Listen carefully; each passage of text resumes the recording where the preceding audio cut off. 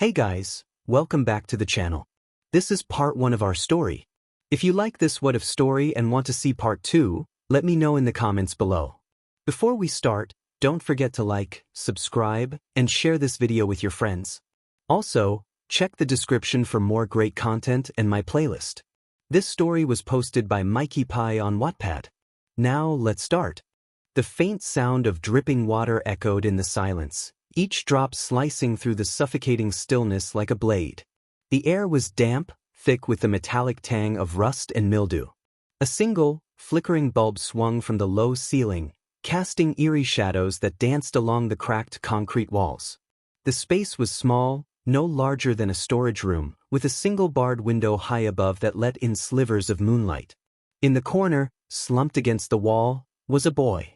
His body was frail, his frame smaller than it should have been for a child of 7.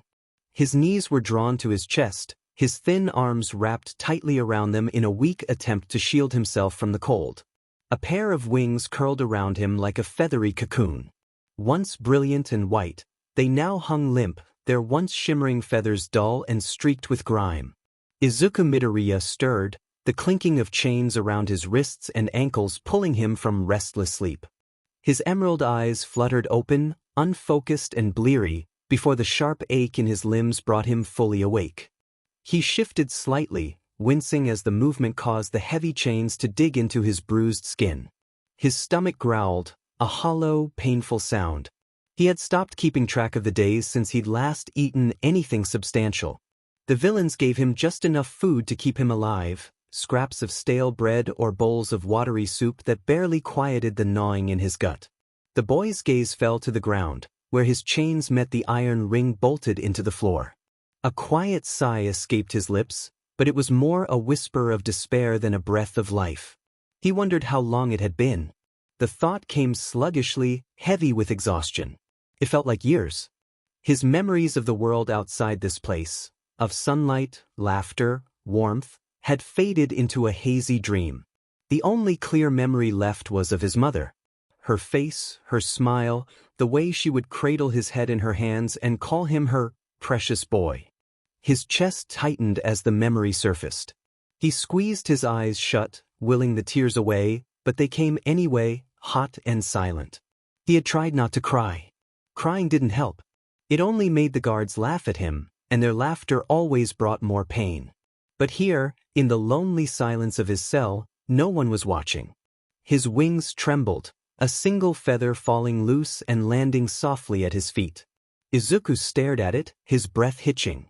He remembered how his mother used to marvel at his quirk, her eyes lighting up with wonder when his feathers glowed in the moonlight. She called them appealing. Now, they were anything but. The heavy creak of a door opening jolted Izuku from his thoughts. He flinched, shrinking further into the corner, his wings folding tighter around him. Footsteps echoed down the narrow hallway outside his cell, slow and deliberate. A guard appeared in the doorway, his face obscured by a dirty mask, but his eyes gleamed with amusement.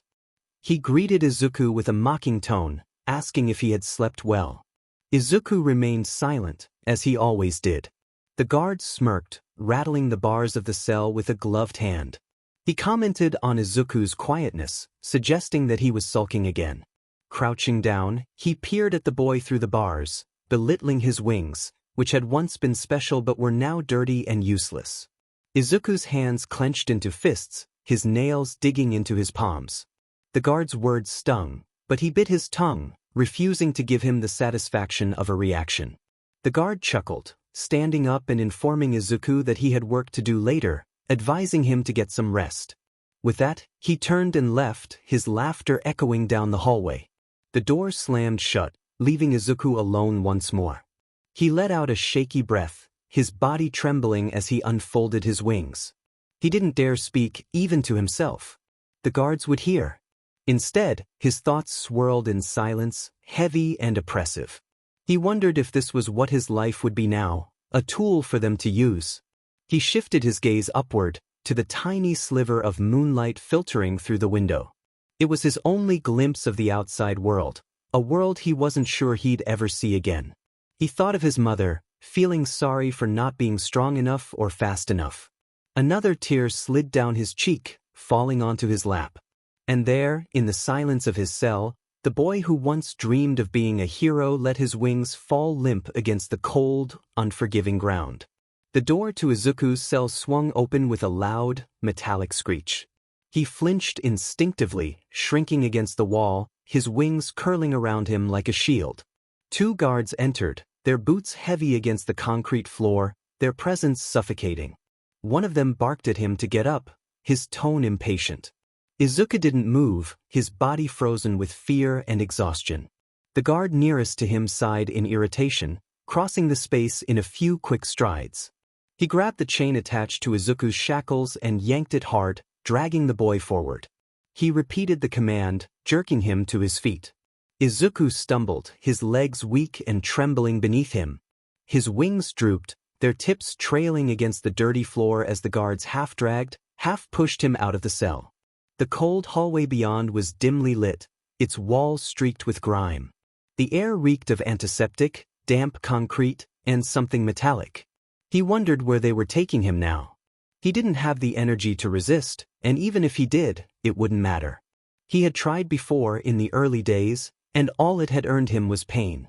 Now, he moved without protest, his head hanging low, his emerald eyes clouded and empty. The guards shoved him into a room at the end of the hall, slamming the door shut behind them. The room was larger than his cell but no less grim. A single table stood in the center, its surface covered in rust and scratches. The walls were lined with crude shelves holding syringes, bandages, and various vials filled with murky liquids. A man was seated on the edge of the table, cradling his arm, which was wrapped in a bandage. He expressed impatience at the delay in Izuku's arrival and inquired if he was the boy with the quirk that could help him. The guards confirmed that he was indeed the one, and the man scrutinized Izuku with disdain, questioning his abilities. The guard assured him that Izuku worked fine and shoved him forward, instructing him to do his thing. Izuku stumbled, catching himself on the edge of the table. His chains clinked softly as he looked up at Kuragami's injured arm. The sight made his stomach churn. The flesh was damaged, deep cuts exposing muscle, blood seeping slowly from the wounds. Izuku felt overwhelmed, his voice barely a whisper as he expressed his reluctance. The guard behind him grabbed his arm and twisted it roughly, causing him to cry out in discomfort. The guard insisted he comply, leaving Izuku with no choice but to raise his hands, pressing them gently against Kuragami's injured arm. For a moment, nothing happened. Then, slowly, the tips of his wings began to emit a faint, golden glow. The room grew quiet as the light spread, flowing from his feathers to his hands and into Kuragami's wounds. The process was slow and agonizing for both of them. Izuku felt the drain immediately, as if the energy was being drawn directly from his body. His breathing became labored, his vision blurring as the light intensified. Kuragami groaned, gritting his teeth against the discomfort as his flesh began to heal. Urged Izuku to hurry, expressing his frustration. Izuku remained silent, unable to respond. Every second felt like an eternity, the strain pulling at his very essence. The glow from his wings flickered, growing dimmer as he fought to maintain it. Finally, the wounds closed completely, leaving only faint scars behind. Izuku staggered back, his legs buckling beneath him as he collapsed to the floor. His wings drooped, the golden light extinguished. He lay there, gasping for breath, his body trembling. Kuragami inspected his arm, acknowledging Izuku's effort with a mutter of approval. The guards exchanged grins, their eyes gleaming with greed, discussing the potential profit from Izuku's abilities. Izuku barely heard them. His head lolled to the side, his vision swimming. The world around him felt distant, muffled, as if he were underwater. All he could feel was the bone-deep exhaustion and the ache in his chest where his hope used to be. As the guards dragged him back to his cell, he caught a glimpse of his reflection in a broken shard of glass on the floor. His wings, once white and radiant, now hung limp and gray, their tips stained. He thought faintly of his mother, his consciousness slipping away, whispering an apology to her. The cell door creaked shut behind him, and Izuku collapsed onto the cold, damp floor. His entire body ached. his muscles protested from exertion, and his wrists and ankles were raw from the unforgiving steel of his shackles. He didn't bother trying to move, even breathing felt like too much effort. His wings, limp and battered, curled around him instinctively, shielding him from the oppressive darkness. Time passed, though how much, Izuku couldn't tell. Seconds felt like minutes, and minutes felt like hours. In the silence, his mind began to wander, drifting between hazy memories and stark reality. He remembered a time when his wings were a source of pride and joy, a gift his mother called a miracle. She would run her fingers through his feathers, laughing as they shimmered in the light, calling him her little angel. Now, her voice felt like a ghost, fading with every passing day. He thought of his inability to save her, tears pooling in his eyes. He hated crying. It made him feel weak, and weakness always brought more pain. A faint sound broke the stillness, a soft, muffled cough from somewhere nearby. Izuku froze, straining to catch it again. He whispered into the darkness, unsure if anyone could hear him. For a moment, there was only silence. Then, the cough came again, louder this time, followed by a weak voice asking who was there. Izuku's heart raced. He wasn't alone. He pushed himself up, wincing at the sharp pain in his ribs, and crawled toward the wall, pressing his ear against the cold stone. He introduced himself hesitantly, asking for the other person's name. After a pause, the voice replied, hoarse but laced with a faint trace of hope. Izuku felt a connection as he pressed his hands flat against the wall, feeling the faint vibrations of her breathing. He asked if she was hurt, and she let out a bitter laugh, acknowledging the pain they all felt in that place. A long silence stretched between them before she spoke again, her tone softer this time. She revealed her fear, expressing her belief that they would not keep her around much longer. Izuku's breath hitched at the thought of losing another person. He felt anger rise within him, fueled by memories of his mother and the guard's cruelty. Determined, he offered to help her, expressing his ability to heal. He asked her to promise not to give up, no matter what. After a long pause, she agreed. Izuku closed his eyes, focusing on the faint glow building within him. His wings stirred, the feathers trembling as a soft, golden light spread across their surface. He pressed his hand against the wall, willing the energy to flow outward. On the other side, she gasped as the healing light washed over her frail body. She felt her strength returning, the aches and pains fading away. For the first time in months, she felt whole. When the light faded, Izuku slumped against the wall, his chest heaving, feeling as if he had just run a marathon. She whispered his name in awe, and he felt a flicker of hope ignite within him. Izuku felt a wave of gratitude wash over him, but before he could respond, the sound of heavy footsteps echoed down the hallway, causing his heart to sink. The guards were approaching. He whispered urgently, pleading for Saya to keep his secret. Saya assured him she wouldn't tell, promising to protect him. Izuku barely had time to crawl back to his corner before the cell door swung open with a loud bang. One of the guards stepped inside, a sneer on his face as he taunted Izuku. The boy remained silent, curling into himself, his wings draped over him like a tattered shield. The guard's disdainful remark lingered in the air as he left, slamming the door shut behind him. Once the sound of footsteps faded, Izuku allowed himself to breathe again. Saya's voice reached him faintly through the wall, expressing her gratitude. For the first time in days, a flicker of hope ignited within him. Lying on the cold floor of his cell, Izuku felt the weight of exhaustion pressing down on him. The chains around his wrists and ankles clinked softly as he shifted, a constant reminder of his captivity.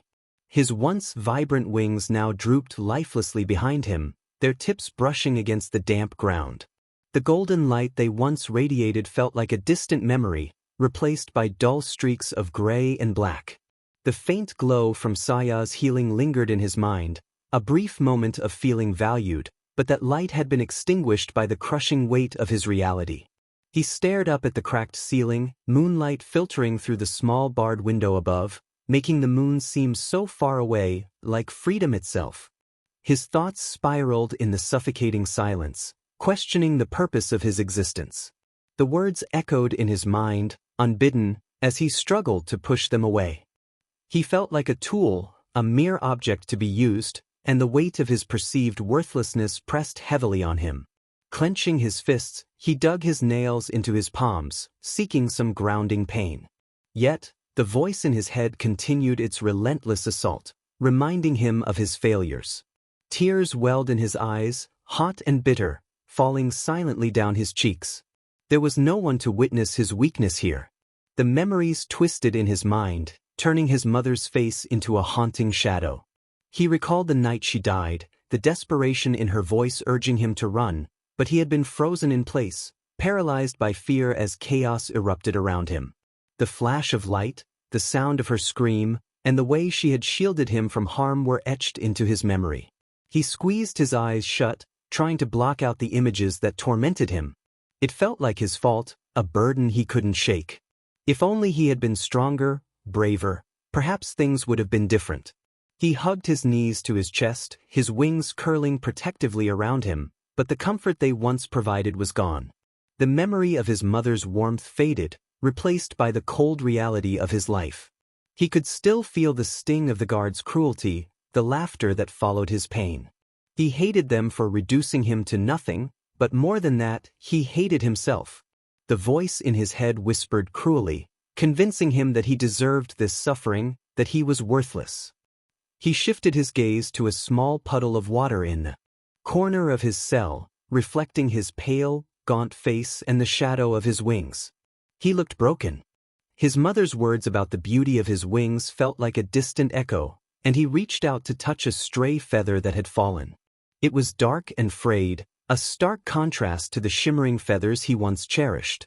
Clutching the feather tightly, he felt the sharp quill press into his palm, grounding him in the present. For a moment, the voice in his head quieted. He stared at the feather, torn between wanting to keep it as a reminder of what he had lost and the darker part of him that urged him to discard it, deeming it worthless. Suddenly, faint footsteps echoed down the hallway outside his cell, pulling him from his spiraling thoughts. He froze, heart racing. Were the guards returning? Had they discovered 𝐒𝐮𝐬? He scrambled to his corner, wings folding tightly around him for protection. But the footsteps stopped just outside his cell. A familiar voice whispered his name. It was 𝐒𝐮𝐬, her tone weak yet steady, cutting through the darkness that enveloped him. She expressed her gratitude for his help, acknowledging that he didn't have to assist her but chose to do so anyway. Izuku remained silent, unable to find the words. 𝐒𝐮𝐬 continued, affirming that he was not like the others, that he was not worthless. Her footsteps retreated, leaving him alone once more. Izuku lay in his corner, the feather still clutched tightly in his hand. His breathing was slow and shallow, each rise and fall accompanied by a dull ache. 𝐒𝐮𝐬's words lingered in his mind, fragile yet persistent, like a melody carried by the wind. The thought that he was not like them battled against the cruel voice that had haunted him for so long. The sound of muffled voices drifted through the cracks in the stone walls, pulling Izuku from his thoughts. He stiffened, straining to catch the conversation. The voices were low and rough, unmistakably cruel, belonging to men who had long abandoned any sense of morality. One voice casually asked about his worth, while another replied with a chuckle, noting the rarity of his healing quirk and the potential fortune his wings could fetch. Izuku's heart sank at the realization of how others viewed him, merely as a commodity rather than a person. His hands clenched into fists, nails digging into his palms. He realized they were talking about him, a wave of nausea washing over him. He didn't need to hear more, but the voices continued, their words slicing through the walls like knives. The syndicate was offering triple for him, plus a bonus if they delivered him unharmed. One voice questioned what would happen if he didn't cooperate, but the first man dismissed it, stating they would find a way to make him comply. The casual cruelty in their voices made Izuku's stomach churn.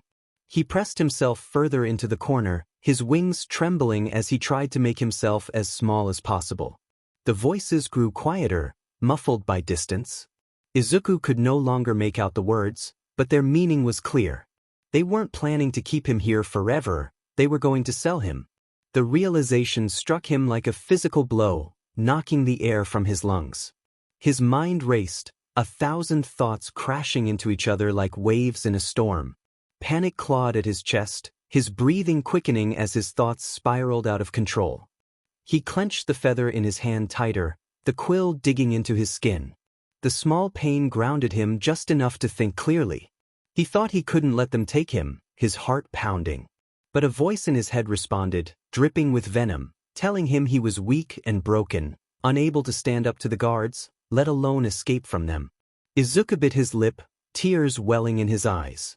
He hated that voice, how it always seemed to know exactly where to hurt him the most. The voices in the hallway faded completely, leaving him alone in the oppressive silence once more. Izuku shifted, his wings dragging against the floor as he leaned back against the wall. The cold stone pressed into his spine, a harsh reminder of where he was. He stared up at the tiny barred window above, the faint glow of moonlight barely illuminating the cell.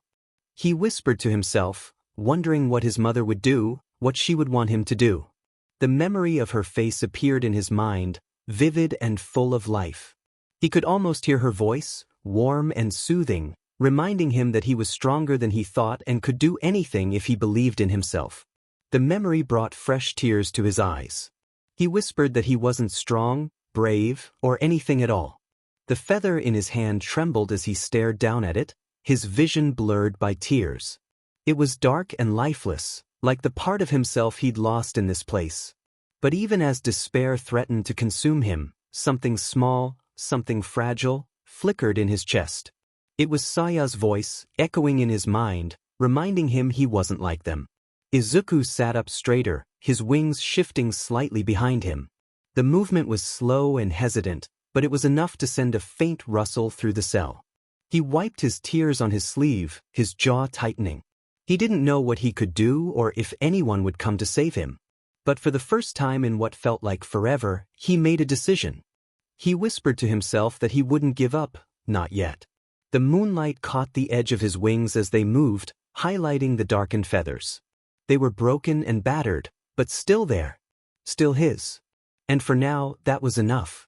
The faint creak of the cell door opening pulled Izuku from his restless thoughts. His body tensed, the chill of the floor suddenly more noticeable against his skin. He didn't need to lift his head to know who it was. The heavy, deliberate footsteps were enough. The guard stood in the doorway, his shadow stretching long across the floor, like a predator looming over its prey. The guard ordered him to get on his feet, stating that the boss wanted him. Izuku hesitated, his body feeling heavy, his spirit too broken to move.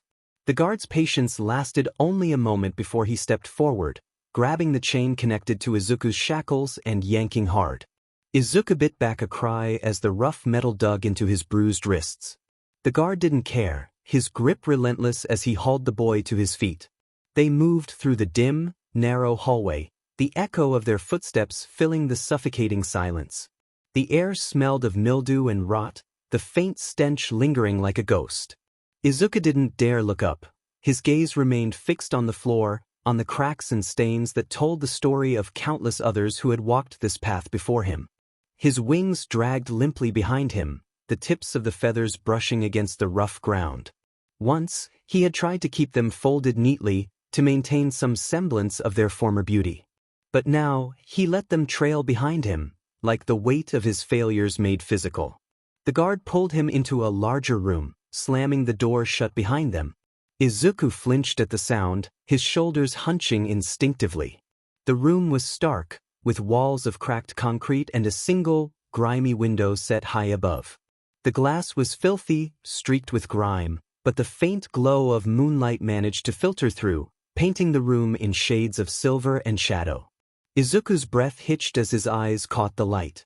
It was faint and distant, but it was the first real glimpse of the outside world he'd had in what felt like years. The guard shoved him forward, his chains rattling as he stumbled. Izuku barely managed to stay upright, his legs trembling beneath him. The guard warned him not to get any ideas, noticing the boy's gaze lingering on the window. Izuku didn't respond, he couldn't. His throat felt tight, his chest aching with a longing he couldn't articulate. He moved slowly, his steps faltering, until he stood directly beneath the window. The light from the moon illuminated the tips of his wings, highlighting the streaks of black that had crept in over time. Izuku tilted his head back, his emerald eyes fixed on the faint sliver of sky visible through the glass. He could see the stars, tiny pinpricks of light scattered across an endless expanse of darkness. For a moment, everything else faded, the chains, the guards, the suffocating weight of his despair. He felt his wings stir behind him, the feathers trembling as if they, too, were reaching for the light. The movement was weak and hesitant, but it was the first time in a long while that they had moved on their own. Izuku's fingers curled into fists at his sides as an overwhelming wave of emotion washed over him. The sky seemed so far away, like a dream just out of reach. He could almost feel it, the warmth of the sun, the cool breeze against his skin. He could almost hear the rustling of leaves in the wind and the sound of birdsong in the distance. But as quickly as that feeling came, it was crushed beneath the weight of reality. The guard's voice broke the fragile moment, reminding him that he was there to work, not daydream. Izuku's gaze dropped, the light in his eyes dimming once more. His wings fell limp behind him, the faint stirrings of life snuffed out. The guard grabbed his arm roughly, dragging him away from the window, mocking him as he said that he was nothing but a tool. He warned Izuku that staring at the sky wouldn't save him and urged him to wake up to the life he now had. Izuku didn't fight or speak. He let the guard pull him back into the shadows, the memory of the moonlight fading as quickly as it had appeared. But deep inside, something stirred, a tiny ember of defiance, buried beneath layers of pain and despair. For the first time, he realized that he wanted to see the sky again. Not through a window. Not as a prisoner. But as himself. The van's tires rattled against the uneven pavement, every bump jarring Izuku's fragile body. He sat hunched in a small, reinforced cage, his knees pulled tightly to his chest. Chains looped around his wrists and ankles rattled softly with each movement of the van, the sound grating like a cruel taunt. His wings drooped behind him, pinned awkwardly by the tight confines of the cage, their once brilliant feathers dulled to the color of ash. The air inside the van was stifling, filled with the metallic tang of rust and sweat. Izuku's shallow breaths did little to calm the pounding in his chest. The darkened interior was lit only by the faint, flickering glow of a single overhead bulb, casting harsh shadows that danced like specters across the walls. He thought to keep it together, but the words felt meaningless, hollow. He shifted slightly, the movement sending fresh jolts of pain through his battered body. His wrists burned where the shackles bit into his skin, the raw wounds reopening with every jolt of the van. He swallowed hard, trying to ignore the metallic taste of BLD on his tongue. The voices of the villains sitting in the front of the van drifted back to him, muffled but clear enough to make his stomach churn. One of them spoke smugly about how Izuku would set them up for life, mentioning that the syndicate paid top dollar for quirks like his. Another laughed, suggesting that they would issue him down to figure out what made his wings work, betting they would get a fortune just for the feathers alone. Izuku's fists clenched tightly, his nails digging into his palms as he stared at the floor of his cage, his mind a blur of panic and helplessness. The realization hit him like a physical blow. They were going to sell him. His breathing quickened, his chest tightening as his mind spiraled. He cut off the thought before it could finish, the weight of it too much to bear. The van hit a deep pothole, and Izuku was thrown against the bars of his cage. He winced, biting back a cry as the sharp metal pressed into his bruised ribs. Above him, the flickering bulb swayed violently, briefly illuminating the interior of the van in stark, uneven flashes. His gaze drifted upward, drawn to a small crack in the roof of the van. Through it, he could just make out a sliver of the night sky. The moon hung low, its light cold and distant, like a memory he couldn't quite reach. For a moment, Izuku felt a pang of something, longing, maybe. But then the van hit another bump, and the vision was gone, replaced by the harsh, unrelenting reality of his situation. He wondered how long he had been in there. Time had blurred into meaninglessness, the days and nights blending together in an endless haze of fear and pain. His wings shifted slightly behind him, the motion weak and involuntary. The movement sent a small feather drifting to the floor of his cage. It landed softly, its once shimmering surface now dull and gray. Izuku stared at it, his chest tightening, bitter thoughts filling his mind about the pointlessness of it all. The villains' conversation continued, their voices growing louder as the van slowed to a stop. One of them announced that they had arrived, instructing the others to unload the cargo. Izuku's breath hitched, and his pulse raced as the sound of boots hitting the ground reached his ears. A moment later, the back doors of the van swung open with a loud creak, letting in a rush of cold night air. The sudden change made him shiver, his body curling instinctively. The villains stepped inside, their dark silhouettes outlined by the dim glow of streetlights outside. One of them crouched beside the cage and told Izuku it was time to go. The lock on his cage clicked open, the sound loud and final. A rough hand grabbed his arm, yanking him forward. Izuku stumbled as he was pulled out, his chains clinking loudly in the stillness of the night. The industrial lot they had stopped in was eerily quiet, the air heavy with the scent of oil and decay. Rusted machinery and abandoned shipping containers loomed around them, casting long shadows under the faint glow of the streetlights. Izuku's knees buckled as he was dragged forward, his body too weak to hold itself up. The villains exchanged irritated glances, one of them muttering about how pathetic he was. Suddenly, a loud explosion shattered the silence. Izuku flinched, his wings twitching instinctively as a deafening roar filled the air. The ground shook beneath him, and the villains swore loudly as they scrambled to react. The night erupted into chaos. Shouts and heavy footsteps echoed across the lot, accompanied by the distinct hum of quirks activating. Flashes of light lit up the darkness, illuminating the scene in bursts of color and fire. Izuku dropped to the ground, curling into himself as the chaos unfolded around him. His ears rang from the noise, his vision blurring as he tried to make sense of what was happening. A figure emerged from the shadows, moving with precise, deliberate speed. Izuku barely registered the glint of steel gray hair and the sharp, calculating eyes of Eraserhead as the pro-hero tore through the villains with practiced ease. The night was alive with chaos. Explosions shook the ground, and the air was thick, with the acrid scent of smoke and burning oil. Flashes of light illuminated the industrial lot, cutting through the darkness in bursts of fiery red and electric blue. Izuku lay curled on the ground, his small frame trembling as the battle raged around him. His ears rang, the echoes of distant shouting and the hum of quirks blending into an incomprehensible cacophony. He pressed his hands over his ears, desperate to block out the noise, but it did little to stop the world from pressing in on him. He knew he had to stay down and stay small.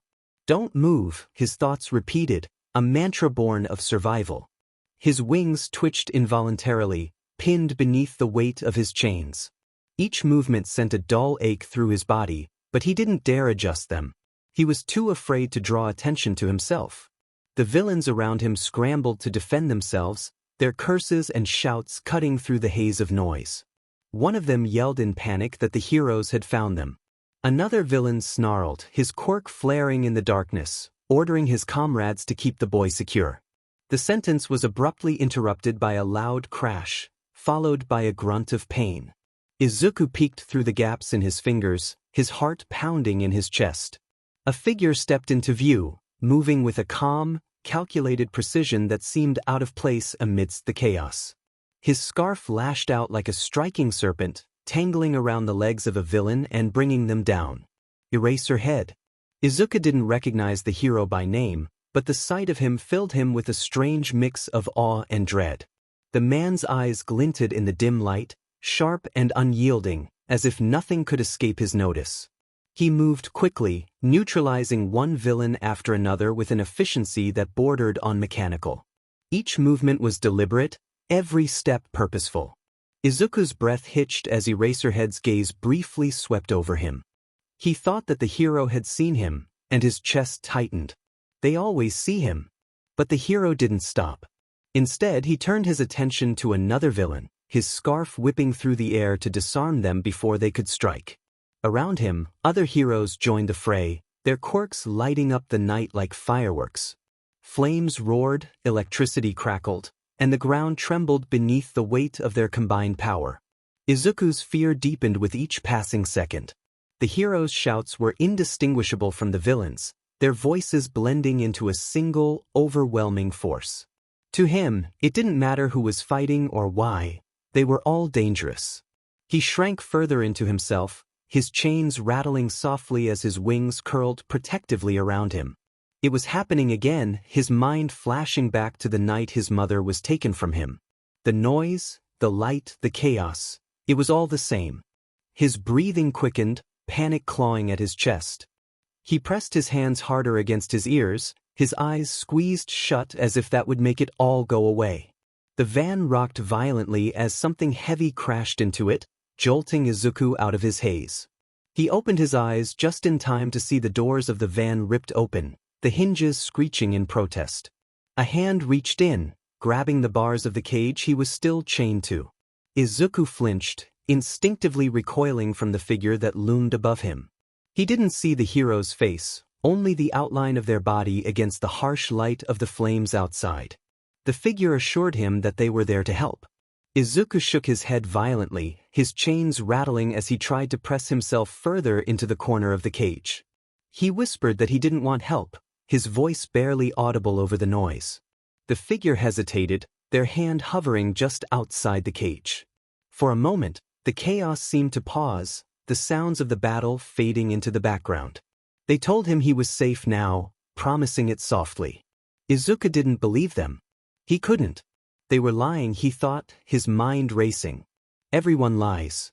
They were just like the others. His breathing came in short, shallow gasps, his chest heaving as panic took hold. Another explosion rocked the ground, and Izuku flinched violently, his wings flaring out despite the pain. The sudden movement startled the hero, who took a cautious step back. They spoke calmly, assuring him they wouldn't hurt him. Izuku's gaze darted around the lot, searching for an escape that didn't exist. The villains were either unconscious or restrained, their bodies littering the ground like discarded debris. The heroes moved methodically, securing the area with an efficiency that should have been reassuring. But to Izuku, it only felt like another cage. A second figure appeared beside the first, another hero, their face partially obscured by a mask. They exchanged a glance, their unspoken communication lost on Izuku. They needed to move him, the second hero said. The first nodded, turning back to Izuku, promising they would get the chains off him soon, but right now, they needed to get him out of there. Izuku's mind screamed at him to fight, to run, to do something, anything, to get away. But his body refused to obey, exhaustion and fear locking him in place. The hero reached for him again, this time more slowly. Izuku didn't flinch as their hand brushed against his arm, but the contact sent a jolt through his body all the same. For the first time in years, someone was holding him gently. The realization broke something inside him. His wings drooped, and his body went limp as the fight drained out of him. He let them lift him, his chains clinking softly as they carried him into the night. The flames of the battle still burned in the distance, but Izuku's gaze was fixed on the sliver of moonlight above. For a brief moment, he thought he could hear his mother's voice again, faint and distant, like the echo of a dream. It was okay, she said. He was safe. And for the first time in years, he wanted to believe it. The battle was over. The night had grown eerily quiet, the distant crackle of flames the only sound cutting through the heavy silence. The villains lay scattered across the lot, their bodies either restrained or unconscious, while the heroes worked efficiently to secure the scene. Izuku sat slumped on the ground near the edge of the lot, his chains removed but still weighing heavily on his mind. He didn't know when the cold night air had replaced the stifling confines of the van or when the rough hands of his captors had been replaced by gentler ones. Time felt strange, fragmented, as if reality was playing out in broken pieces. His wings hung limply behind him, dragging along the cracked pavement. Their blackened tips brushed against the ground, collecting dust and grime, but Izuku didn't notice. He couldn't. His breathing was shallow, his chest tight. He felt unmoored, like the ground beneath him wasn't entirely real. A figure crouched in front of him, Eraserhead, his sharp features softened by concern. The hero's dark hair was matted against his face, his scarf still coiled loosely around his neck. He asked if Izuku could hear him, his voice calm and steady, but Izuku flinched at the sound. His gaze flicked upward, meeting the man's eyes for the briefest of moments before darting away. His hands curled into fists, his fingers trembling as they pressed into his palms. 𝐼𝐻𝐻𝐬 spoke softly, assuring him that he was safe now and that no one was going to hurt him. The words were meant to comfort, but they only made Izuku's chest tighten further. The word felt foreign, unfamiliar.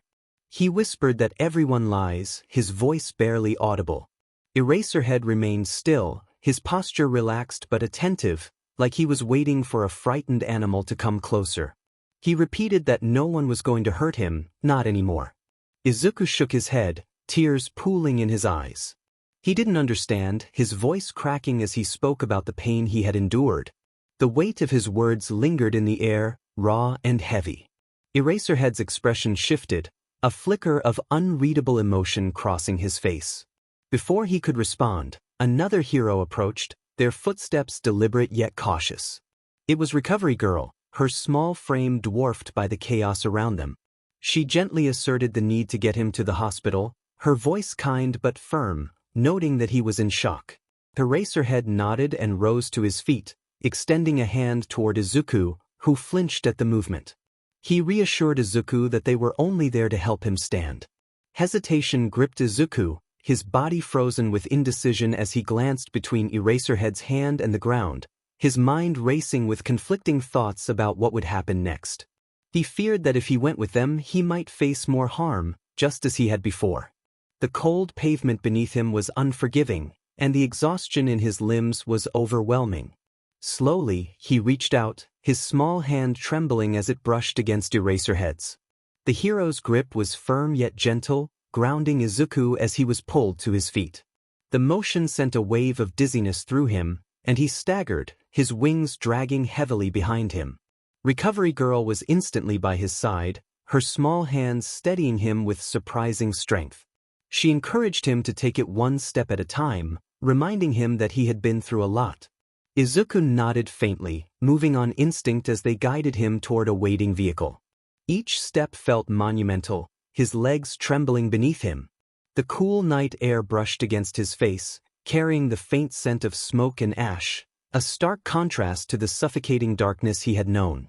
He was helped into the back seat of a sleek, black van, its interior surprisingly warm. Recovery Girl climbed in beside him, her sharp eyes scanning his battered form with practiced efficiency. 𝐼𝐻𝐻𝐬 lingered outside for a moment, speaking in hushed tones to another hero. Izuku couldn't make out their words, but the occasional glance in his direction twisted his stomach with anxiety. He felt as though they were discussing him, planning something that he couldn't understand. The van's engine rumbled to life, and Izuku tensed, his wings pressing against the seat behind him, sending a jolt of discomfort through his shoulders. He remained still, not daring to move. Recovery Girl placed a small hand on his arm, her touch light but deliberate, assuring him that they were taking him somewhere safe where he could rest. Izuku's throat tightened, the words catching in his chest before he could respond. He wanted to believe her, but the weight of his past made it difficult. As the van rolled away from the lot, his gaze drifted to the window, where the faint glow of the moon followed him, cutting through the shadows like a gentle reminder of something he couldn't quite name. For the first time in years, the stars were visible, yet he couldn't bring himself to look at them. The van's hum quieted as it pulled into a brightly lit driveway, the rhythmic beeping of automatic doors opening and closing contrasting sharply with the chaos outside. Izuku barely registered the change, his head resting against the seat, his emerald eyes unfocused and glassy. The world felt muffled, as though a thick fog had descended over his senses. He heard muffled voices, Recovery Girl speaking to someone, but the words were lost to him. His body was still, his wings limp against the seat. A soft voice cut through the haze, and he flinched slightly, recoiling before realizing it was Recovery Girl. She leaned over him, her expression both kind and firm, gently asking if he could stand. Izuku blinked, his gaze shifting toward the open door, where the hospital loomed above him, its bright lights harsh and unfamiliar. He shrank back into the seat, his breath quickening as panic set in. He whispered that he couldn't go in. Recovery Girl exchanged a glance with Eraserhead, who crouched beside the door, his face unreadable but his tone steady. He reassured Izuku that it was okay and that he didn't have to face this alone. He extended a hand toward him, his movements slow and deliberate, acknowledging Izuku's fear. He promised that no one there wanted to hurt him, and while the word promise made Izuku's chest tighten, something about Eraserhead's tone felt different. Hesitantly, Izuku reached out, his fingers trembling as they brushed against Eraserhead's hand. The hero's grip was firm yet gentle, steadying Izuku as he helped him out of the van. His legs wobbled beneath him, threatening to give way, but Recovery Girl was there in an instant, supporting his arm. They guided him through the hospital doors, the bright fluorescent lights making him squint. The sterile scent of antiseptic filled the air, sharp and clean, but it only made his stomach churn. The hallways felt too open, too exposed. Every sound, the beep of machines, the faint hum of conversations, felt magnified, pressing against his frayed nerves. Izuku's eyes darted around, searching for threats that weren't there. He thought it was a trap, fearing they would lock him up again. Recovery Girl's soothing voice broke through his spiraling thoughts, assuring him that no one would lock him away and that he was safe there. His breath hitched as he looked at her, wondering how she knew his fears. She didn't press further, instead guiding him into a small, quiet room at the end of the hall. The room was simple, painted a soft, calming blue, with a single hospital bed in the center, flanked by a chair and a small table. The window was open just enough to let in the faint sounds of the city outside. Izuku hesitated at the threshold, his feet refusing to move. Eraserhead placed a hand on his shoulder, speaking in a low voice that conveyed reassurance. He told Izuku that the room was just for him and that no one else would come in unless he wanted them to. The weight of those words sank into Izuku's chest as he slowly stepped inside, his movements hesitant and unsure. Recovery Girl gestured toward the bed, but he remained near the door, his wings curled protectively around him. She gently encouraged him to rest, acknowledging that he had been through more than anyone should. "Just let us take care of you now." Izuku stared at her, his mind torn between disbelief and longing. A part of him wanted to collapse onto the bed, to finally let go. But another part screamed at him to run, to fight, to do anything but trust. When Recovery Girl stepped closer, Izuku flinched, his wings twitching as he stumbled back. He shook his head, his voice trembling as he expressed his discomfort. Recovery Girl stopped immediately, her hands raised in a calming gesture, assuring him that she would not touch him unless he said it was okay. Eraserhead watched silently, his posture relaxed but his gaze sharp. He didn't intervene, allowing Izuku to take the lead. After a long moment, Izuku shuffled toward the bed and sat on the edge, gripping the blanket tightly. Recovery Girl began her examination carefully, her movements slow and deliberate. She didn't touch him, instead asking him to point to where it hurt. "Izuku's." Responses were clipped, his voice barely above a whisper, but he answered, and that small act felt monumental. She made notes as she worked, her tone light. She mentioned the need for proper food soon, noting that he was far too thin and that his wings could use a good cleaning. Izuku tensed at the mention of his wings, his feathers twitching slightly. He admitted softly that they were broken, his gaze fixed on the floor. Recovery Girl paused, her expression softening as she reassured him that they were hurt but could heal, just like him. Eraserhead stepped closer, his hands tucked into his pockets.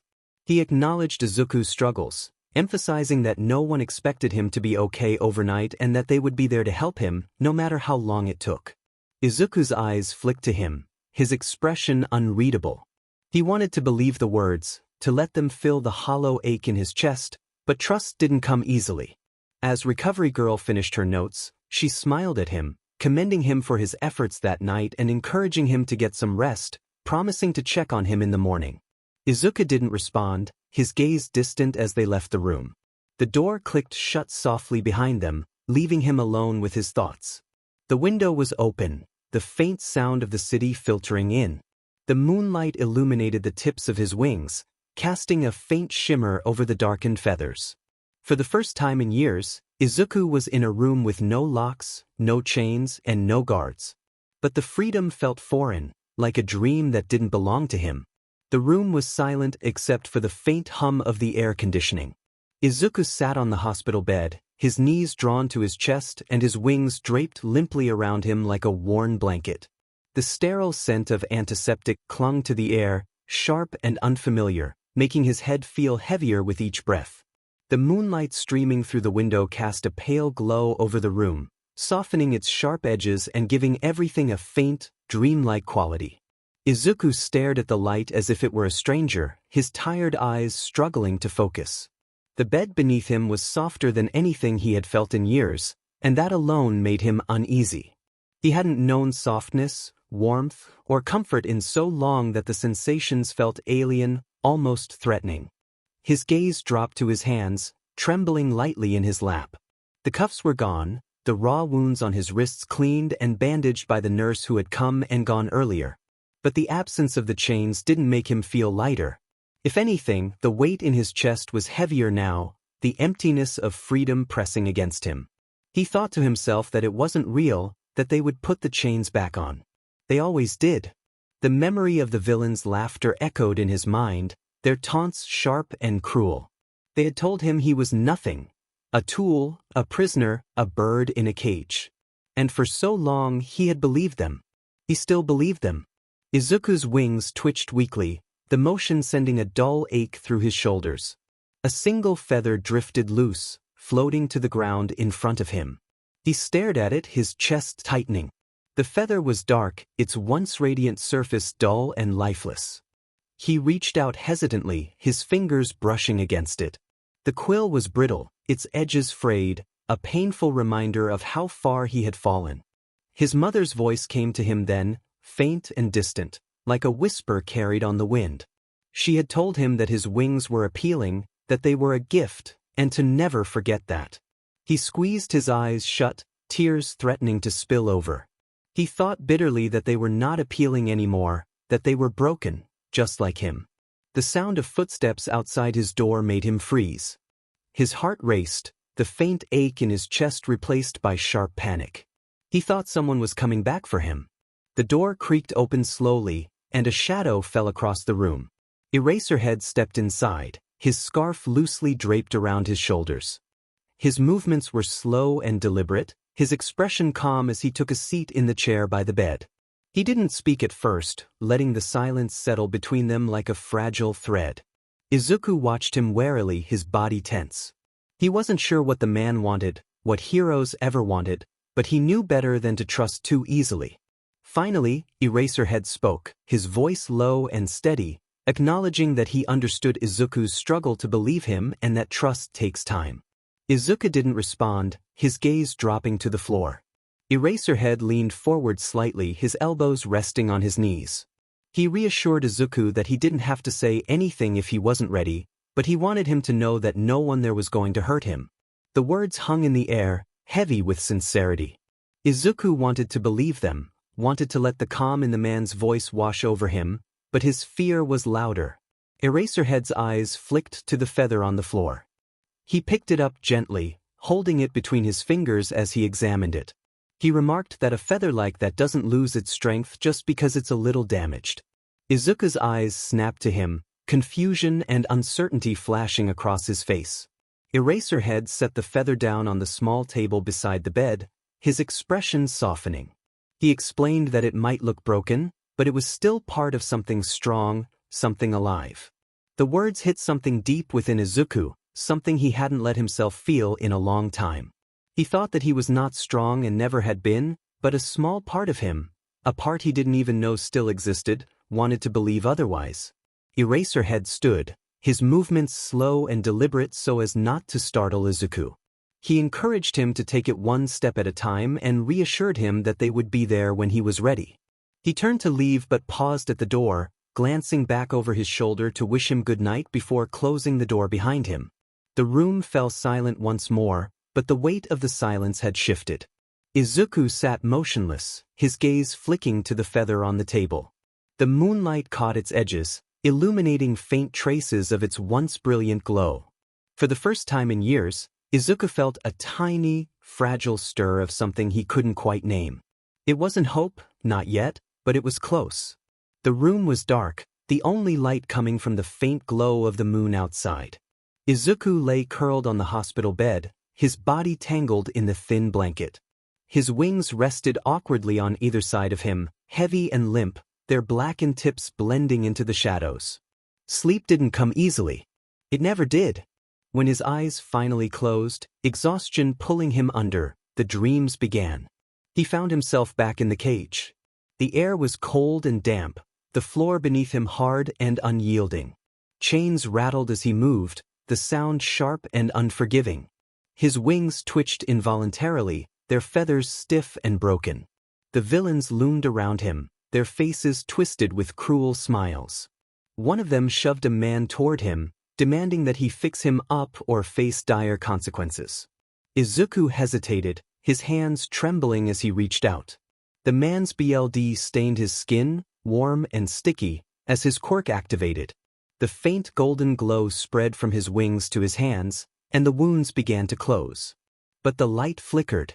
The villains laughed, their voices sharp and mocking. One of them kicked him hard, taunting him about his inability to perform even the simplest task. Izuku gasped in pain, curling into himself as their laughter echoed around him. The scene shifted. He was at home, sitting on the living room floor as his mother gently combed her fingers through his feathers. Her smile was warm, her voice soft and full of love. She told him his wings were appealing and a part of him, urging him never to be ashamed of them. But even as she spoke, her image began to fade, her voice growing faint and distant. Izuku called out, his voice trembling, begging her not to go. The warmth of her touch disappeared, replaced by the cold grip of a chain pulling him back. He screamed, reaching out for her, but she was gone. The darkness returned, the chain tightening around his wrist, dragging him deeper into the void. His wings beat helplessly against the air, their feathers falling one by one into the abyss. Voices surrounded him, overlapping and indistinct, until one cut through the noise like a blade, accusing him of weakness. The words echoed endlessly, pressing down on him until he couldn't breathe. Izuku woke with a start, his body jerking upright as a strangled gasp escaped his lips. His chest heaved, his heart pounding violently against his ribs. Sweat dripped down his forehead, soaking the collar of his hospital gown.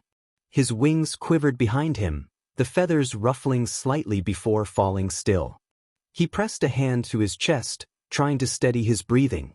The room was quiet, the shadows still and unmoving, but his mind was a storm of fear and self-loathing. He whispered to himself that it was just a dream, that it was over and he wasn't there anymore. But the images refused to leave him, his mother's fading smile, the villain's mocking laughter, the endless, suffocating void. He clutched the blanket tightly, his hands trembling as he pulled it closer. Tears welled in his eyes as he thought about how he couldn't save her. The guilt was a heavy weight in his chest, crushing and relentless. Izuku glanced at his wings, their dull, blackened feathers barely visible in the dim light. A few loose feathers lay scattered on the bed, their edges frayed and broken. He reached for one, his fingers brushing against the quill. It felt fragile, like it might crumble at any moment. He thought they were ruined, that they were supposed to be appealing but now were just useless. He closed his eyes, tears spilling onto his cheeks. The silence of the room pressed in on him, heavy and suffocating. No matter how hard he tried to calm his breathing, the voices from his dream echoed in his mind, each one sharper than the last. The moonlight streaming through the window felt like a spotlight, exposing every flaw, every failure. Izuku buried his face in his hands, trembling as silent sobs racked his chest. No one was coming to help him, and even if they were, he wasn't sure he deserved it. The faint hum of machinery filled the room, accompanied by the rhythmic beeping of the heart monitor beside his bed. Outside, the first light of dawn painted the horizon in pale hues, but the hospital room remained cloaked in shadows. Izuku sat motionless on the bed, his knees drawn to his chest and his wings draped around him like a heavy shroud. His emerald eyes were bloodshot, fixed on the window but unseeing. He hadn't slept since waking from his nightmare. He couldn't. The weight in his chest was unbearable, like a crushing hand pressing down on him. He wondered why they had saved him, convinced he didn't deserve it and wasn't worth saving. His fingers brushed against the bandages on his wrists, the rough material a stark contrast to the soft sheets beneath him. The marks of his chains were still there, raw and angry, a reminder of what he had been. He thought bitterly about what he still was. A tool, a prisoner, a failure. His gaze shifted to his wings, the feathers ruffled and broken. He reached out hesitantly, running his fingers over the blackened tips. The texture was rough, the edges frayed and brittle.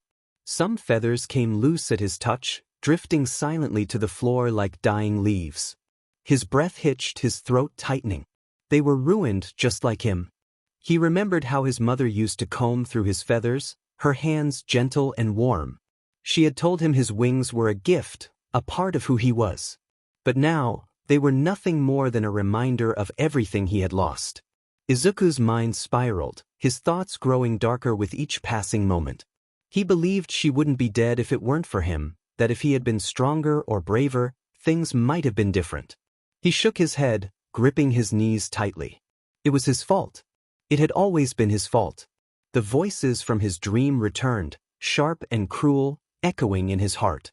He clamped his hands over his ears, his wings trembling as he tried to block them out. But they weren't just in his head, they were carved into the very fabric of his being. His breathing quickened, panic rising like a tide threatening to drown him. He couldn't do this, he thought, his voice trembling as he gazed out the window, the faint light of dawn spilling through the glass. For a brief moment, he considered stepping closer, imagining the cold air rushing past his face as he let go of everything. The thought was fleeting but sharp, a desperate plea for escape from the pain that lingered. But then his wings shifted, the motion jarring enough to break the spiral.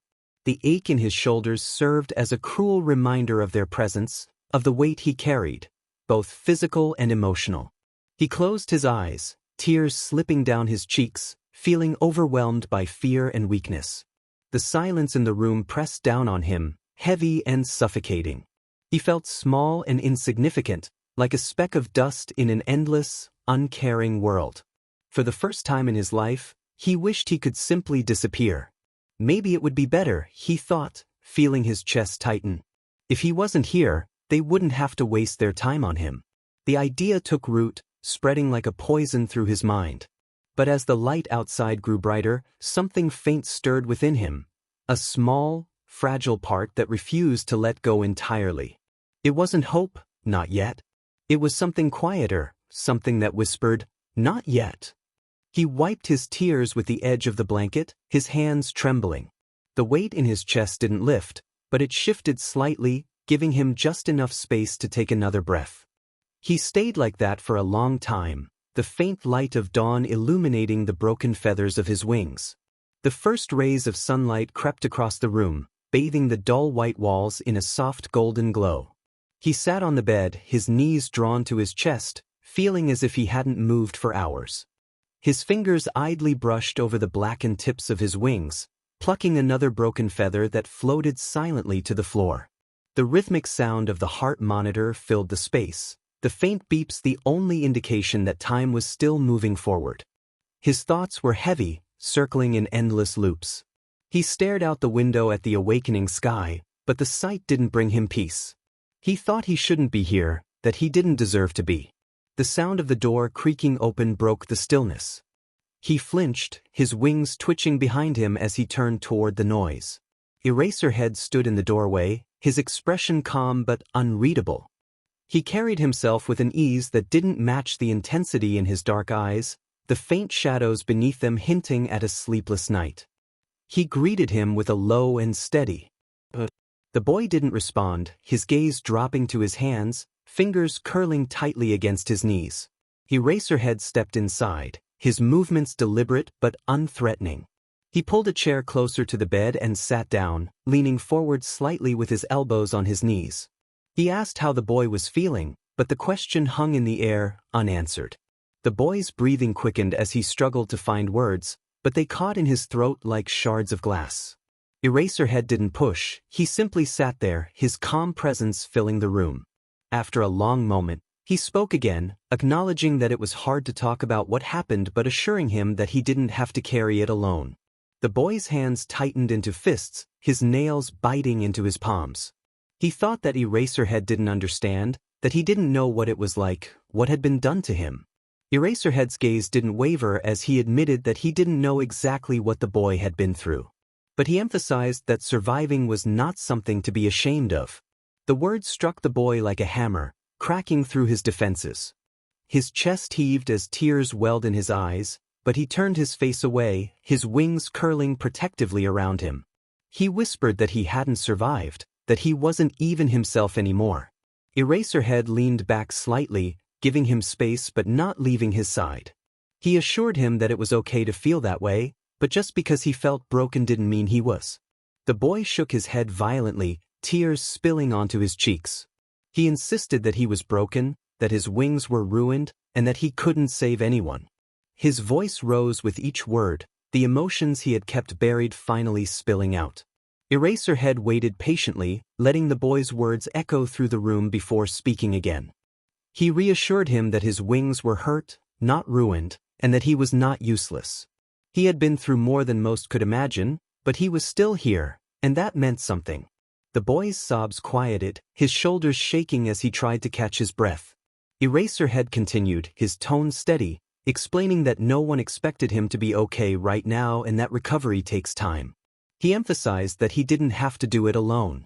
For the first time, the boy looked up, confusion and doubt filling his tear-streaked face. He wondered why Eraserhead cared. Eraserhead met his gaze, his expression softening as he simply stated that no one deserved to go through this alone.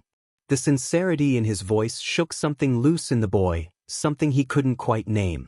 Eraserhead stood, adjusting his scarf as he moved toward the door. He promised to check on him later and added that he didn't have to believe him yet, but he wasn't giving up on him. The door closed softly behind him, leaving the boy alone once more. The room was quiet again, the faint beeping of the heart monitor the only sound. He stared at the chair where Eraserhead had been sitting, his thoughts a swirling mix of doubt and something else, something fragile and unfamiliar. His wings shifted slightly, one feather catching the light as it shimmered faintly for just a moment. He didn't notice, but for the first time in a long while, the darkness didn't feel quite as heavy. The door clicked shut, and the soft echo faded into the quiet room. He sat motionless on the edge of the bed, arms wrapped tightly around his knees. For a long time, he didn't move, didn't even blink, as Eraserhead's words replayed in his mind. He exhaled shakily, his small frame trembling as he pressed his forehead to his knees. He thought bitterly that he was only 7, that he shouldn't have to feel like this. His thoughts trailed off as his fingers unconsciously tugged at a loose thread on the blanket draped over his legs. The texture of the soft fabric felt wrong in his hands, too gentle, too unfamiliar after years of cold metal and rough concrete. He let his gaze drift to the floor, where broken feathers littered the ground like discarded remnants of something long gone. His small hands reached for one, lifting it carefully. It was darker than the others, the edges brittle and cracked. He turned the feather over in his hands, tracing the jagged lines with his fingertips. His mother used to say his wings were a gift, but he wondered what kind of gift this was. He clenched the feather tightly, the quill bending under the pressure. Tears stung his eyes, but he blinked them away. The window beside him caught his attention. The sunlight streaming through the glass had shifted, casting long shadows across the room.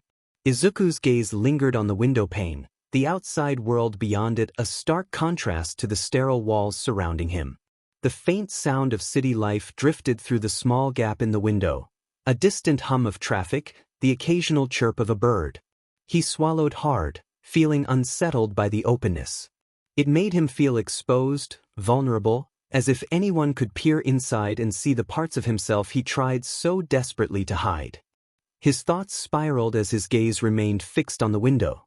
Memories returned, unbidden and relentless. The laughter of villains echoed in his ears, their voices sharp and cruel, taunting him with phrases that cut deep. He could feel their hands on him, rough and unyielding, forcing his wings into position. The pain was vivid, so real it made his shoulders ache. He could hear their cruel words, a reminder that he would never be free. Izuku's breathing quickened, his wings trembling against his back. He clutched the blanket tightly, his knuckles white as he tried to ground himself. He whispered to himself that he wasn't there anymore, but the memories refused to let go, dragging him deeper into the shadows of his mind. He glanced back at the window, his chest heaving as a new thought took root. What if he wasn't here? The question lingered, heavy and suffocating. Izuku slid off the bed, his small feet barely making a sound as they touched the floor. His steps were hesitant as he approached the window, the sunlight warming his face as he drew closer. He stared down at the bustling street below, where cars and people moved as if the world hadn't stopped for him. He wondered if anyone would notice if he disappeared, if anyone would care. His wings drooped behind him, their weight pulling him down like an anchor. Suddenly, the door opened, breaking the silence. Izuku flinched, spinning around to see Recovery Girl standing in the doorway. Her small frame seemed even smaller in the bright light of the hallway, but her presence was steady and grounding. Her sharp eyes took in the scene immediately, the broken feathers on the floor, the tremble in Izuku's wings, the way he stood too close to the window. Recovery Girl stepped into the room, her voice calm yet firm as she addressed him. She crossed the room slowly, not trying to touch him or pull him away from the window. Instead, she stood a few feet away, her hands clasped in front of her. She reassured him that it was all right, that he didn't have to say anything, just to breathe. Izuku's hands gripped the windowsill tightly, his shoulders shaking. He hadn't intended to speak, but his voice broke, and the words fell away. Recovery Girl tilted her head, her expression soft but serious. She acknowledged the struggles he had faced and reminded him that it was okay to feel lost, emphasizing that he didn't have to face it alone. Her words cut through the storm in his mind, reaching the part of him that still wanted to hold on. Stepped closer, kneeling slightly to meet his gaze. She reminded him that he was just a boy, and what happened to him wasn't fair, but the fact that he was still here meant something. Izuku's breath hitched, and tears finally spilled over as he turned away from the window, trembling as he sank to the floor. Recovery Girl knelt beside him, her presence steady and unwavering. She didn't try to touch him or stop his tears, she simply sat with him, allowing him to cry. For the first time, Izuku didn't feel entirely alone. The room was quiet again, save for Izuku's faint sniffles as his tears began to subside. He sat on the floor, his small frame hunched and trembling, with Recovery Girl seated beside him. Her presence was steady, her silence intentional, giving him the space he needed. His fingers twisted in the hem of his hospital gown, his gaze fixed firmly on the floor. His wings draped behind him like heavy curtains, the blackened tips brushing against the ground. When Recovery Girl finally spoke, her voice was soft but sure.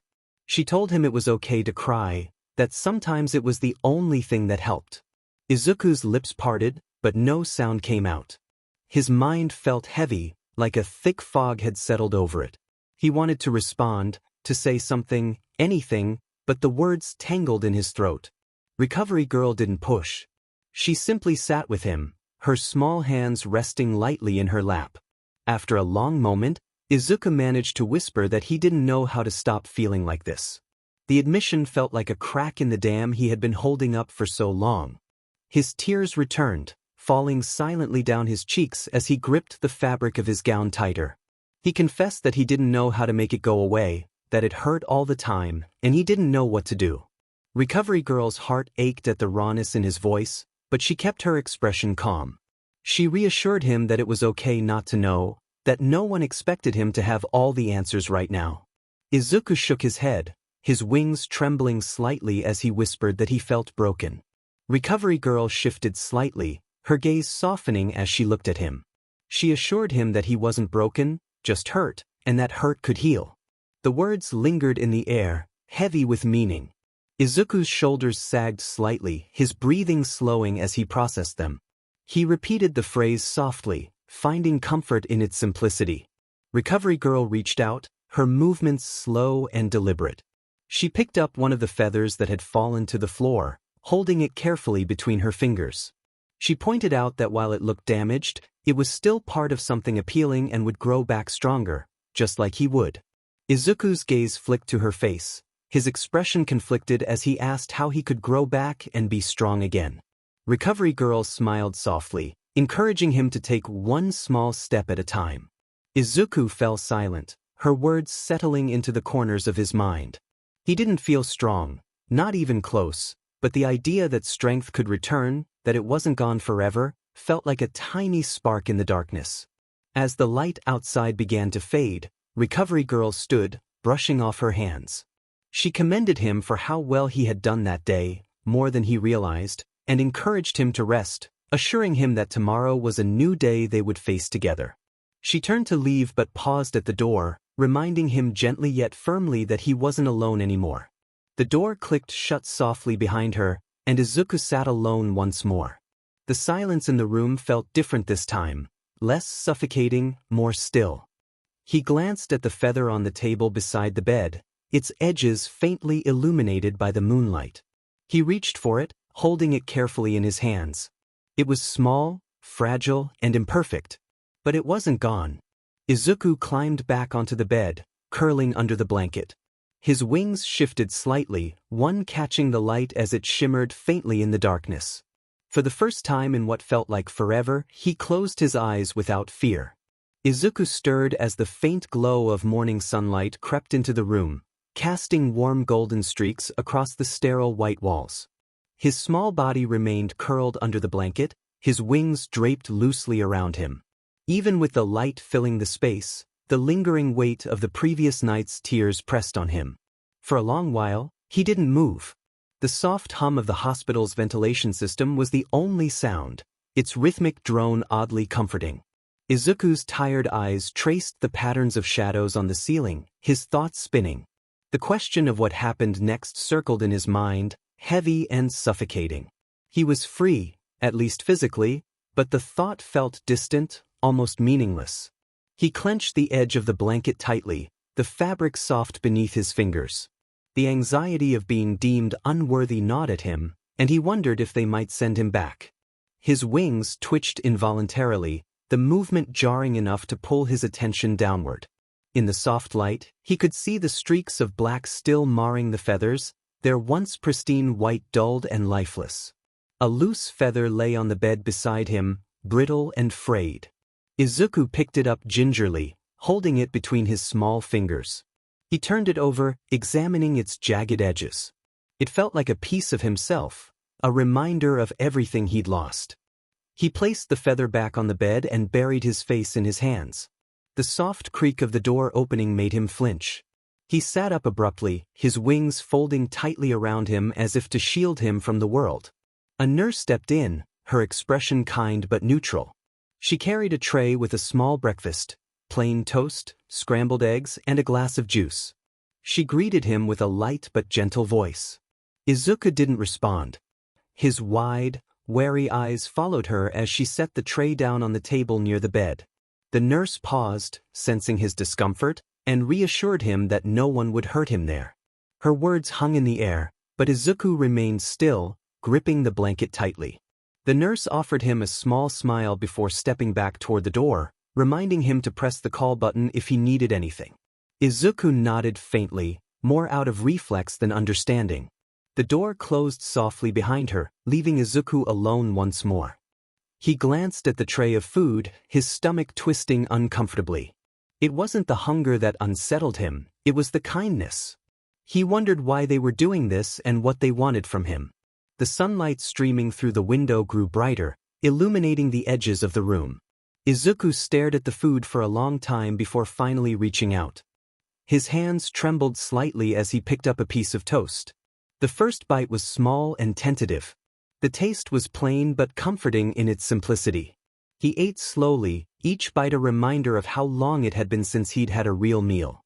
As he finished the toast, his gaze drifted back to his wings. They felt heavy and awkward, as if they didn't belong to him anymore. He stretched them slightly, the movement stiff and unnatural. A single feather drifted to the floor, landing softly at his feet. Izuku stared at it, his chest tightening. For the first time that morning, he whispered to himself, wondering if maybe they wouldn't send him back. But even as the words left his lips, doubt crept in, curling around his thoughts like a shadow. The day stretched ahead of him, uncertain and vast, and Izuku didn't know if he was ready to face it. The hospital hallway felt vast and exposed, its polished floors gleaming under the harsh fluorescent lights. Izuku's small steps echoed faintly as he followed 𝐼𝐻𝐻𝐸, his wings tucked tightly against his back. The weight of his uncertainty made every step feel heavier, but 𝐼𝐻𝐻𝐸's steady pace kept him moving forward. Izuku's bare feet shuffled slightly on the cool floor. He stared at the back of 𝐼𝐻𝐻𝐸's black coat, his gaze darting to the edges of the walls and ceiling. He couldn't shake the feeling that something might jump out at him.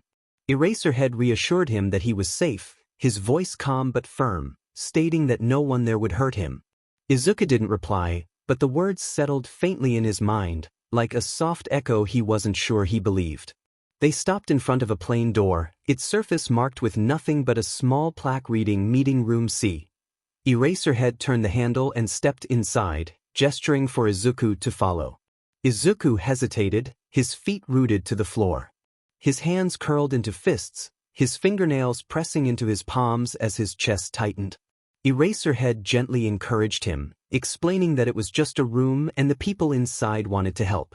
After a long pause, Izuku took a shaky step forward, then another, until he crossed the threshold.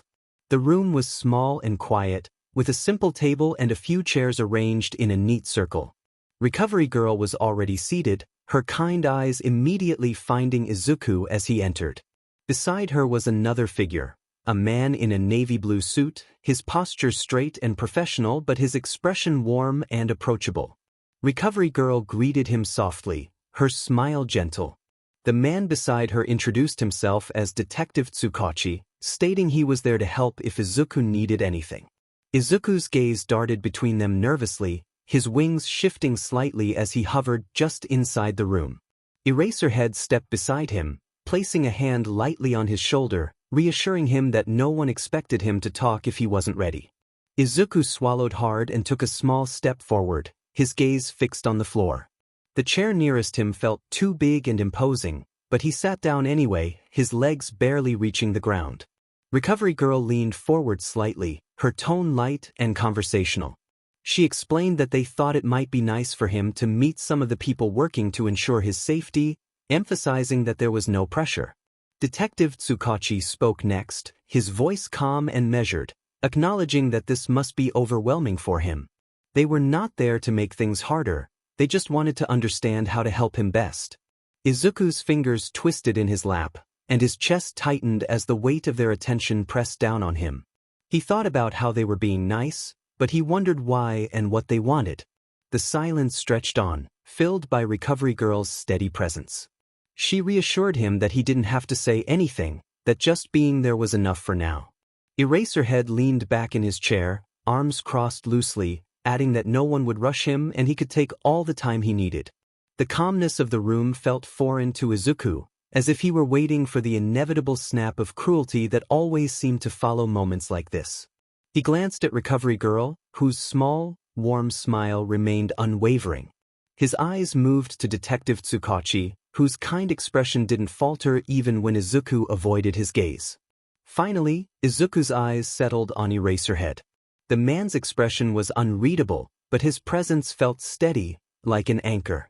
Izuku took a shallow breath, his voice barely audible as he expressed his gratitude. It wasn't much, but it was the most he could manage. 𝐼𝐻𝐻𝐸 nodded slightly, acknowledging that it was enough.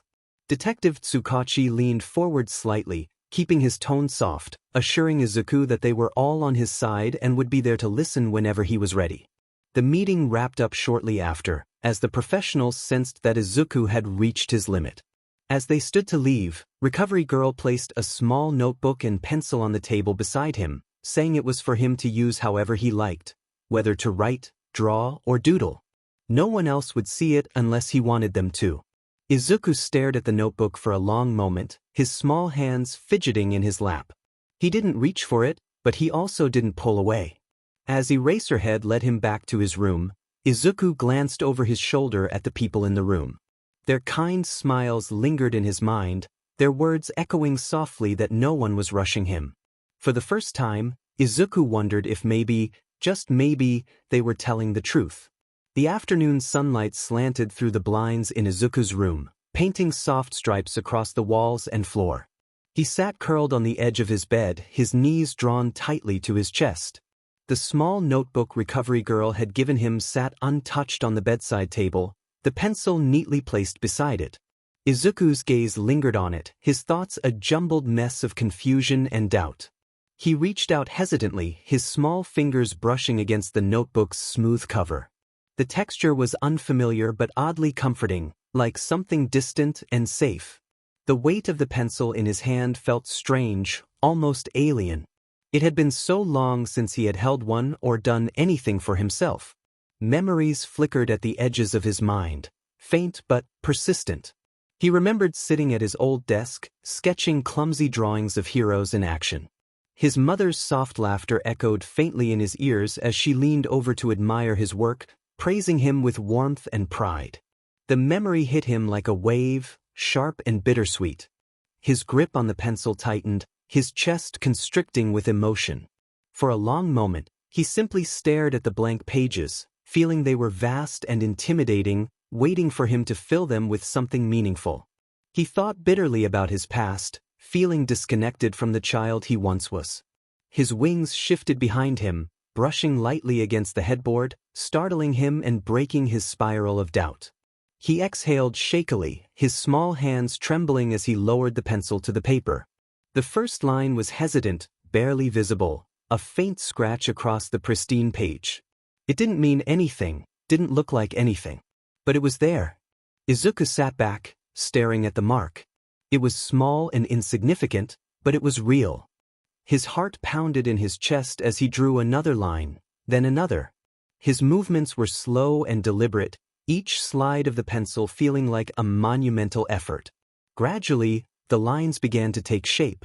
They were rough and uneven, but they started to resemble the faint outline of wings. The sight of them made Izuku pause.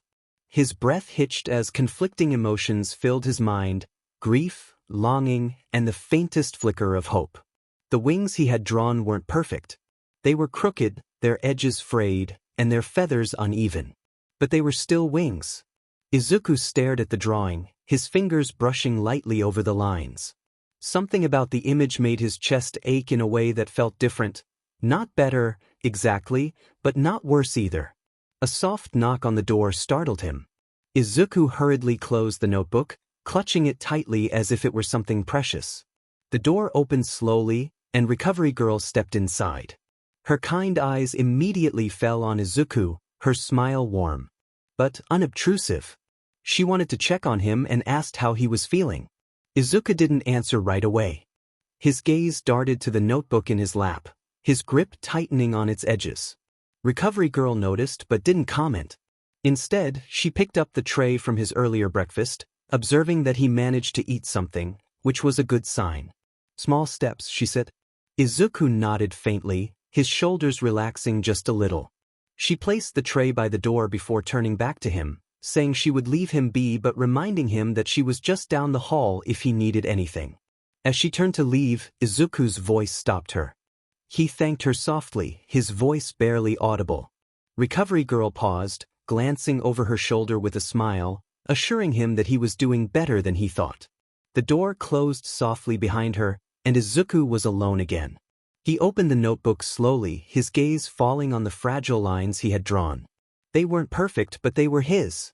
Izuku traced the edges of the drawing with his finger, the faint flicker of hope in his chest growing just a little brighter. The hospital room was quiet again, the muted hum of the air conditioning the only sound. The notebook lay open on Izuku's lap, his fingers lightly tracing the edges of the drawing he had just finished. The fragile lines forming the outline of wings stared back at him, imperfect but unmistakably his. Izuku shifted on the bed, the faint rustle of his wings brushing against the sheets. His gaze flicked to the window, where the evening sun painted the room in warm amber hues. The light caught the blackened tips of his feathers, making them gleam faintly. For a fleeting moment, Izuku wondered if the shimmer was real, or just a trick of the light. A soft knock at the door pulled him from his thoughts. Izuku froze, clutching the notebook tightly. The door opened slowly, revealing 𝐼𝐻𝐿. His usual disheveled appearance was unchanged, though his expression carried a calm that made him seem less intimidating. He simply greeted Izuku as he stepped inside. Izuku hesitated for a moment before giving a small nod. 𝐼𝐻𝐻 pulled the chair closer to the bed and settled into it with a relaxed demeanor that contrasted with the tension in the room. He observed the surroundings before focusing on Izuku. He casually asked how the room was treating him.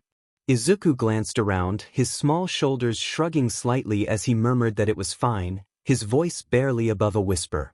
𝐼𝐻𝐻 nodded, seeming satisfied with the simple response. A comfortable silence enveloped them, one that required no further words. Izuku shifted, his wings curling around him protectively. 𝐼𝐻𝐻's gaze fell on the notebook resting in Izuku's lap, the faint lines of a drawing visible from his position. He chose not to comment on it, leaning back in his chair instead. After a moment, he acknowledged the difficulty of the situation, reassuring Izuku that he was doing better than he thought. Izuku's gaze dropped to the notebook, fingers tightening on its edges as he admitted he didn't feel that way. 𝐼𝐻𝐻 leaned forward slightly, resting his elbows on his knees, and reassured him that it was okay not to feel okay all the time, emphasizing that healing takes time. The weight of his words settled over Izuku like a comforting blanket. He continued, acknowledging the hardships Izuku had faced, affirming that simply being there was significant. Izuku looked up hesitantly, his emerald eyes meeting 𝐼𝐻𝐻's for the first time. He faltered but pressed on, asking if 𝐼𝐻𝐻 truly believed he could get better.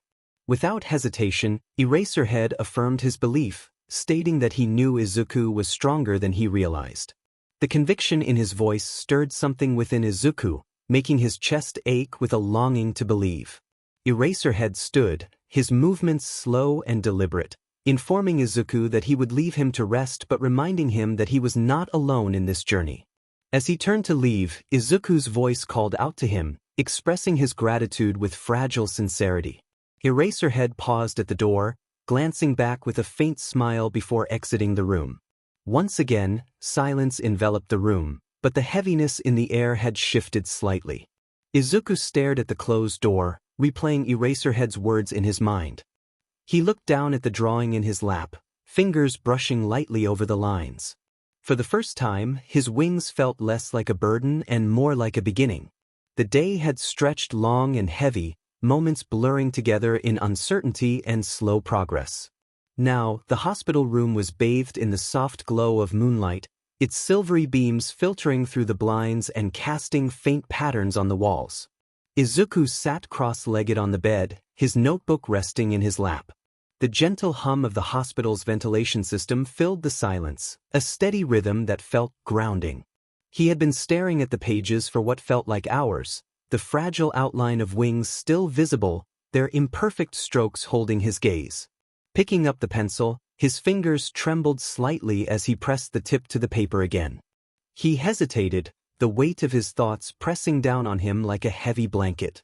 He wondered why he was doing this and what the point was. Yet, even as doubts swirled in his mind, his hand moved, sketching faint, hesitant lines onto the page.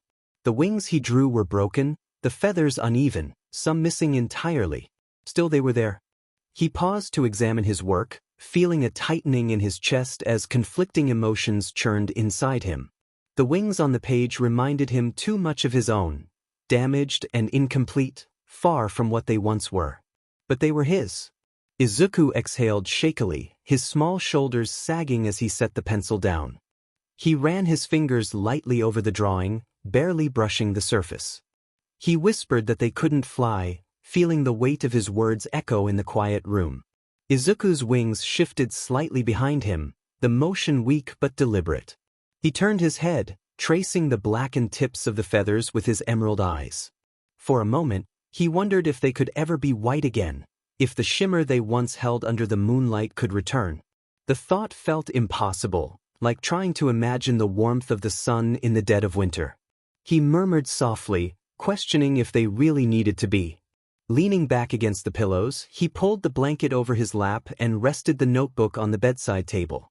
The soft texture of the fabric felt comforting, a stark contrast to the cold stone floors he had known for so long. His gaze drifted to the window, where the moon hung low in the sky, its light casting a faint shimmer on the edge of his wings. Izuku stretched them slightly, testing the motion. The movement was slow and tentative, his muscles aching with the effort. One feather came loose, drifting silently to the floor. Izuku stared at it, feeling a familiar wave of sadness wash over him. But this time, the feeling was quieter, gentler, like the tide receding after a storm. He reached down, picking up the feather with careful fingers. It was small, its edges frayed and uneven, but it was still intact. Holding it close, he lingered on the faint shimmer that caught the moonlight. He whispered that maybe he could try. Leaning back into the pillows, his wings curled around him like a cocoon. For the first time in a long while, the silence in the room felt less suffocating. The notebook sat on the bedside table, its pages open to the fragile drawing of wings. The lines were imperfect, incomplete, but they were there.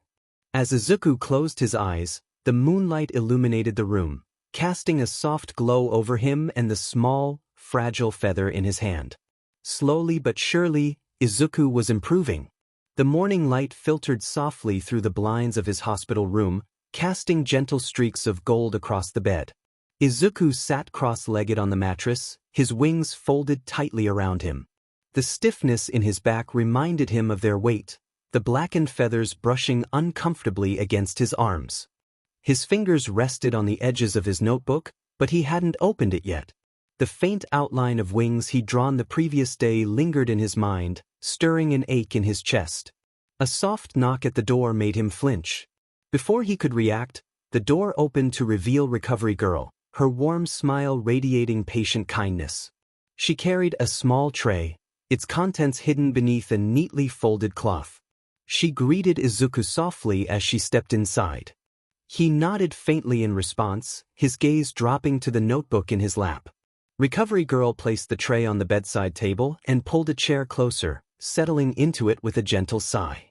For a moment, she said nothing, simply watching him with calm, understanding eyes. She began after a pause, her tone careful, noting that his wings must be feeling quite heavy by now. Izuku stiffened, his small hands clutching the edges of his notebook. He didn't reply, but his wings twitched slightly, betraying his discomfort. Recovery Girl leaned forward, resting her hands lightly on her knees. She suggested that it might help to clean them a bit, just to ease some of the stiffness and let them breathe. Izuku's head snapped up, his emerald eyes wide with panic. He shook his head quickly, his voice trembling as he insisted that they were fine. Recovery Girl didn't push. She held up a hand, her voice soothing, assuring him that it was okay to be scared. She promised it wouldn't hurt, and they would only proceed if he felt comfortable. Izuku's wings curled tighter around him, their blackened tips brushing against his legs. He mumbled that they weren't worth fixing. The words hung in the air, heavy and raw. Recovery Girl's expression softened, her heart aching for the boy in front of her. She gently reminded him that his wings were a part of him. Taking care of them wasn't about fixing them, it was about helping him feel better. Izuku swallowed hard, his chest tightening as he whispered that they were ruined and not appealing anymore. Recovery Girl placed a hand over her heart, her voice quiet but firm, stating that they were still his, and that made them appealing. For a long moment, Izuku said nothing. His gaze dropped to his lap, his fingers tracing the edges of his notebook, racing with memories of rough hands grabbing at his wings and the mocking laughter of his captors. He thought that they would think he was disgusting, worrying that if they saw how broken they were, they might decide he wasn't worth helping.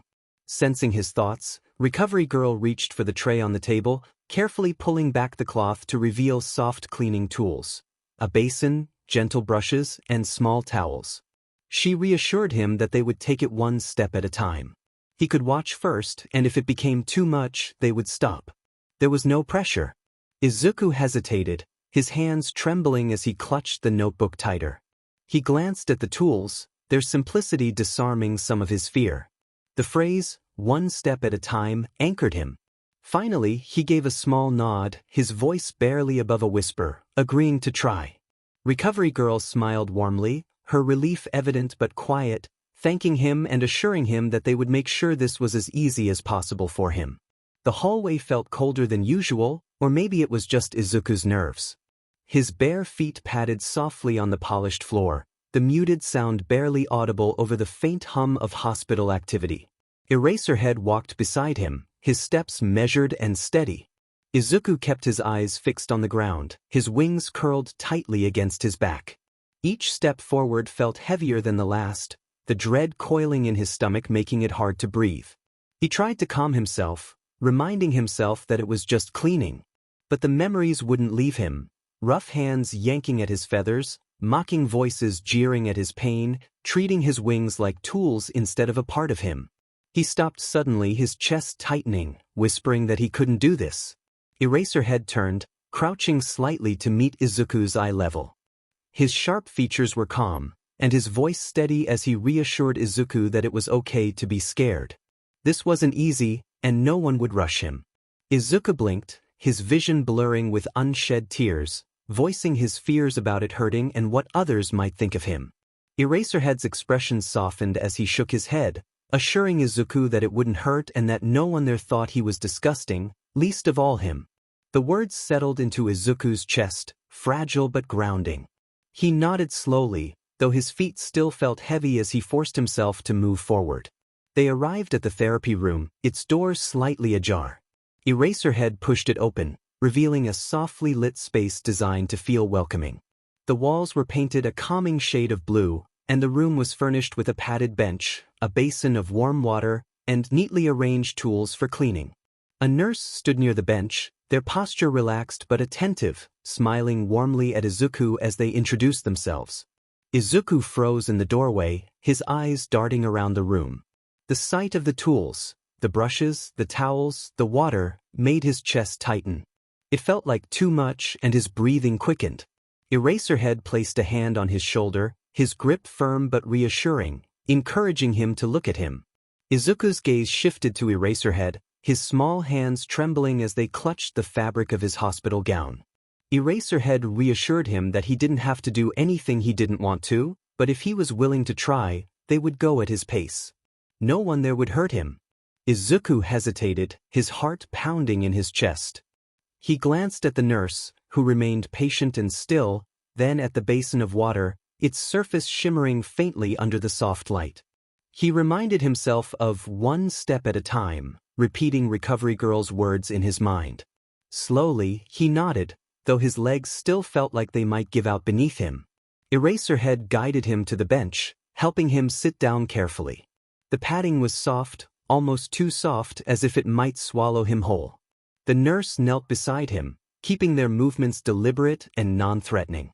They explained everything as they went, assuring him that if anything felt uncomfortable, he could just tell them, and they would stop. Izuku nodded faintly, gripping the edge of the bench tightly. His wings twitched behind him, curling instinctively as if to shield themselves. The nurse reached for a soft cloth, dipping it into the warm water. They informed him that they would start with just a little warm water, no scrubbing or pulling, just a light rinse to loosen any dirt or dust. They held the cloth up, waiting for Izuku's permission.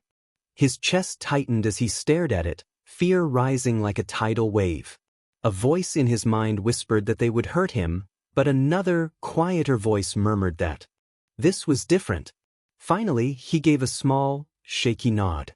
The nurse reached out slowly, their movements as gentle as the brush of a feather.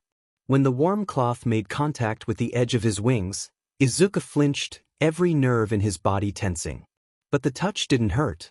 It was soft, soothing, and almost kind. Izuku exhaled shakily, the tension in his shoulders easing slightly. 𝐼𝐻𝐻𝐬 praised him from his spot beside the bench, his voice calm and steady, like an anchor in the storm of Izuku's thoughts. The nurse continued their work, carefully dabbing the cloth along the edges of his wings. The warm water soothed the stiffness, washing away bits of dirt and grime that had been trapped for far too long. Izuku watched the process with wide eyes, a strange mix of emotions swirling in his chest, relief, sadness, and a faint glimmer of hope. For the first time in what felt like forever, his wings didn't feel like a burden. The warm cloth brushed softly against the edges of Izuku's wings, moving in slow, careful strokes. Each pass of the nurse's hands was deliberate, as though they were afraid to press too hard or move too quickly. Izuku sat rigid on the padded bench, his small hands gripping the edges tightly. His wings twitched involuntarily at every touch, memories of rough hands and mocking laughter flashing through his mind. He reminded himself that they weren't hurting him, that it was different this time. The nurse worked quietly, dipping the cloth into the basin of warm water before continuing. The warmth seeped into the base of Izuku's feathers, loosening the grime that had hardened there over time. The nurse praised him softly, encouraging him to let them know if anything felt uncomfortable. Izuku didn't respond, but his shoulders relaxed just slightly. 𝐼𝐻𝐬𝐽 sat nearby, his calm gaze never leaving Izuku. He asked how it felt, and after a moment of hesitation, Izuku murmured that it was warm. The nurse smiled faintly, assuring him that the warm water would help relax the muscles around his wings and that it would feel even better once they were done. Izuku's fingers tightened on the edge of the bench as he nodded, feeling vulnerable but also aware that the sensation of the cleaning wasn't painful. The nurse moved to the base of his wings, where the feathers were thickest. They explained their movements as they worked, their tone calm and patient. Izuku stiffened at the mention of the most sensitive spot, where the pain from his past treatment still lingered. He closed his eyes tightly, his breath catching as the nurse began. The first touch made him flinch, his wings jerking slightly, but he quickly assured himself that he was fine. The nurse paused, their hands still, and encouraged him to take a deep breath, promising to go as slow as he needed. 𝐼𝐻𝐬𝐽 leaned forward slightly, reminding Izuku that no one was rushing him and that he was in control.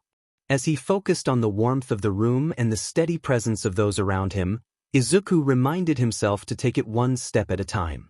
The nurse resumed, their touch light and careful. As they cleaned the base of his wings, Izuku felt a strange sensation, not pain, but something like relief. The stiffness he hadn't even realized was there began to ease, the weight lifting ever so slightly. As the blackened tips of his feathers softened under the gentle cleaning, faint streaks of white began to show through. Izuku's eyes widened, his breath hitching in his chest as he realized they were still there. The nurse gently reassured him that feathers like these were resilient and would grow back little by little. Izuku's hands loosened their grip on the bench, his gaze fixed on the faint shimmer of white emerging from beneath the dirt and grime. His chest tightened with a mix of emotions, relief, sadness, and disbelief. He had thought they were gone, that he had ruined them. 𝐼𝐻𝐬𝐽's firm but kind voice cut through the quiet, reminding Izuku that he hadn't ruined anything. They were hurt but not gone just like him. Izuku looked up, his emerald eyes glistening with tears as he voiced his fears about whether they would come back the same. 𝐼𝐻𝐬𝐽 met his gaze, honestly acknowledging that they might not, but that didn't make them any less his or any less strong. As the nurse continued, Izuku's tears began to fall, silent but steady. He didn't try to wipe them away, allowing them to stream down his cheeks as the tension in his chest finally began to ease. The cleaning ended with the nurse carefully patting his wings dry with a soft towel. They stepped back, quietly acknowledging how well he had done and how much better his wings looked already. Izuku turned his head slightly, gazing at his wings. They still bore the marks of their trauma, the blackened tips and frayed edges, but beneath it all, the faint shimmer of white was undeniable. For the first time in what felt like forever, he saw something that resembled hope. The therapy room was quiet now, save for the soft sound of the nurse tidying up the tools and basin.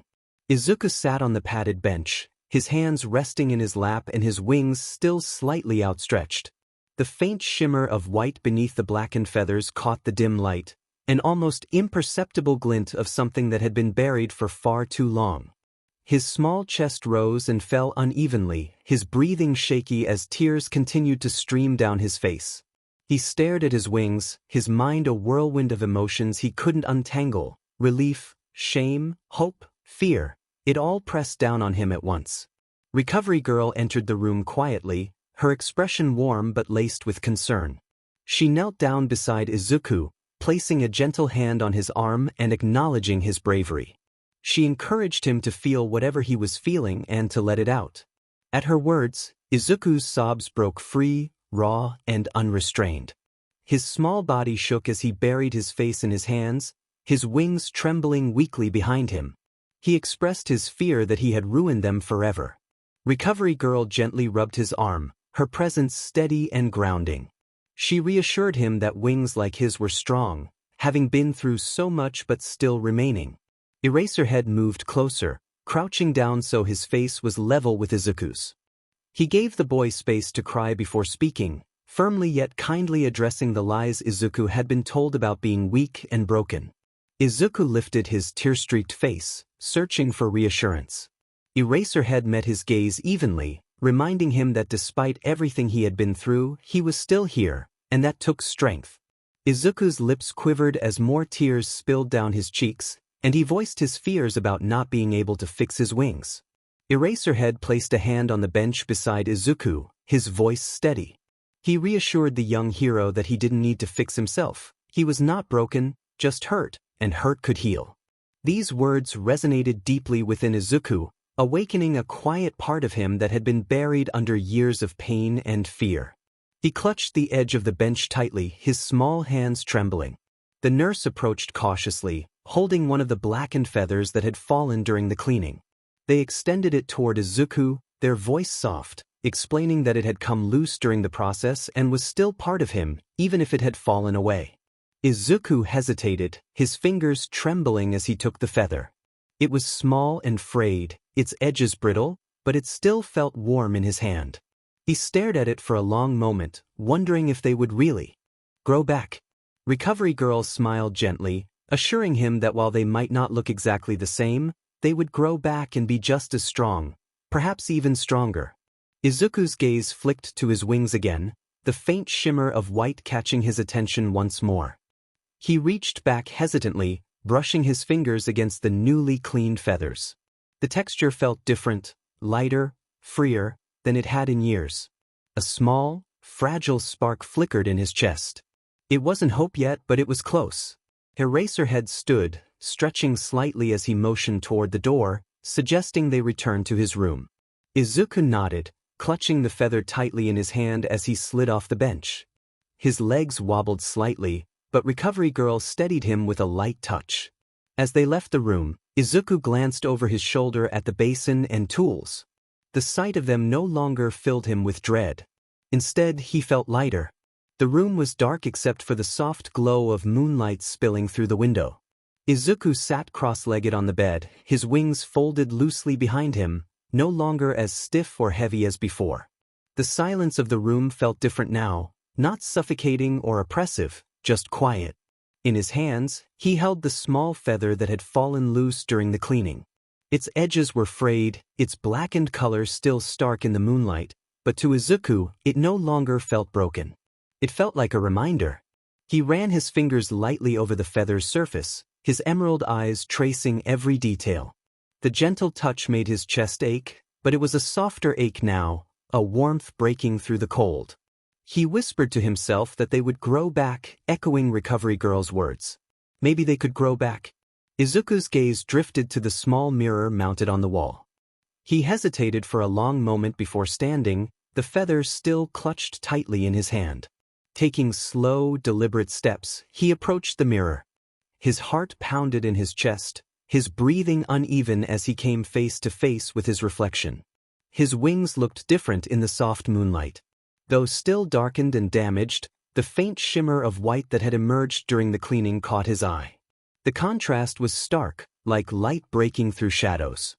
His fingers brushed against the edge of his wings, the touch hesitant but deliberate. The feathers were soft, smoother than they had been in years. Izuku's throat tightened as a lump formed, his eyes stinging with tears. He turned away from the mirror, clutching the feather against his chest as he sat back on the bed. It wasn't gone, they were still there. He was still there. The notebook sat on the bedside table, its blank pages waiting patiently. Izuku reached for it, the feather still in his other hand. He opened the notebook slowly, flipping past the earlier drawing of broken wings. The lines on the page felt heavier now, as if they carried the weight of the past he was still trying to let go of. He turned to a fresh page and placed the feather down beside it. With a deep breath, he picked up the pencil and began to draw. The lines came more easily this time, still hesitant, still shaky, but not as unsure. He sketched the outline of wings again, but this time, he added more detail, faint streaks of white breaking through the dark, imperfect but undeniable. As he worked, his breathing steadied, and his small shoulders relaxed. The act of drawing felt like a release, each slide of the pencil a step forward, however small. When he finished, he sat back, staring at the image. The wings weren't whole, they weren't even close. But they were there, and they were trying. Izuku's lips quivered as tears blurred his vision again, but this time, they didn't feel like a weight. They felt lighter, freer. He closed the notebook gently, placing it back on the bedside table alongside the feather. Curling up under the blanket, Izuku let his wings drape loosely over the bed. They felt lighter now, as if some of the weight they had carried for so long had finally started to lift. As he closed his eyes, he whispered softly to himself that maybe he could grow back too. The moonlight shimmered faintly on his wings, its light catching the emerging streaks of white. One step at a time, he was getting there, slowly but surely. The early morning sunlight streamed through the windows of the hospital conference room, casting long shadows across the polished table. 𝐒𝐻𝐬 sat in his usual slouched posture, arms crossed loosely, his dark eyes fixed on the case file in front of him. Across from him, Detective Tsukachi adjusted his tie, the lines of fatigue etched into his face revealing the long nights spent poring over incomplete reports and sparse records. Between them lay the beginnings of their search, a slim folder containing what little information they had managed to gather about Izuku. Tsukachi tapped the folder lightly with his finger, expressing his frustration that this was all they had so far. The raid report covered the basics. Izuku had been found during a hero-led operation against a trafficking ring, but beyond that, there was almost nothing. 𝐒𝐻𝐬 leaned forward, his gaze sharp as he inquired about any records of Izuku's abduction, missing person reports, or anything tying him to the Midoriya family. Tsukachi shook his head, explaining that there was nothing definitive. It was as if Izuku's case had fallen through the cracks. No active missing person file was ever linked to him after the raid, and even the villains seemed to have kept only vague notes about his quirk and his usefulness. 𝐒𝐻𝐬's jaw tightened, his frustration evident as he asked about Izuku's mother and what they knew about her death. Tsukachi sighed, opening the folder and flipping to the sparse details on 𝐒𝐮𝐦𝐬 Midoriya. A grainy photocopy of an old report was clipped to the page. He explained that 𝐒𝐮𝐦𝐬 Midoriya had been killed during what was initially classified as a home invasion. The report mentioned a possible connection to organized crime, but there was no concrete evidence. The case went cold within months, likely due to a lack of witnesses and immediate suspects. 𝐒𝐻𝐬's voice dropped, cold and sharp, as he guessed that this had occurred around the same time Izuku went missing. Tsukachi nodded grimly, confirming the connection. The timing wasn't coincidental, but no one connected the dots at the time. It felt like intentional erasure. 𝐒𝐻𝐬 ran a hand through his messy hair, the weight of the conversation settling heavily on his shoulders. They needed more than what they had to piece together Izuku Midoriya's past. Tsukachi leaned back in his chair, his tone resolute. They would start with what they had, Izuku Midoriya, his mother's death, and his wings, which were clearly the reason he had been targeted. They would dig into his BRTH records, track down any extended family, and follow any leads on his abduction. 𝐒𝐻𝐬's eyes narrowed as he considered the implications. If they found the people responsible for her death and his kidnapping, they would bring them to justice. But first, they needed to focus on the boy. If anyone could help him, he needed them now more than ever. The room fell into a heavy silence as both men stared at the slim file, the weight of what it represented pressing down on them. 𝐒𝐻𝐬 quietly acknowledged the boy's suffering, recognizing that even a shred of closure would be worth the effort. Tsukachi nodded, determination mirroring 𝐒𝐻𝐬's resolve. They would get to work. The precinct was quiet. In the late morning, the usual hustle of detectives subdued as Tsukachi and 𝐒𝐻𝐬 worked in one of the smaller back offices. The room was cluttered with filing cabinets, old case boxes, and a single desk lamp casting a warm glow over the stacks of papers and screens in front of them. Tsukachi adjusted his chair, fingers flying over the keyboard as he sifted through digital records. They would start with the basics, BRTH records, family connections, anything tied to the name Izuku Midoriya. 𝐒𝐻𝐬 leaned against the wall, arms crossed, his sharp gaze flicking between the screen and the stack of papers on the desk. If his case had been buried intentionally, the odds of finding anything in public records seemed slim. 𝐶𝐶 acknowledged the challenge but insisted they had to start somewhere. The first hit came quickly, a 𝐼𝐼𝐷 certificate. 𝐶𝐶 opened the file, the scanned document filling the screen. He read the details. Izuku Midoriya, born July 15th, mother. 𝐒𝐮𝐦𝐦𝐚 Midoriya, father, not listed. 𝗟𝗟𝐬𝐃 frowned, stepping closer to the desk. The absence of a father raised questions about his involvement. 𝐶𝐶 agreed, noting that it could mean the father was estranged or that 𝐒𝐮𝐽 chose not to list him for personal reasons. Either way, it was a dead end unless they could find more. 𝐶𝐶 clicked through more records, pulling up a sparse family tree connected to Izuku's 𝐼𝐷 certificate. There were no immediate relatives listed as guardians or emergency contacts, just 𝐒𝐮𝐽 with no grandparents, aunts, or uncles. 𝗟𝗟𝐃 frowned, considering 𝐒𝐮𝐽's potential family connections.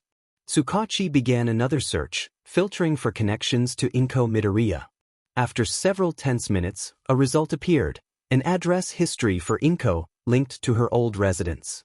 𝐶𝐶 noted that she had lived at the same address for over a decade, but there was no record of anyone else living with her besides Izuku. 𝗟𝗟𝐃's frustration was palpable, questioning how no one noticed when they both disappeared. 𝐶𝐶 sighed, acknowledging that sometimes the system fails, and if 𝐒𝐮𝐽 lacked close family or a strong social network, her disappearance could have slipped under the radar. 𝗟𝗟𝐃 sharply pointed out that 𝐒𝐮𝐽 had been murdered, and that should not have been overlooked. 𝐶𝐶 nodded grimly, agreeing that they needed to look into her death next. The old police report on 𝐮𝐽 Midoriya's murder was sparse, almost insultingly so. 𝐶𝐶 scrolled through the scanned document, revealing a chilling story of a home invasion with no witnesses or suspects. The initial investigation suspected a robbery gone wrong, but no valuable items were reported stolen, leading to the case being closed due to lack of evidence. 𝗟𝗟𝐃 scowled at the negligence, questioning how no one connected this to Izuku's disappearance. 𝐶𝐶's fingers tightened on the mouse as he pointed out the date of 𝐮𝐽's murder, which was the same day Izuku would have been abducted. They realized that the two events were linked, and it wasn't a coincidence. Whoever killed 𝐮𝐽 had taken Izuku too, either because of his wings or as part of something larger. 𝗟𝗟𝐃 clenched his jaw, frustrated that they had gotten away with it for years. 𝐶𝐶 minimized the file and began searching for anyone who might have been involved with 𝐮𝐽 or Izuku during their lives. If there were no immediate family, perhaps friends or neighbors might remember them. 𝗟𝗟𝐃 nodded, grimly hopeful that even one person could provide the key to understanding what happened. The car rumbled softly as it came to a stop on the quiet suburban street. 𝗟𝗟𝐃 stepped out first, scanning the neighborhood with sharp eyes. The area had an air of sleepy normalcy, with well-kept lawns and neat rows of houses. It was hard to imagine that something as horrific as a murder and abduction had happened here. 𝐶𝐶 followed, a slim folder tucked under his arm, indicating the address tied to 𝐮𝐽 Midoriya. The property had been sold years ago, but the neighbors might still remember something. 𝗟𝗟𝐃 adjusted his scarf, his expression unreadable as they approached the Midoriya residence. The house stood modestly, with a fresh coat of white paint and a neatly tended garden out front. The current occupants had made it their own, but a lingering sense of history remained, as if the walls themselves remembered. 𝐶𝐶 rang the doorbell, and after a moment, a woman opened the door, her curious gaze flicking between the two men. 𝐶𝐶 introduced himself and 𝗟𝗟𝐃, explaining that they were looking into an old case tied to this address and hoped to ask a few questions. The woman knitted her brows together but nodded slowly, inviting them in. Inside, the house felt warm and inviting, lined with family photos and the faint smell of baking lingering in the air. She led them to the living room and motioned for them to sit. Curious about their visit, she asked what it was about. 𝐶𝐶 opened the folder, retrieving a copy of 𝐮𝐽 Midoriya's photo and placing it on the coffee table. He asked if she recognized the woman, 𝐮𝐽 Midoriya. She had lived there before. The woman leaned forward, her expression thoughtful. She didn't recognize the previous owner personally, but the name sounded familiar. When they bought the house, the realtor mentioned something about the previous owner passing away. Eraserhead's voice was low but pointed as he asked if they mentioned how. The woman shook her head, saying only that it was a tragedy and apologized for not being more helpful. After thanking her, they moved to the neighboring house. An older man answered the door, his weathered face lighting up in recognition when Tsukachi introduced himself. He remembered the Midoriya family, recalling 𝐼𝐻𝐬 as a sweet woman who mostly kept to herself but adored her son. He would often see her walking him to school or helping him with his little backpack. Eraserhead leaned forward slightly, inquiring if the man recalled anything unusual about the night of the incident. The man frowned, his brows knitting together as he recalled hearing strange noises that night, like a struggle. He looked out the window and saw a car speeding away from their driveway, which he thought was odd, but by the time he got outside, everything was quiet. Tsukachi jotted down notes and asked if the man remembered what kind of car it was or a license plate. The man shook his head apologetically, saying it was dark and all he saw were the taillights. Their final stop was another neighbor, an elderly woman who invited them into her cozy kitchen. As she poured tea, she spoke warmly of 𝐼𝐻𝐬, recalling how often they would chat over the fence about their children. 𝐼𝐻𝐬 loved her boy, Izuku, who was such a polite child. He would always draw pictures of heroes in his notebooks and showed her his sketches, expressing his dream of becoming a hero one day. Eraserhead's jaw tightened imperceptibly, the image of a hopeful, bright-eyed child clashing sharply with the broken boy they had rescued. As the conversation continued, the woman paused, her brow furrowing as if trying to remember something important. 𝐼𝐻𝐬 had mentioned a relative she didn't see often, and the woman thought his name was Hisashi. Tsukachi's pen halted mid-sentence as he asked if it was Hisashi Midoriya. The woman nodded, confirming that it sounded right. She recalled that he was working overseas and that they weren't close, but she believed he kept in touch occasionally. Thought he was supposed to send money, but she didn't know if he ever did. Eraserhead exchanged a glance with Tsukachi. It wasn't much, but it was a lead. As they left the neighborhood, Eraserhead spoke first, noting that if Hisashi was still alive, he could be a critical link. However, if he had been out of the picture before all this, they would need more than just his name. Tsukachi nodded, his expression thoughtful, agreeing that they would dig into his records next. If there was even a chance he knew something, it was worth following up. Eraserhead glanced back at the house that had once been Izuku's home, feeling that he deserved to know what happened that night. The government records office was a stark contrast to the warm suburban neighborhood they had just left. Fluorescent lights cast a cold, sterile glow over rows of filing cabinets and computer terminals. The hum of machinery filled the air as clerks moved methodically between workstations, their conversations kept to a low murmur. Eraserhead leaned against a wall near the entrance, his dark eyes scanning the room while Detective Tsukachi spoke with a receptionist at the front desk. After a brief exchange, the receptionist motioned for them to follow her to a back office. The office was small but well organized, with a desktop computer and a stack of neatly labeled files on the desk. The clerk seated there adjusted his glasses as Tsukachi handed over the request forms. They were looking for information on Hisashi Midoriya, who was listed as a relative of 𝐼𝐻𝐬 Midoriya, who had passed away about a decade ago. They believed he may have lived overseas at some point. The clerk nodded, typing the name into the database. The faint clicking of the keyboard was the only sound as Eraserhead stood silently behind Tsukachi, arms crossed. After a few moments, the clerk leaned back slightly, scanning the screen. He had a match, Hisashi Midoriya, registered as a Japanese citizen who moved to the U.S. approximately 12 years ago for work. Eraserhead's brow furrowed as he asked if they knew what kind of work. The clerk clicked through another set of files, revealing that he was listed as a consultant for a major international corporation in exports and logistics. His last registered address in Japan was tied to 𝐼𝐻𝐬 Midoriya's residence, but there was no indication he had returned since leaving. Tsukachi exchanged a glance with Eraserhead, asking about current contact information or anything recent.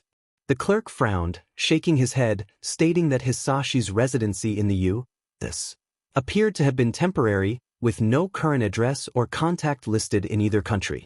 Eraserhead's voice was low, frustration barely contained as he remarked that it seemed convenient for him to leave his family behind and disappear. Tsukachi sighed, rubbing the back of his neck, noting that it wasn't a complete dead end.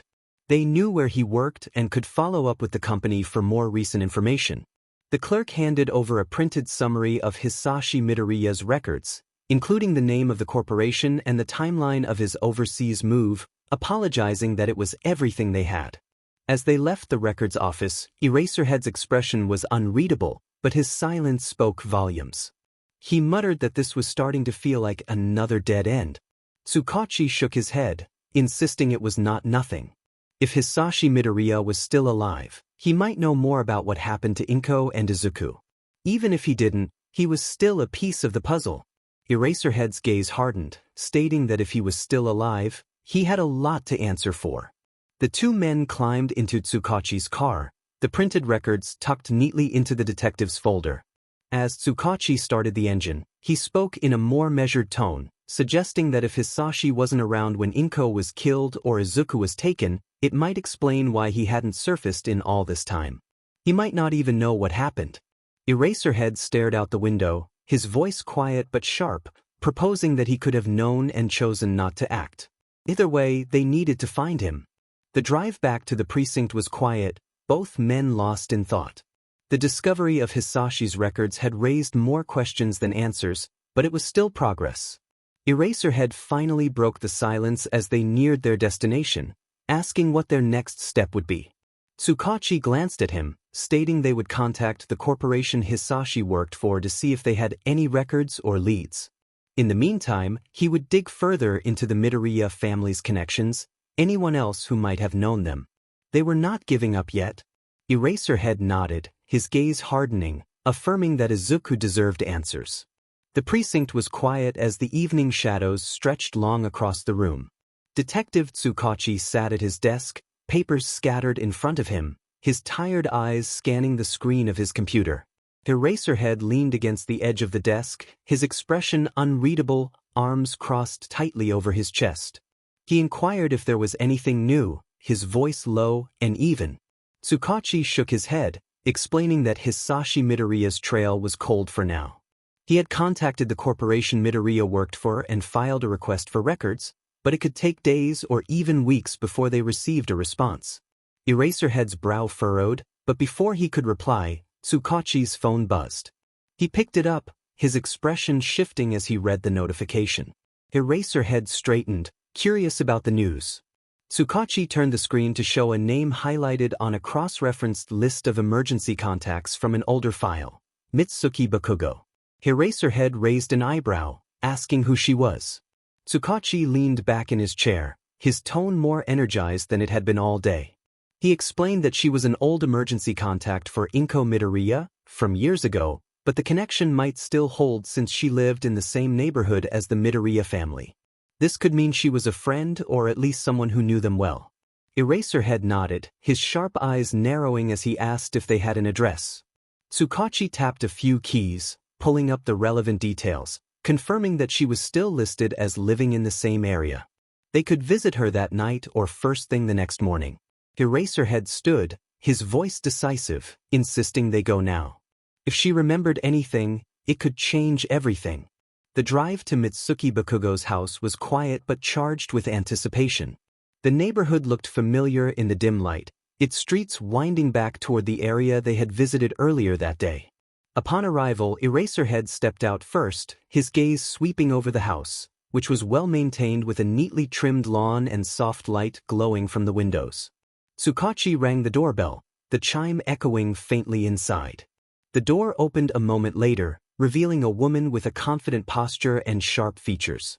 Her blonde hair was pulled into a loose ponytail, and her piercing red eyes flicked between the two men on her doorstep. She asked if she could help them, her tone direct but not unkind. Tsukachi introduced himself and Eraserhead, displaying his badge, explaining they were there about an old friend of hers, Inko Midoriya. At the mention of the name, Mitsuki's eyes widened slightly, her expression softening but carrying a hint of sadness. She admitted she hadn't heard that name in years and invited them inside. Inside, Mitsuki led them to the living room, filled with family photos and cozy furnishings. She motioned for them to sit before taking a seat herself. She asked what this was about, her gaze steady but curious. 𝐶𝐾𝐭𝐚𝐢𝐥𝐬 leaned forward slightly, his tone careful as he explained they were investigating 𝐒𝐮𝐲's death and the disappearance of her son, Izuku. He mentioned that Izuku had been found recently, and they were trying to piece together what happened to him and whether there was anyone left who could support him. Mitsuki's expression shifted, shock mingling with concern as she learned Izuku was alive. 𝐼𝐻𝐼𝐻𝐸 confirmed it, noting that he had been through a lot and that they were trying to give him some closure. Anything she could tell them about 𝐼𝐻𝐼𝐻 or Izuku could help. Mitsuki's gaze dropped to her hands as she collected her thoughts. After a moment, she began to share her memories. 𝐼𝐻𝐼𝐻 and she had been childhood friends, staying close even after they had kids. She remembered Izuku as a sweet boy, always polite and kind. He was quiet but loved heroes more than anything, often carrying a little notebook to sketch and write about quirks. Her voice faltered slightly, and she took a deep breath, recalling the day she found out 𝐼𝐻𝐼𝐻 was gone. It didn't make sense to her. 𝐼𝐻𝐻 was such a loving mother, always putting Izuku first. When she heard 𝐼𝐻𝐻 had been killed in a home invasion, it never felt right. 𝐶𝐾𝐭𝐚𝐢𝐥𝐬's pen scratched across his notepad as he asked if 𝐼𝐻𝐻 had ever mentioned anyone who might have wanted to hurt her or anything unusual before her death. Mitsuki frowned, her expression thoughtful. She recalled that 𝐻𝐻𝐻 had been worried about Izuku's quirk, which manifested as wings when he was little. They were appealing but rare, and 𝐻𝐻𝐻 had expressed fear that they might attract the wrong kind of attention. Eraserhead's voice was low as he asked if she had mentioned anyone in particular, like strangers in the neighborhood or suspicious behavior. Mitsuki shook her head, recalling that 𝐻𝐻𝐻 had always felt someone was watching them. At the time, she thought 𝐻𝐻𝐻 was being paranoid, but now it felt different. 𝐶𝐾𝐭𝐚𝐢𝐥𝐬 leaned forward, asking one more question about Hisashi Midoriya, 𝐻𝐻𝐻's husband. Mitsuki's expression darkened slightly as she explained that Hisashi had left them years ago. 𝐻𝐻𝐻 didn't talk about him much, but it was clear she was hurt by it. He was supposed to be sending money from overseas, but she doubted he followed through. As far as she knew, he hadn't been in Izuku's life since he was a baby. Eraserhead exchanged a glance with 𝐶𝐾𝐭𝐚𝐢𝐥𝐬, concluding that Hisashi was unlikely to be helpful. Mitsuki hesitated before saying that while he might not be helpful, if they found him, he should answer for leaving them. 𝐻𝐻𝐻 deserved better. As they stood to leave, Mitsuki placed a hand on 𝐶𝐾𝐭𝐚𝐢𝐥𝐬's arm, expressing her longing to help if Izuku needed anything. He was part of her memories of 𝐻𝐻𝐻, and she felt she owed it to her. 𝐶𝐾𝐭𝐚𝐢𝐥𝐬 nodded, grateful for her offer, and mentioned they might reach out again soon. As they stepped toward the door, Mitsuki's voice softened, asking them to tell Izuku he was not alone. The first rays of dawn crept into Izuku's hospital room, painting faint golden lines on the walls. He sat on the bed, curled tightly into himself, his small frame trembling slightly as his wings drooped around him. The blackened tips rested against the blanket like silent sentinels of his despair. In his hands, he clutched a fragile feather, dark and frayed at the edges.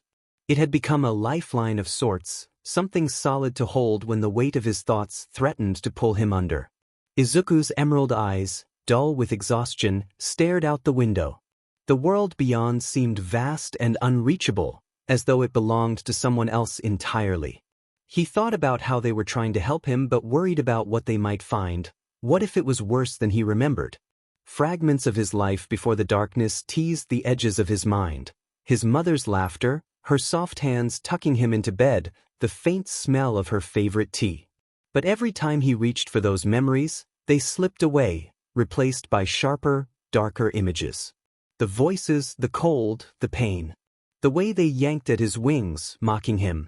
Izuku's breathing hitched, and he pressed the feather to his chest, trying to ground himself. A soft knock at the door broke the silence, causing him to flinch as his wings curled slightly around him when the door opened. Recovery Girl stepped inside, her expression gentle but watchful. She greeted him softly and moved to sit in the chair by his bed. Izuku didn't respond right away, his gaze dropping to his lap as his fingers traced the feather's edges. Recovery Girl waited patiently, her hands folded in her lap. After a long moment, she asked how he was feeling today. Izuku shrugged faintly, his voice barely a whisper. Recovery Girl leaned forward slightly, her tone warm. She reassured Izuku that sometimes not knowing was part of healing. She paused to let her words settle before continuing, explaining that 𝐼𝐻 and Detective 𝐒𝐮𝐲 were working hard to learn more about his past. They were trying to find people who cared about him, people who might be able to help. Izuku tightened his grip on the feather, feeling a constriction in his chest. He wondered what would happen if they didn't find anyone, his voice trembling with uncertainty. Recovery Girl smiled gently, assuring him that he would still have them. She believed they would find someone because he was not as alone as he felt. Izuku's wings shifted slightly, brushing against the blanket, the small movement feeling like a significant effort. He murmured that it didn't feel that way, his voice thick with doubt. Recovery Girl's gaze softened, and she spoke firmly yet kindly, acknowledging that healing takes time and that it was okay to be scared. It meant he was starting to care again.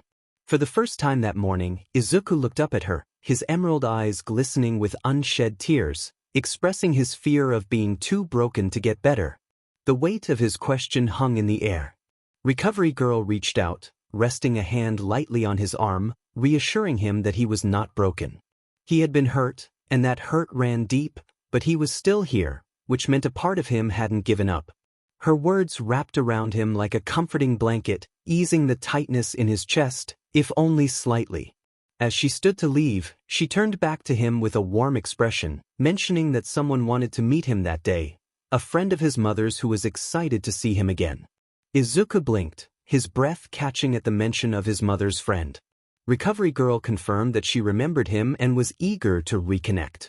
Izuku's wings shifted again, the dark feathers catching the morning light. His chest felt heavy with a strange mix of hope and fear, the thought of connecting with someone from his past both comforting and terrifying. He whispered his agreement, his voice barely audible. The hospital lounge was warm and well lit, the soft hum of fluorescent lights mingling with faint voices from the hallway. Izuku sat stiffly on a cushioned chair, his wings curled protectively around him, the blanket still clinging to him like a cocoon. He stared down at his hands, twisting the edge of the blanket between his fingers. The thought of meeting someone who had known his mother filled him with a tangled mix of emotions: hope, dread, curiosity, and an overwhelming fear of disappointing them. The door opened, and Izuku instinctively flinched, drawing his wings tighter around him. 𝐼𝐻 stepped inside first, his calm presence a small comfort in the sea of uncertainty.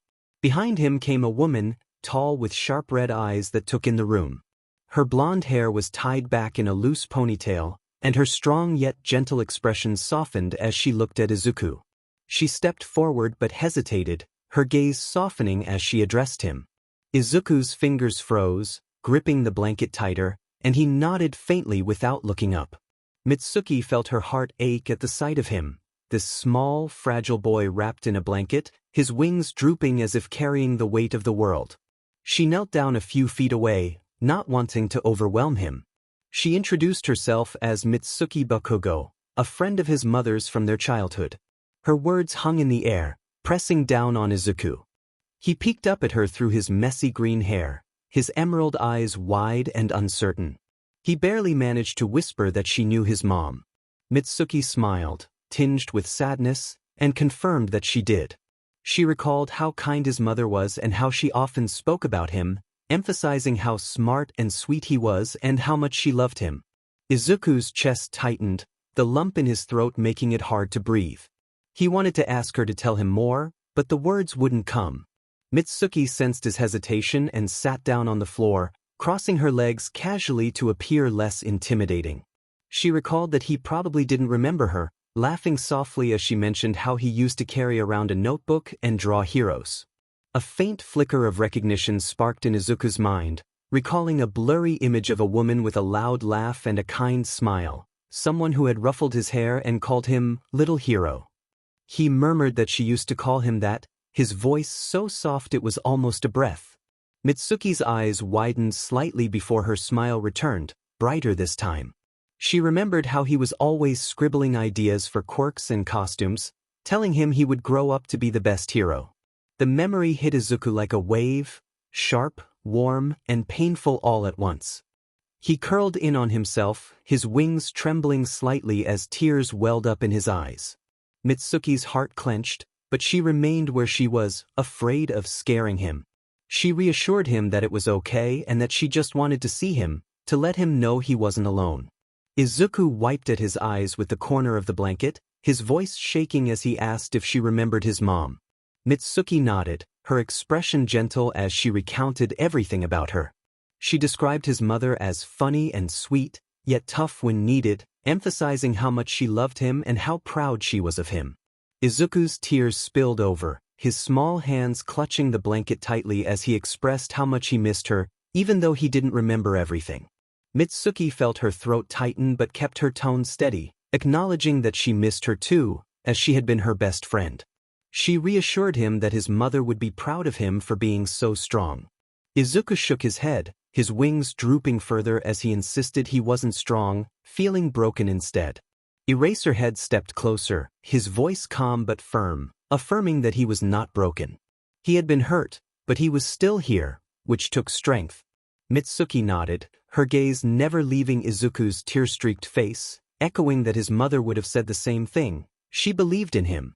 For a moment, Izuku didn't move, his small body trembling as the weight of their words settled over him. Slowly, his wings unfurled just slightly, catching the light from the window. He whispered, asking if they really thought his mother would be proud of him.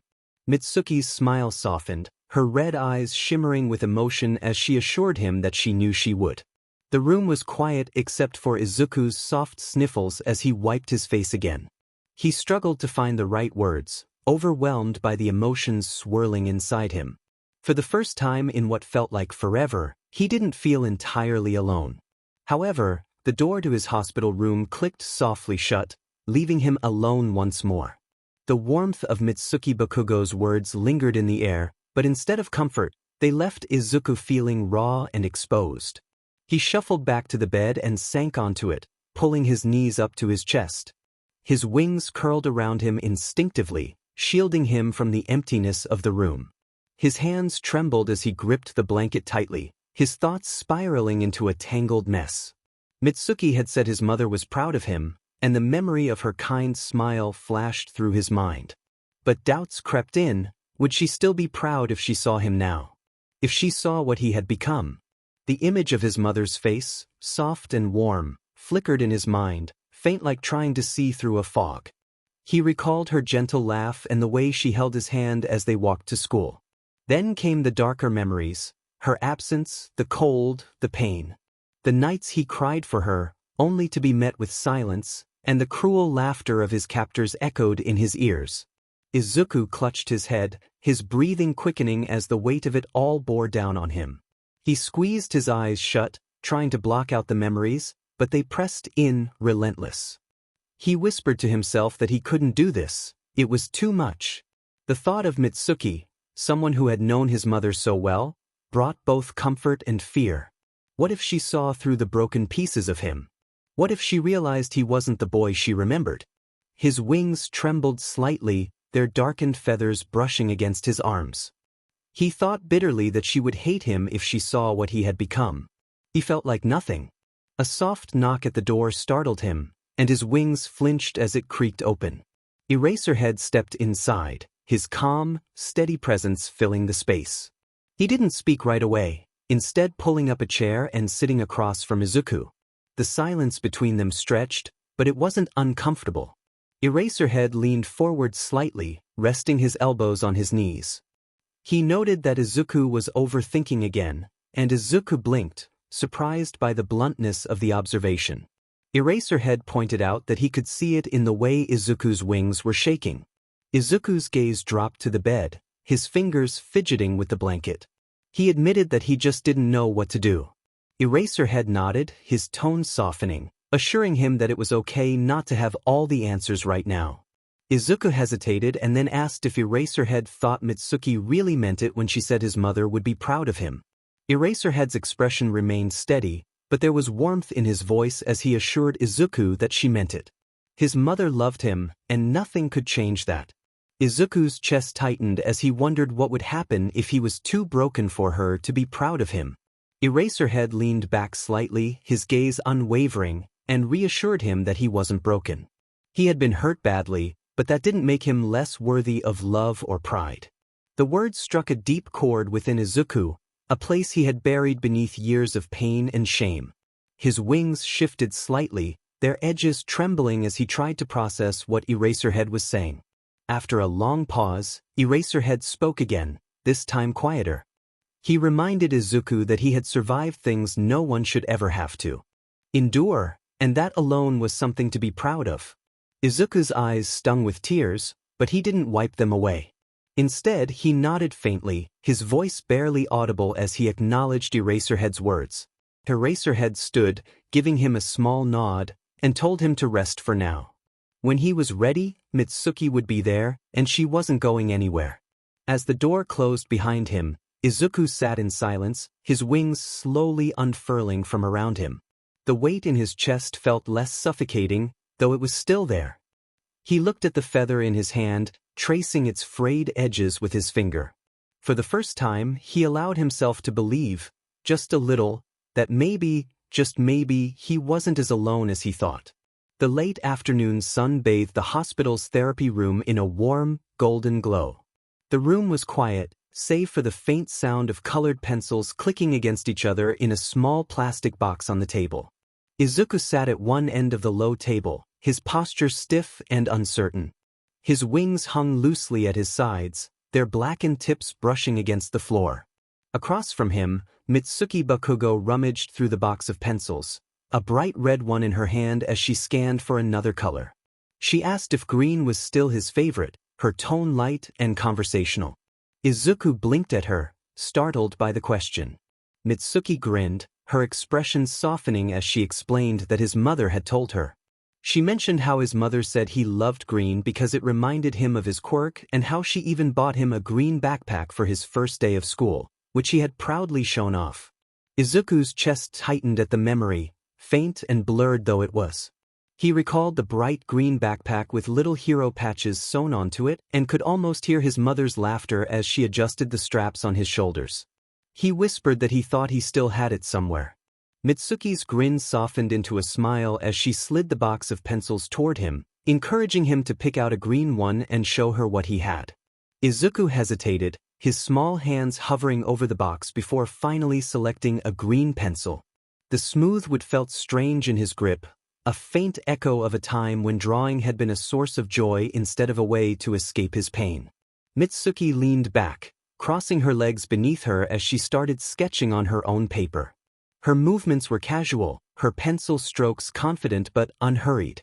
She mentioned how his mother always bragged about his drawing skills, saying he would be a famous hero designer one day, creating costumes and gadgets for the hero world. Izuku swallowed hard, tightening his grip on the pencil as he murmured that he didn't know if he was still good at it.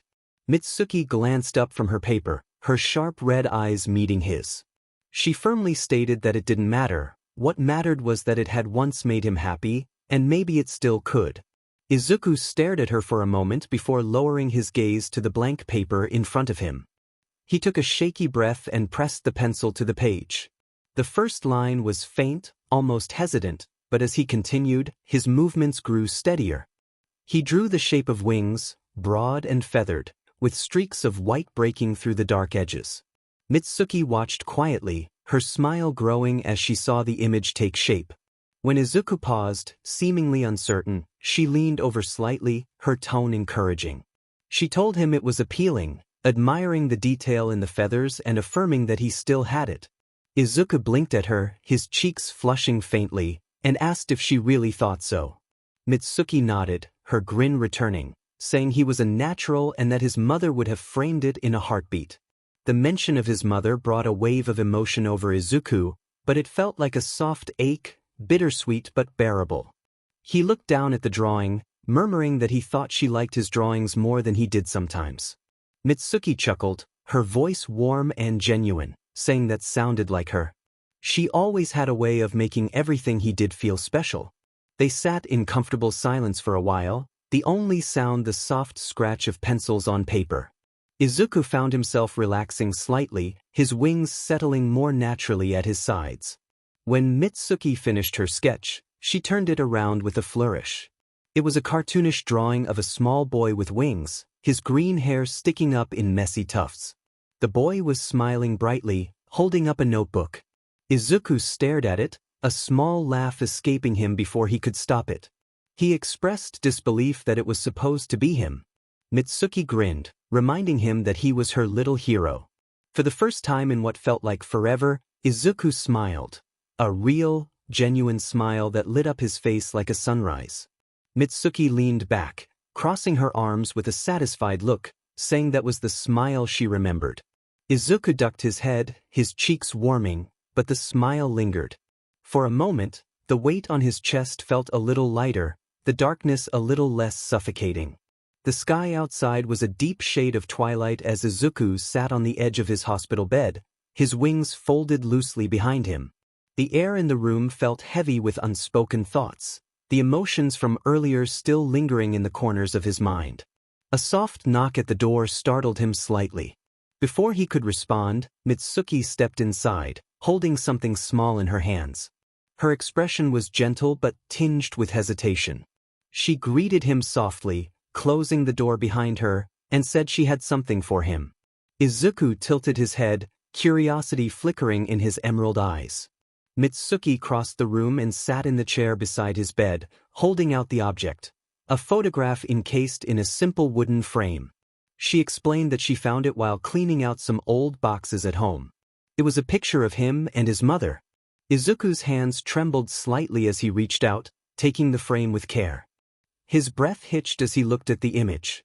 It was a picture of a younger version of himself, no older than 3 or 4, perched on his mother's lap.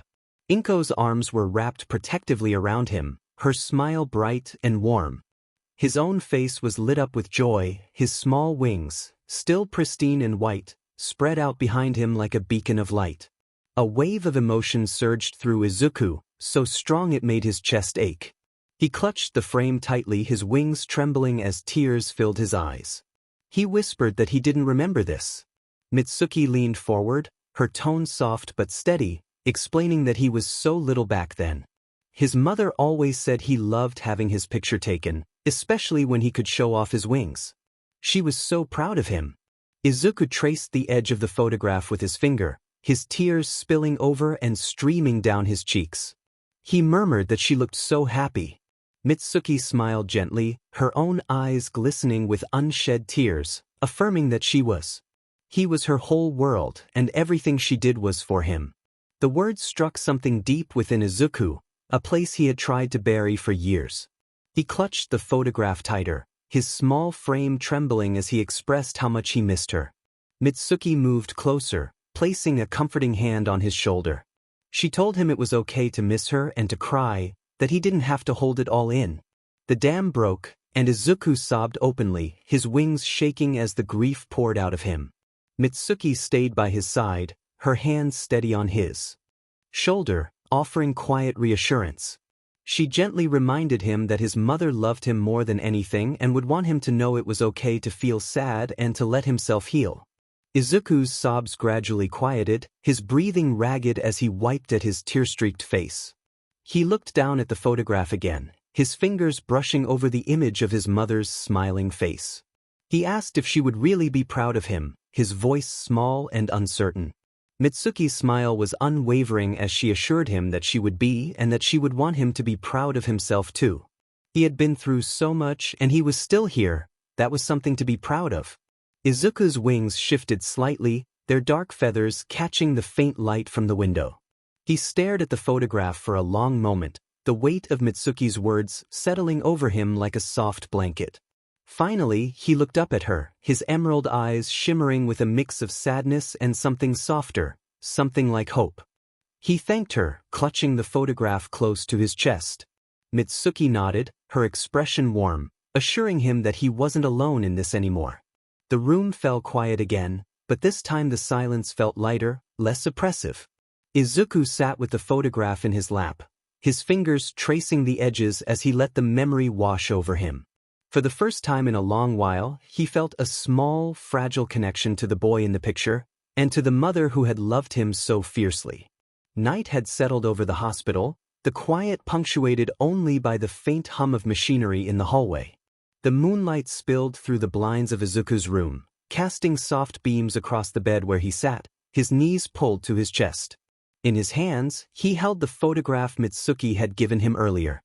He stared at it intently, his fingers brushing over the smooth glass frame as though he were trying to memorize every detail: the curve of his mother's smile, the softness in her eyes, the way her arms wrapped around him as if nothing in the world could hurt him. The photograph felt both like a gift and a burden. It stirred memories he wasn't sure he wanted to confront, but at the same time, it brought a sense of closeness to his mother he hadn't felt in years. Izuku's wings shifted slightly behind him, their darkened feathers brushing against the blanket. He turned his head, glancing at them in the dim light. Though still dark and damaged, the faint streaks of white shimmered faintly, catching the moonlight. He reached back hesitantly, his fingers grazing the edges of his feathers. The texture was softer than it had been before, a result of the careful cleaning they had undergone. Izuku thought about Mitsuki's and 𝐼𝐻𝐻𝐿's words, wondering if he could grow back, too. The thought felt less impossible than it had before. It was still daunting, weighed down by doubt and fear, but there was a flicker of something fragile and bright. He set the photograph gently on the bedside table, beside his notebook and the small feather he had been holding onto since his rescue. The collection felt significant, like small pieces of a puzzle he was only beginning to understand. Reaching for his notebook, Izuku opened it to a blank page. His hand trembled slightly as he picked up his pencil, pressing it to the paper. He started with the outline of wings, the familiar shape steadying his thoughts. This time, he added more detail: long, sweeping feathers with streaks of white breaking through the darkness. As he drew, his mind drifted to the image of his mother, imagining her watching over him, her voice soft and encouraging as she praised his work. The thought made his chest ache, but it was a bittersweet ache tinged with warmth. When he finished, he set the pencil down and leaned back, staring at the image. The wings weren't perfect. There were still patches of darkness, edges that were uneven, but they felt more hopeful, more alive. Izuku closed the notebook carefully and set it beside the photograph. His fingers lingered on the frame for a moment before he pulled the blanket over his lap, curling up beneath its weight. As he rested his head against the pillow, he whispered into the stillness of the room, his voice soft but resolute that he would try. The moonlight shimmered faintly on his wings, the streaks of white catching the light like tiny beacons of hope. The early morning light filtered into Izuku's hospital room, its golden glow brushing against the walls. He sat on the bed, his legs curled up beneath him and his wings folded tightly against his back. He clutched his notebook, though he hadn't opened it yet.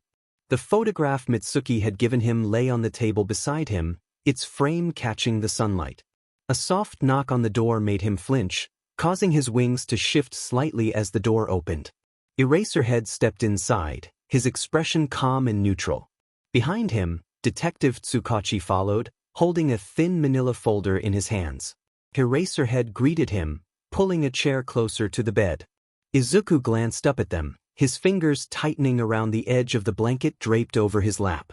Tsukachi set the folder on the bedside table, his movements deliberate and careful. He began to explain that they had been looking into Izuku's past and had found some things he should know. Izuku's stomach twisted as he stared at the folder, as though it might leap off the table. He asked what they had found, his voice trembling. 𝐼𝐻𝐻𝐿 leaned forward slightly, reassuring him that he didn't have to read it if he wasn't ready, but Izuku shook his head quickly, insisting he wanted to know. Tsukachi opened the folder and slid out a few documents, placing a photo on top. It was grainy and old, showing a small, cozy house with a front garden. Izuku recognized it immediately. The sight made his chest tighten. Tsukachi confirmed that it was the Midoriya residence and explained that witnesses had reported seeing a car fleeing the scene the night his mother was killed and he was taken. He grimly added that the villains who kidnapped him were connected to the organization responsible for his mother's death. The words hit Izuku hard, and he felt as if he had been struck. His breath hitched, and his wings twitched involuntarily, the feathers rustling against the bed.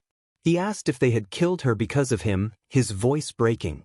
𝐼𝐻𝐻𝐿's tone was firm but compassionate as he reassured Izuku that the blame did not fall on him. These people had made a choice to hurt others, and what happened was not his fault. But Izuku wasn't listening. His mind spiraled into a storm of fragmented memories, the sound of shouting, the slamming of a door, and his mother's voice calling his name. His breathing grew faster, overwhelmed by the memories. He whispered that it was his fault, gripping the sides of his head, believing that if he hadn't had his quirk, she would still be alive. 𝐶𝐶 started to speak, but 𝐼𝐻𝐻 raised a hand, signaling him to wait. He moved closer to Izuku, his voice calm and steady as he urged him to take a deep breath. Izuku shook his head, tears spilling down his cheeks. His wings curled tightly around him, their dark feathers quivering. He sobbed that he couldn't stop thinking about it, that it was all his fault, and he should have done something. 𝐼𝐻𝐻 placed a hand on the edge of the bed, keeping his voice level as he insisted that none of this was Izuku's fault. He reminded him that he was a child and that the villains had made the choice to hurt him and his mother. It didn't deserve what happened. The words hung in the air, heavy and unrelenting. Izuku's sobs slowed, though his breathing remained uneven. He wiped at his face with shaking hands, his gaze fixed on the photograph beside him, whispering that she was all he had and now she was gone. 𝐼𝐻𝐻 exchanged a glance with 𝐶𝐶 and then crouched to be at Izuku's eye level. He quietly reminded Izuku that he still had people who cared about him and wanted to help, that he was not alone. Izuku didn't respond, his mind still swimming in guilt and grief. 𝐼𝐻𝐻 stood and gestured for 𝐶𝐶 to give them space. 𝐶𝐶 gently closed the folder and left it on the table, assuring Izuku that they were there when he was ready to talk. As they left, Izuku sat in silence, his trembling hands clutching the photograph. The light from the window reflected off the frame, casting faint patterns on the walls. The private therapy room was quiet, its soft, neutral tones meant to soothe frayed nerves. The walls were painted a calming shade of pale blue, and a small table in the corner held a tray with a teapot and a pair of cups. A cushioned chair sat near the window, the afternoon sunlight spilling across its armrests. Izuku sat on the floor, knees pulled to his chest and his wings tightly curled around him. His breathing was still uneven, his fingers gripping the edges of the blanket Recovery Girl had draped over his shoulders. Recovery Girl knelt in front of him, her movements slow and deliberate. She didn't speak right away, giving Izuku space to calm down. Instead, she poured a small cup of tea from the pot, setting it gently on the table beside him. She understood that this was a lot for Izuku, and her voice was calm and steady as she reassured him that it was okay to feel overwhelmed and to cry. Izuku's head remained buried in his knees, his body trembling. He whispered that he couldn't stop thinking about it, that it felt like he was back in that moment, and the pain was unbearable. Recovery Girl's heart ached at the raw pain in his voice. She settled herself on the floor, folding her legs beneath her to be at his level. She explained that trauma traps memories in the mind, replaying them like a loop, but he was safe now, not in that place anymore. Izuku shook his head, tears spilling down his cheeks, expressing that it didn't feel that way and that it felt like it was all still happening.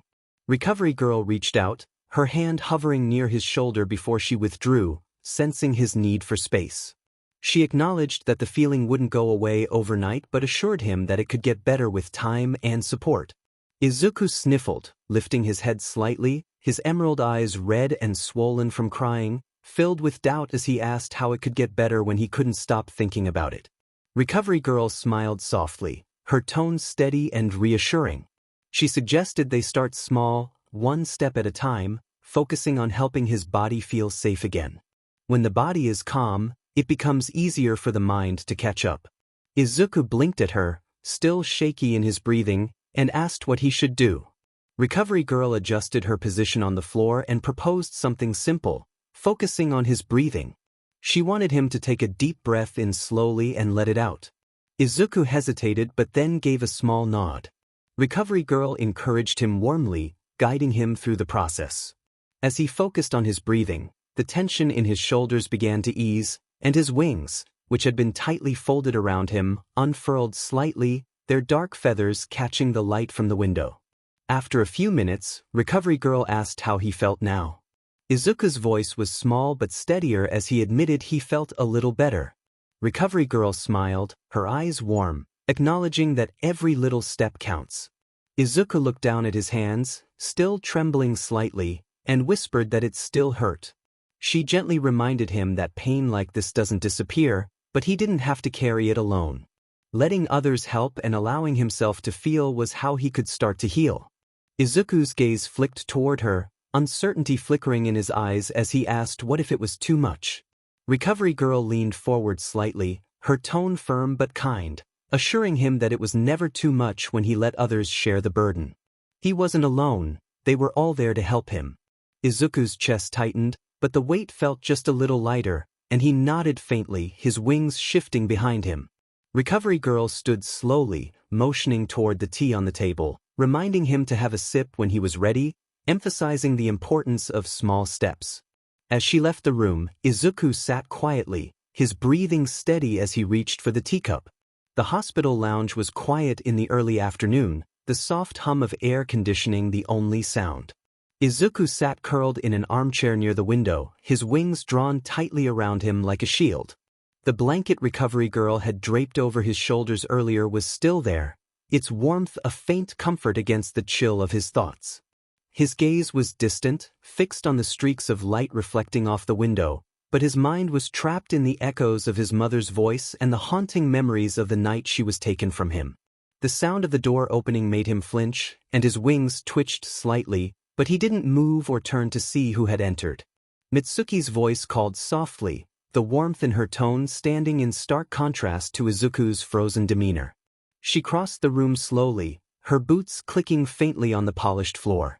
When she reached the chair beside his, she sat down with a sigh, leaning back and stretching out her legs.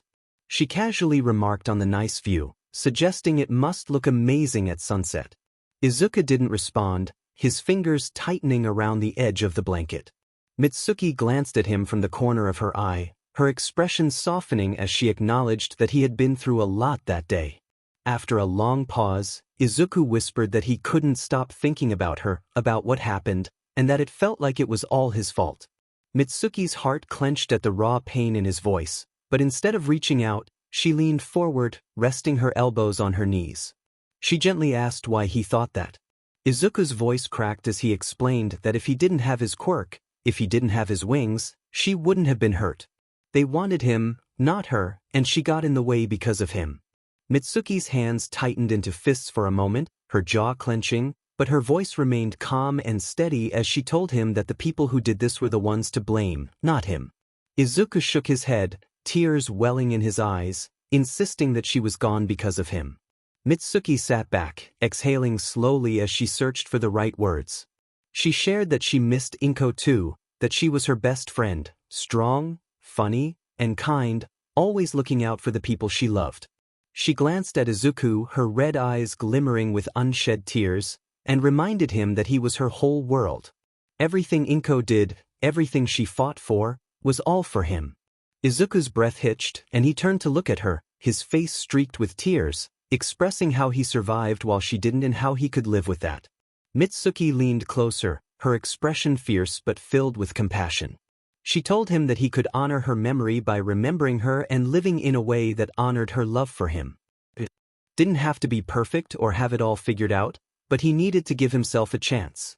Izuku's wings unfurled slightly, their dark feathers catching the faint light from the window as he asked what if he couldn't do it. Mitsuki smiled faintly, her tone softening again, encouraging him to keep trying. If he fell, he should let the people who cared about him help him back up. Izuku felt the weight of Mitsuki's words settle over him like a comforting blanket. He looked down at his trembling hands and wondered if his mother would have wanted him to keep going. Mitsuki's smile grew, her eyes shimmering with emotion as she reassured him that 𝐼𝐻𝐬 would be proud of him for allowing himself to feel this pain. As Izuku's shoulders sagged, the tension in his chest began to ease, and he allowed himself to consider that perhaps Mitsuki was right. He whispered how much he missed her, tears streaming down his cheeks. Mitsuki leaned back, letting him cry without interruption. When his sobs quieted, she reached into her bag and pulled out a small, folded piece of paper. She held it out to him, saying she had found it too. Hesitantly, Izuku took it, his hands trembling as he unfolded it to reveal a child's drawing of a woman with bright green hair and a boy with wings. Mitsuki explained that he had drawn it for his mother when he was little, and it had been one of her favorite things.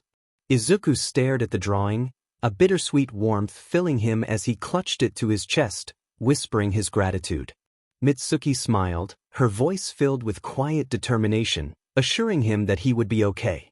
It would take time, but she would be there every step of the way. Sitting cross-legged on his hospital bed, Izuku felt the blanket wrapped around his shoulders and his wings resting loosely at his sides. The room was dimly lit, with the golden light of late afternoon filtering through the blinds. On the bedside table sat the photograph Mitsuki had given him, its frame catching the soft glow of the setting sun, next to the folded drawing, a reminder of the boy he used to be. A soft knock at the door made him look up. 𝐼𝐻𝐻 stepped inside, his presence quiet yet grounding. He settled into a chair beside Izuku's bed, his posture relaxed but his sharp eyes taking in the lingering tension in Izuku's frame. They sat in silence for a while, the faint hum of the hospital's air conditioning filling the room.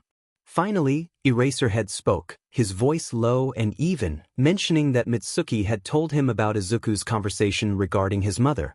Izuku nodded hesitantly, admitting that it had been hard. 𝐼𝐻𝐻 reassured him that it was okay for it to be difficult, as talking about those we've lost hurts because they mattered to us. Izuku fidgeted with the edge of the blanket, recalling how his mother always protected him and how strong she was, contrasting with his feelings of inadequacy. 𝐼𝐻𝐻 leaned forward slightly, asking what made him think he wasn't strong. Izuku hesitated, feeling his wings twitch. He expressed his feelings of failure for not being able to save her, but 𝐼𝐻𝐻 gently interrupted, reminding him that he was just a child in an impossible situation. The true failure lay with those who had hurt them, not with him. Izuku's chest tightened, and he felt his wings shift as he reflected on his mother's unwavering belief in him. 𝐼𝐻𝐻's gaze softened as he asked if Izuku thought his mother would want him to blame himself for surviving. Izuku froze, realizing he had never considered it that way before. 𝐼𝐻𝐻 leaned back slightly, giving him space to process. He explained that strength doesn't mean being free of fear or mistakes. It means continuing to move forward even when it feels overwhelming. Izuku's lips quivered as he admitted his exhaustion, unsure if he could keep going. 𝐼𝐻𝐻's tone softened further, emphasizing that he had people around him to help carry that weight. He reassured Izuku that he didn't have to face this alone. The words resonated deeply within Izuku, easing the tension in his body. 𝐼𝐻𝐻 tapped lightly on the table where the photograph sat, reminding Izuku that his mother would want him to lean on others. She believed in him and in those around him, encouraging him to accept their help as a sign of strength. Izuku stared at the photograph, his breaths uneven, and slowly nodded, his voice barely a whisper as he agreed. 𝐼𝐻𝐻 stood, adjusting his scarf as he moved toward the door. He paused, glancing back at Izuku with a faint smile, reminding him that he was stronger than he thought and to give himself some credit. As the door closed behind him, Izuku sat in silence, hands clutching the edges of the blanket. For the first time, the idea of letting others help him felt less daunting. He reached for the folded drawing Mitsuki had given him, tracing the childlike lines with his finger. His wings shifted behind him, catching the light, and for a brief moment he felt the faintest spark of hope. The hospital's rooftop garden was a serene place, bathed in the warm hues of early evening. The scent of flowers mingled with the crispness of fading sunlight. A small bench sat in one corner, surrounded by neatly trimmed bushes and patches of blooming wildflowers. Izuku stepped onto the rooftop hesitantly, dwarfed by the open sky. His wings shifted slightly at his back as Mitsuki walked beside him, her presence steady but unobtrusive. Recovery Girl followed a short distance behind, hands clasped in front of her. Mitsuki gestured to the garden, asking Izuku if he thought it was a nice place to get some fresh air. He nodded faintly, finding it peaceful. Mitsuki led him to the bench, sitting down and patting the space beside her. Izuku hesitated before joining her, his wings shifting awkwardly as he sat. Recovery Girl remained standing a few steps away, giving them space while staying close enough to offer support. The silence stretched comfortably between them. The gentle rustling of leaves and the soft chirping of birds filled the air, grounding Izuku in the present moment. Mitsuki leaned back, crossing her arms as she glanced at him. She lightly remarked that he had been keeping his wings tucked in pretty tight and asked if he thought he was ready to let them stretch a bit. Izuku stiffened, his gaze dropping to his lap as he admitted uncertainty, feeling as though his wings no longer belonged to him. Mitsuki frowned but kept her tone gentle, inquiring why he felt that way. Izuku's voice trembled as he expressed that his wings were so different now. They used to be white and appealing, but now they felt broken and dark. He questioned whether he could still use them. Recovery Girl stepped closer, her voice calm and reassuring, reminding him that his wings had been through a lot, but that didn't mean they had lost their strength or purpose. Mitsuki nodded in agreement, emphasizing that his wings had carried him through challenges that would have defeated most people, and they had stories to tell, even if they didn't look the same. Izuku glanced at her, uncertainty flickering in his emerald eyes as he voiced his fear that they might not be able to fly anymore. Mitsuki leaned forward, her expression determined, suggesting that if they couldn't fly, he would learn to use them differently. She reminded him that wings were not just for flying. They were part of him, no matter their appearance or functionality. Her words settled over Izuku like a warm blanket, grounding him. He sat in silence for a long moment, his hands clenching and unclenching in his lap. Finally, he glanced at Recovery Girl, hesitantly asking if she thought his wings could still move. Recovery Girl smiled gently, encouraging him to find out, advising him to go slowly and not push himself too hard. Izuku nodded, swallowing hard as he closed his eyes. His wings trembled slightly, the tension in them palpable as he tried to will them to move. At first, they remained still, heavy and unyielding. Mitsuki placed a hand lightly on his shoulder, her tone steady and encouraging, reminding him to take his time, as it was not a race. Taking a deep breath, Izuku focused on the sensation of the breeze against his feathers. Slowly, hesitantly, his wings began to unfurl. The motion was awkward and jerky at first, like a bird attempting to take flight for the first time. The dark feathers stretched outward, catching the fading sunlight.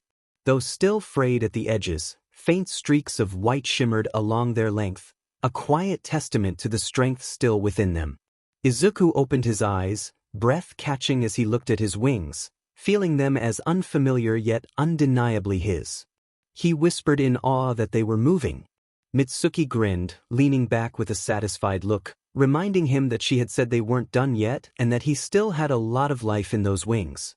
Recovery Girl stepped closer, her expression warm, affirming that it was a good start and that his wings would regain their strength little by little, just like him. For the first time, Izuku allowed himself to smile, a small, tentative curve of his lips. His wings shifted slightly, their feathers ruffling in the breeze. He softly thanked both Mitsuki and Recovery Girl, feeling grateful. Mitsuki reached over, ruffling his hair with a grin, reminding him that he didn't have to do this alone. Izuku nodded, his gaze drifting back to the horizon. The open sky felt less daunting now, more like a promise than a threat. For the first time in years, he felt a flicker of hope, not just for his wings, but for himself. The soft morning light crept into Izuku's hospital room, bathing the space in a golden glow. The quiet hum of the hospital outside his door was comforting, a constant rhythm that reminded him he wasn't alone. Izuku lay curled on his bed, the blanket from Recovery Girl still draped around his shoulders. His wings rested loosely against his back, no longer tense but still feeling heavy, their dark feathers rustling faintly as he shifted. Beside him, on the small bedside table, the photograph of his mother remained. Next to it was the childlike drawing Mitsuki had given him, its edges worn but its meaning profound. Izuku reached out and gently touched the frame, his fingers lingering on the image of his mother's bright smile. A light knock at the door drew his attention. Mitsuki's voice called softly as she stepped inside, carrying a small bundle in her arms. Her blonde ponytail bounced as she walked, and her sharp red eyes softened when they met his. She hoped he was up for some nostalgia, as she had found something he might like. Izuku blinked, sitting up slightly as Mitsuki placed the bundle on the foot of his bed.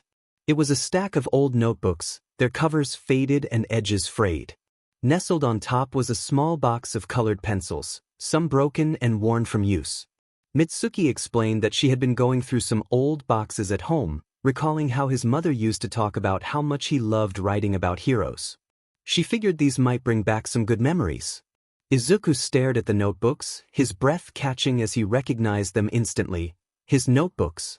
The ones he had carried everywhere as a child, scribbling ideas for quirks, hero costumes, and strategies. He whispered that he thought he had lost these, his hands trembling as he reached for the top notebook. Mitsuki smiled warmly, telling him that it seemed they had found their way back to him and encouraged him to take a look. Izuku hesitated, then carefully opened the notebook. The pages were filled with messy scrawls and hasty sketches, profiles of imaginary heroes, notes on quirks he had observed, and crude designs for costumes. A faint memory surfaced as he flipped through the pages, sitting at the kitchen table, his mother watching him with a fond smile as he explained his latest hero analysis. She had always listened intently, even when his ideas were wild or impractical. Tears pricked at the corners of Izuku's eyes as he ran his fingers over the pages, murmuring that he used to write about heroes all the time, thinking maybe he could be one too. Mitsuki's grin softened, encouraging him by asking why he couldn't still be one, noting that he still had that spark in his eyes. Izuku shook his head, his wings shifting slightly as he expressed doubt about whether he could anymore, feeling he was not the same person he had been back then. Mitsuki leaned forward, resting her elbows on her knees, gently reminding him that he was not supposed to be the same. Life changes people, especially when it is as hard as his had been, but that didn't mean he couldn't dream again. It just meant he would be dreaming with more strength than he had before. Izuku blinked at her, his lips parting as if to argue, but no words came. Instead, he looked back at the notebook, flipping to a blank page near the back. Mitsuki chuckled softly, encouraging him to go ahead and pick up where he left off or start something new, whatever felt right. Izuku hesitated, then reached for a pencil from the box. It felt strange in his hand, the familiarity of its weight clashing with how foreign the act of writing now seemed. Slowly, he pressed the pencil to the page, drawing a hesitant line. At first, it was shaky and uncertain. As he continued, the lines grew more confident, forming the outline of a pair of wings. The feathers were uneven, a mix of dark and light, but they felt real, like a reflection of himself. When he finally set the pencil down, Izuku stared at the image, his chest tightening with a mix of emotions. He thought they weren't perfect, his voice tinged with doubt. Mitsuki leaned over to look, her red eyes gleaming with pride. She reassured him that they didn't have to be perfect, they were his, and that was what mattered. Izuku's lips curved into a faint, tentative smile. For the first time in what felt like forever, he felt a spark of excitement, like a piece of the boy he used to be was still alive inside him. The private art room in the hospital was quiet, its soft pastel walls adorned with drawings from patients past and present. The smell of fresh paper and pencil shavings filled the air, mingling with the faint scent of flowers from a vase in the corner. A large table sat in the center of the room, scattered with colored pencils, markers, and sketchbooks. Izuku sat at one end of the table, his hands resting on a blank sheet of paper. His wings shifted behind him, brushing the back of his chair with faint rustles. Mitsuki sat nearby, leaning on her elbows as she sorted through a box of supplies, her movements casual but deliberate. Recovery Girl stood near the doorway, watching them with a soft smile. Mitsuki broke the silence, encouraging Izuku not to think too much about it. She placed a handful of pencils in front of him, urging him to let his hands do what they wanted. Izuku glanced up at her, then down at the paper, expressing his hesitance about whether it would come out right. Mitsuki raised an eyebrow, reminding him that it didn't have to be right. He wasn't drawing for anyone else, this was for him. Nothing was perfect the first time, she added. Her words hung in the air as Izuku picked up a pencil, its weight both familiar and foreign. He stared at the blank page, his mind swirling with possibilities and doubts. He began with a small line, barely visible against the paper. Then another and another. Slowly, the shape of wings started to take form, broad and feathered, with long strokes that felt deliberate yet unrefined. As he worked, Izuku's movements grew steadier. The dark outline of the wings expanded, and he added faint streaks of white to the feathers, blending them into the darker shades. The contrast between light and dark felt important, though he wasn't sure why. Mitsuki peered over his shoulder, complimenting his start and noting his talent for details. Izuku blinked, realizing he had drawn faint texture into the feathers, tiny lines that made them look more lifelike. He hadn't even noticed he was doing it. Mitsuki leaned back, twirling a pencil between her fingers, recalling how his mother used to say he would get so focused when drawing that the rest of the world disappeared. Izuku's chest tightened at the mention of his mother, but the ache was softer now, warmed by Mitsuki's voice. He quietly shared that he used to draw heroes, costumes, quirks, and even whole backstories, wanting to be just like them. Mitsuki smiled gently, reminding him that he still could be a hero, even if it wasn't in the way he had imagined. Izuku paused, pencil hovering over the page, expressing his uncertainty about whether he knew how anymore. Mitsuki tilted her head thoughtfully, explaining that being a hero wasn't about knowing everything from the start. It was about learning, trying, and not giving up, even when it was hard. Her words settled over Izuku like a comforting blanket, heavy with meaning. He looked back at his drawing, his eyes lingering on the faint streaks of white in the wings. Recovery Girl stepped closer, her voice warm as she encouraged Izuku. He had already started, just by being there and picking up that pencil again, he was taking the first steps. That was more than enough for now. Izuku nodded faintly, his grip on the pencil tightening. Slowly, he began to add more details to the wings, letting the lines flow more freely. The act of drawing felt like an unspoken conversation with himself, one he hadn't had in years. As the minutes passed, Izuku filled the page with more sketches.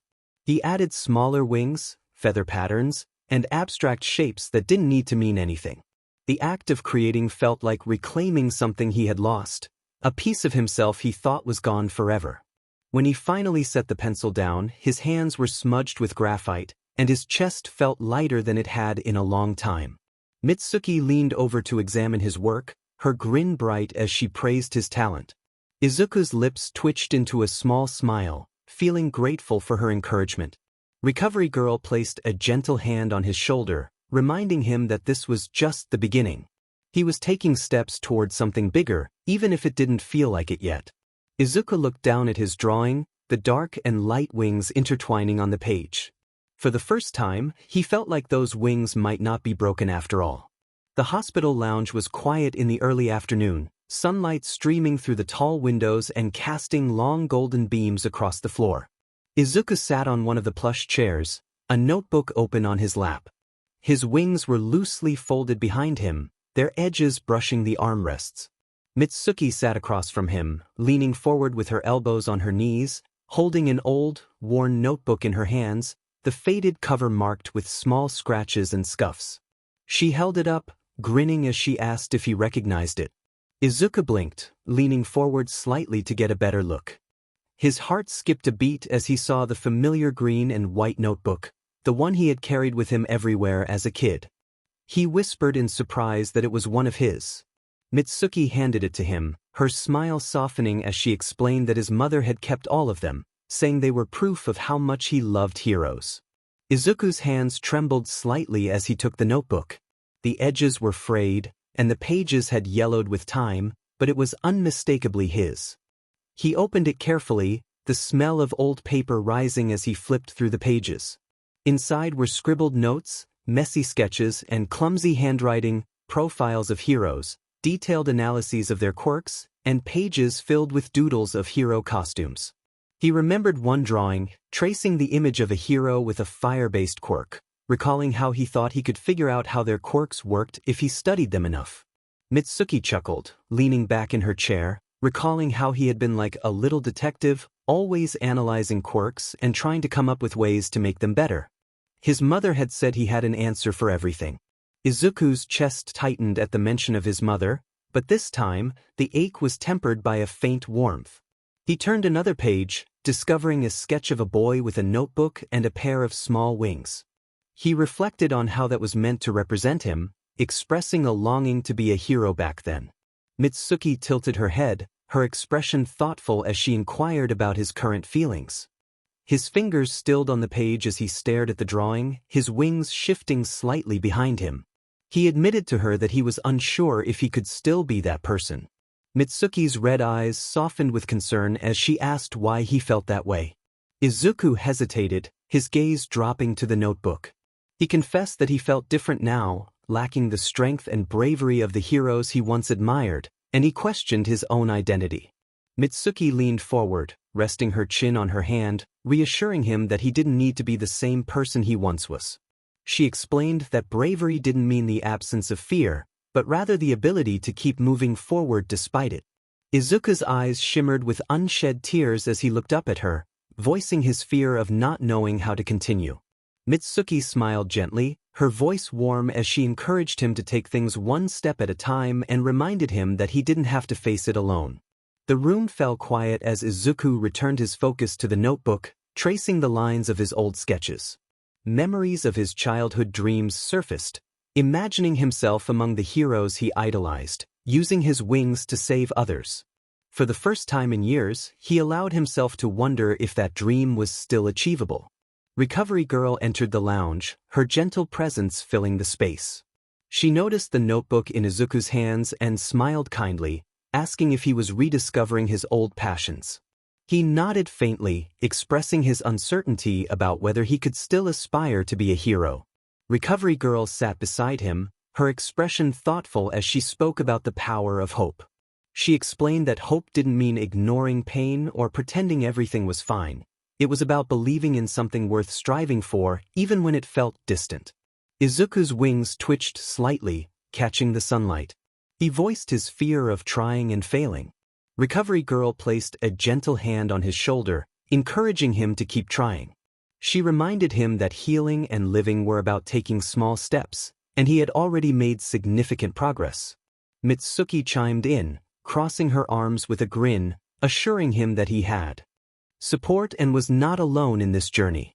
Izuku's lips trembled, a faint smile breaking through as he gripped the notebook tightly, contemplating the possibility of trying again. The late afternoon sun cast long shadows across Izuku's hospital room, with light spilling through half-closed blinds. A photograph of his mother sat on the bedside table, glowing softly in the golden light, alongside his old notebook filled with sketches and ideas he had revisited throughout the day. Izuku sat on the edge of the bed, his wings loosely folded against his back, hands resting in his lap as he fidgeted with the edge of the blanket. Despite earlier progress, doubts still lingered in his mind. A soft knock at the door drew his attention as 𝐼𝐻𝐼𝐻𝐸 stepped inside, his familiar slouched posture and tired eyes providing an oddly comforting sight. He didn't speak at first, simply pulling a chair closer to the bed and sitting down. The silence between them was not tense but felt intentional, allowing Izuku the space to speak if he wished. Eventually, he broke the quiet, acknowledging 𝐼𝐻𝐼𝐻𝐸's support. 𝐼𝐻𝐼𝐻𝐸 shrugged, calmly stating that it was his role to help. Izuku looked up, curious about why someone who barely knew him would care.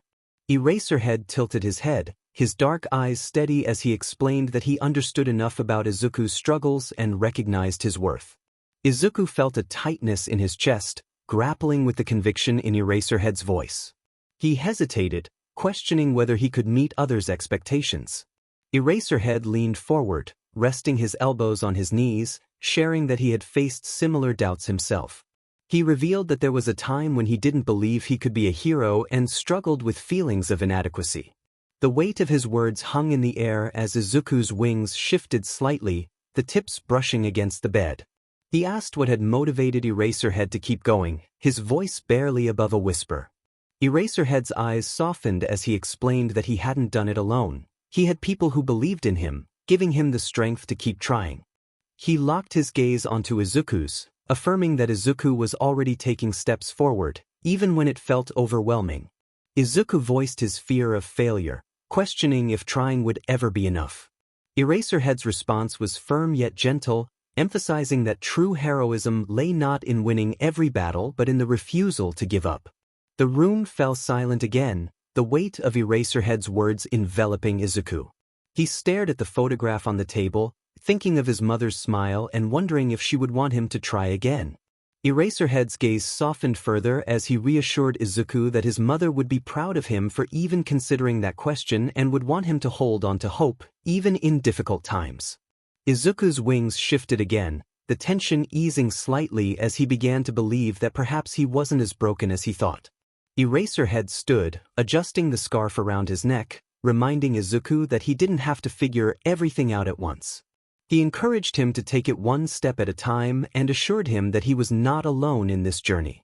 Izuku nodded faintly, loosening his grip on the blanket as he expressed his gratitude. 𝐼𝐻𝐼𝐸 gave him a small nod, his expression unreadable as he stepped toward the door, glancing back at Izuku with quiet but steady words, affirming that he was stronger than he realized. As the door closed behind him, Izuku sat in silence, his gaze drifting back to the notebook on the table. Slowly, he reached for it, his wings unfurling slightly as he opened it to a blank page. For the first time, he allowed himself to wonder what kind of hero he could still become. The rooftop garden was bathed in the soft hues of early evening, the sky painted in shades of orange, pink, and gold. The air was crisp, carrying the faint scent of blooming flowers from the nearby beds. Izuku stood at the edge of the garden, his hands gripping the railing as he gazed out at the sprawling horizon. Behind him, Mitsuki, Recovery Girl, and 𝐼𝐻𝐼𝐸 watched silently, giving him space.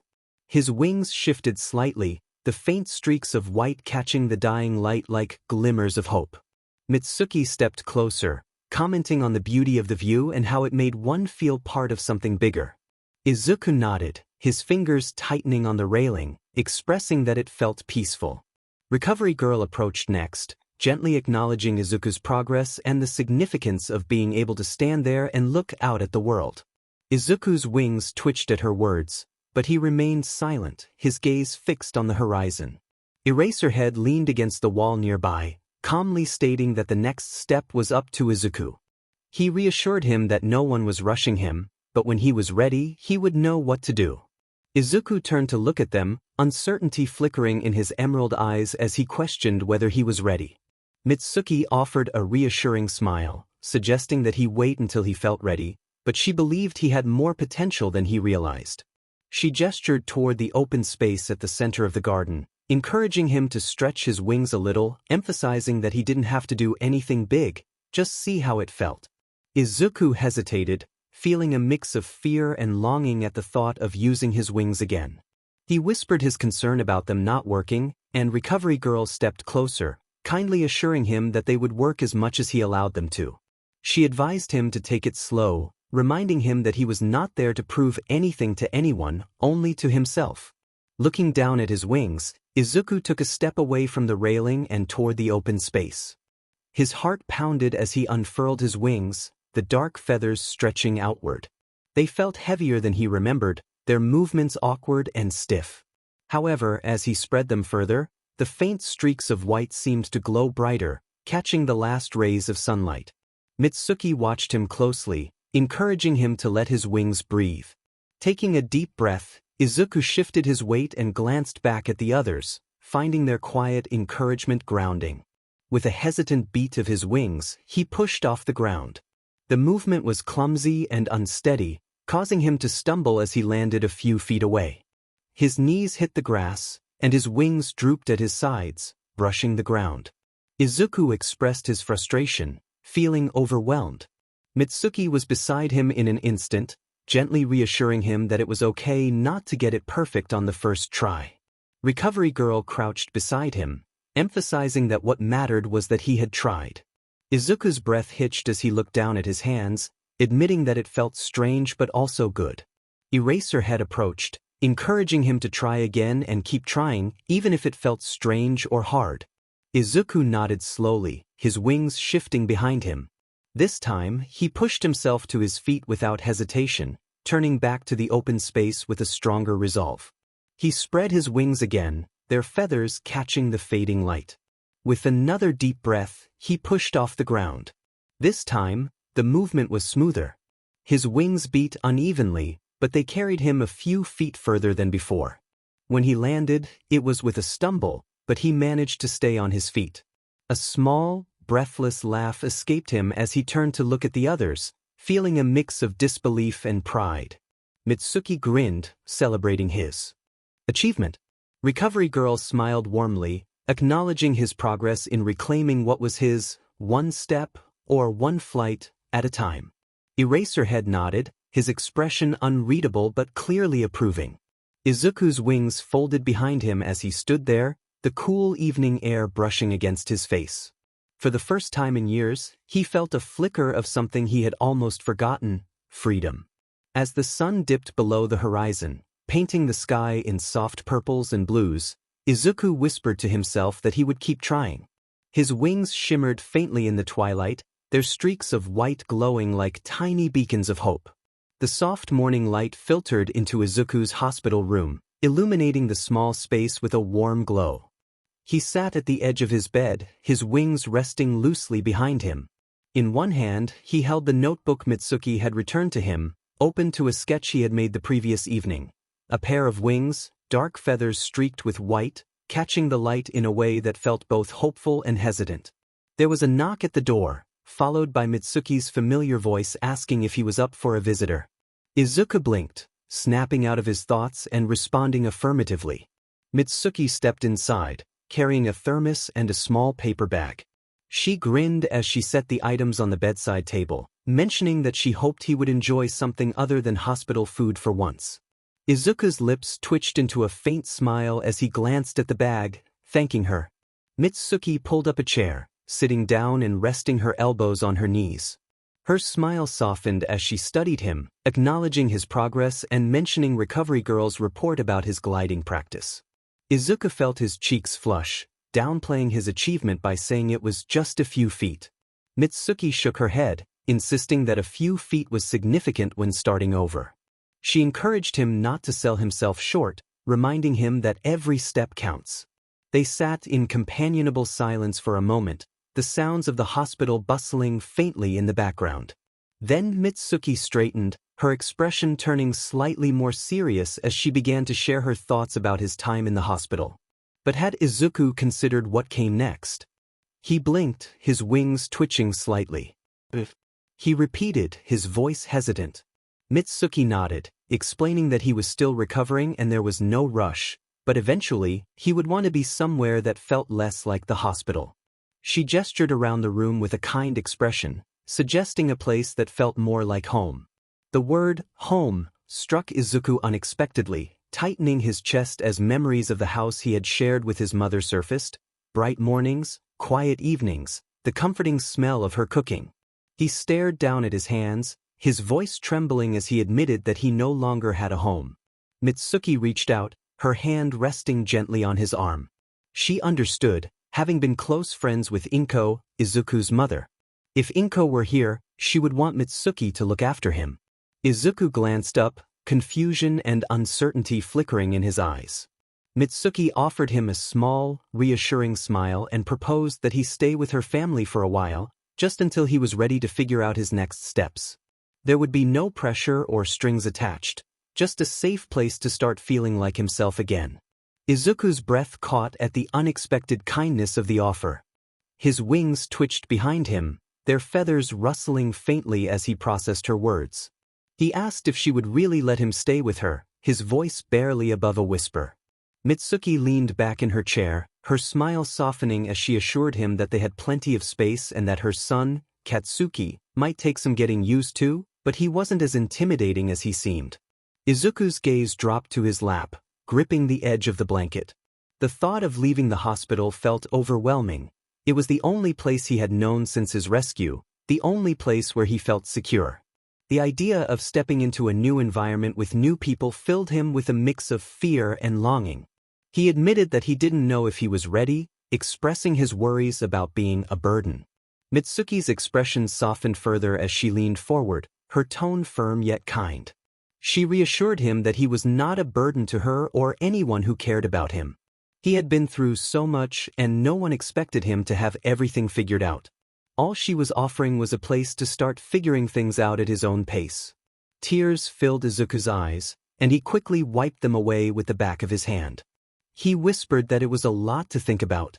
Mitsuki encouraged him to take his time, assuring him that there was no rush and that the offer would be there whenever he was ready. The room fell quiet, the weight of Mitsuki's words settling over Izuku like a soft blanket. He glanced at the notebook on his bedside table, filled with familiar sketches and notes that reminded him of the boy he used to be. For the first time, he allowed himself to wonder if leaving the hospital might be the next step in becoming that boy again, or someone even stronger. The rooftop garden was quiet in the mid-morning light. The air was crisp, carrying the faint scent of flowers from the surrounding planters, and the distant hum of the city below blended with the occasional rustle of leaves in the breeze. Izuku sat on a wooden bench near the railing, his wings draped loosely over the back. 𝐼𝐻𝐻𝐬 stood nearby, leaning casually against the railing, his dark eyes focused on Izuku, calm and unreadable. Izuku stared down at his hands, fingers fidgeting with the edge of his blanket. The weight of Mitsuki's offer pressed heavily on his mind, filling him with a mix of fear and uncertainty. 𝐼𝐻𝐻𝐬 broke the silence, pointing out that Izuku was overthinking again. Startled, Izuku insisted he wasn't, but 𝐼𝐻𝐻𝐬 raised an eyebrow, indicating otherwise. Izuku's wings twitched slightly as he admitted he didn't know if he could do it, voicing his fears of messing everything up. 𝐼𝐻𝐻𝐬 pushed off the railing and sat down beside Izuku, allowing a moment of quiet between them before speaking in a calm but firm voice. It was okay to be scared, change was hard and messy, but staying where he was forever wasn't an option either. Izuku glanced at him, wide-eyed and uncertain, expressing his concerns about the safety of the hospital. 𝐼𝐻𝐻𝐬 leaned back, crossing his arms, explaining that the hospital was safe because it was controlled and predictable, but the real world was not. Part of healing was learning to live with that unpredictability. Izuku swallowed hard, his gaze dropping to his lap as he wondered if he was ready. 𝐼𝐻𝐻𝐬 reassured him that he could take it one step at a time, emphasizing that no one expected him to have all the answers right now. Moving forward even a little was all that was needed. The wind stirred, ruffling Izuku's hair and making his wings shift slightly. He looked out at the horizon, feeling the tightness in his chest. He expressed his concerns about being a burden to Mitsuki's family and worried they might regret their offer. 𝐼𝐻𝐻𝐬's tone softened as he reassured Izuku that he was not a burden. If Mitsuki didn't want to help, she wouldn't have offered. People like her acted out of care, not obligation. Izuku hesitated, clutching the blanket tighter, voicing his fears about adjusting and the possibility of it being too much. 𝐼𝐻𝐻𝐬 offered a small, almost imperceptible smile, encouraging him to take a step back and try again if needed. Recovery was not about getting it right the first time, it was about not giving up when things felt hard. Izuku nodded slowly, the words soothing the frantic swirl of thoughts in his mind, though his chest still felt tight. 𝐼𝐻𝐻𝐬 stood, adjusting his scarf, reminding Izuku that he didn't have to decide today. He should take some time to think about what he wanted, not just what he feared.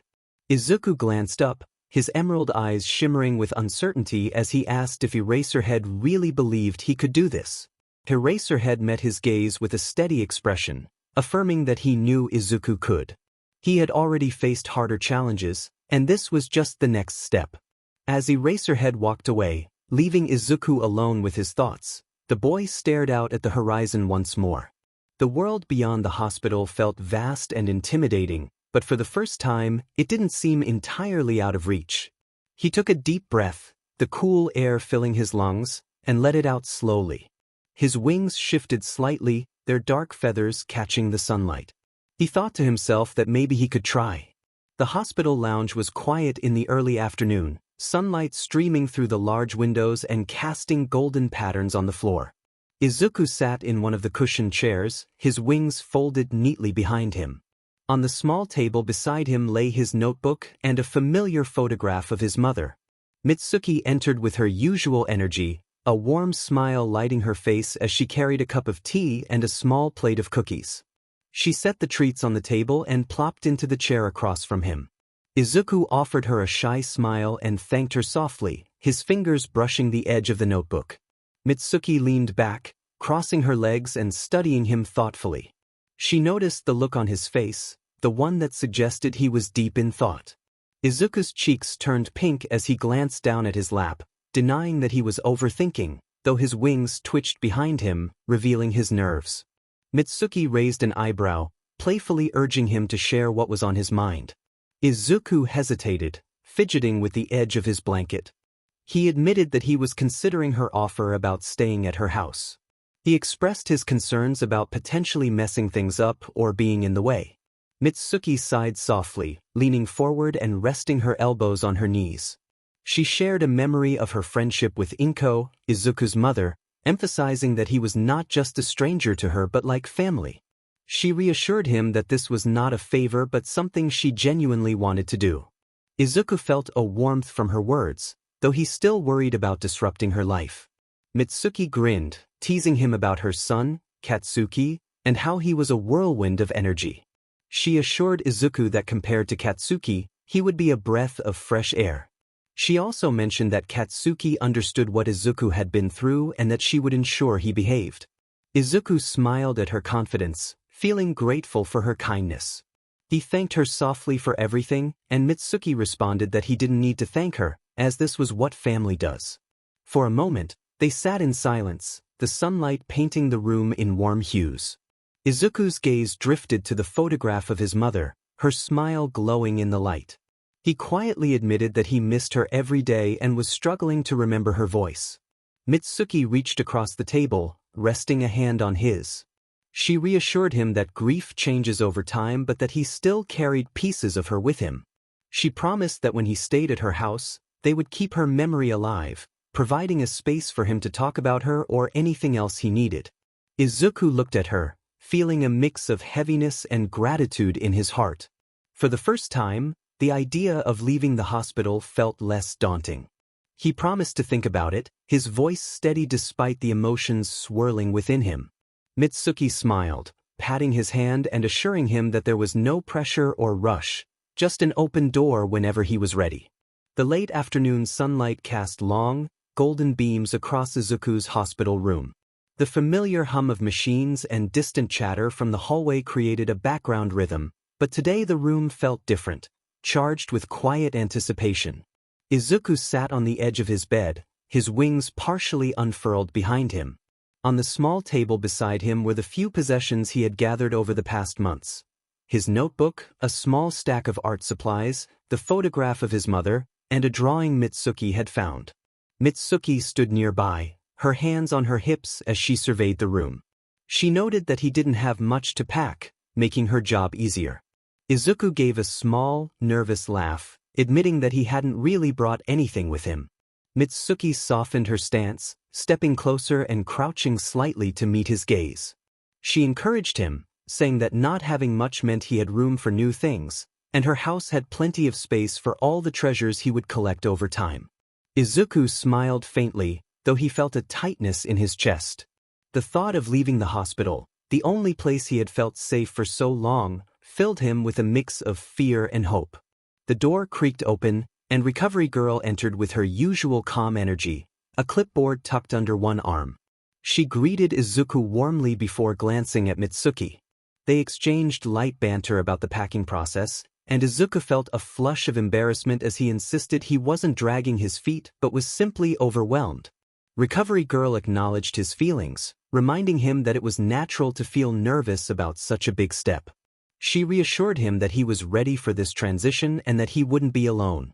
Mitsuki and her family were there to support him every step of the way, and he would still come back for checkups and therapy whenever he needed. Mitsuki added her playful yet reassuring tone, reinforcing that he had a solid support system waiting for him. Izuku felt a mix of emotions as he prepared for a new chapter in his life. Mitsuki reassured him that this was not a departure but rather a change of scenery. She playfully mentioned that if he disliked her cooking, he could always return for bland hospital meals from Recovery Girl. A soft chuckle escaped Izuku, easing the tension in his chest. His gaze fell on a photograph of his mother, and he reached for it, cradling it gently in his hands. He believed she would want him to embrace this new opportunity, as she had always encouraged him to keep moving forward. Mitsuki stepped closer, offering a comforting hand on his shoulder, expressing her pride in him. Recovery Girl smiled and assured him that they would help him pack at his own pace. Over the next hour, Izuku carefully placed his belongings into a small bag that Mitsuki had brought.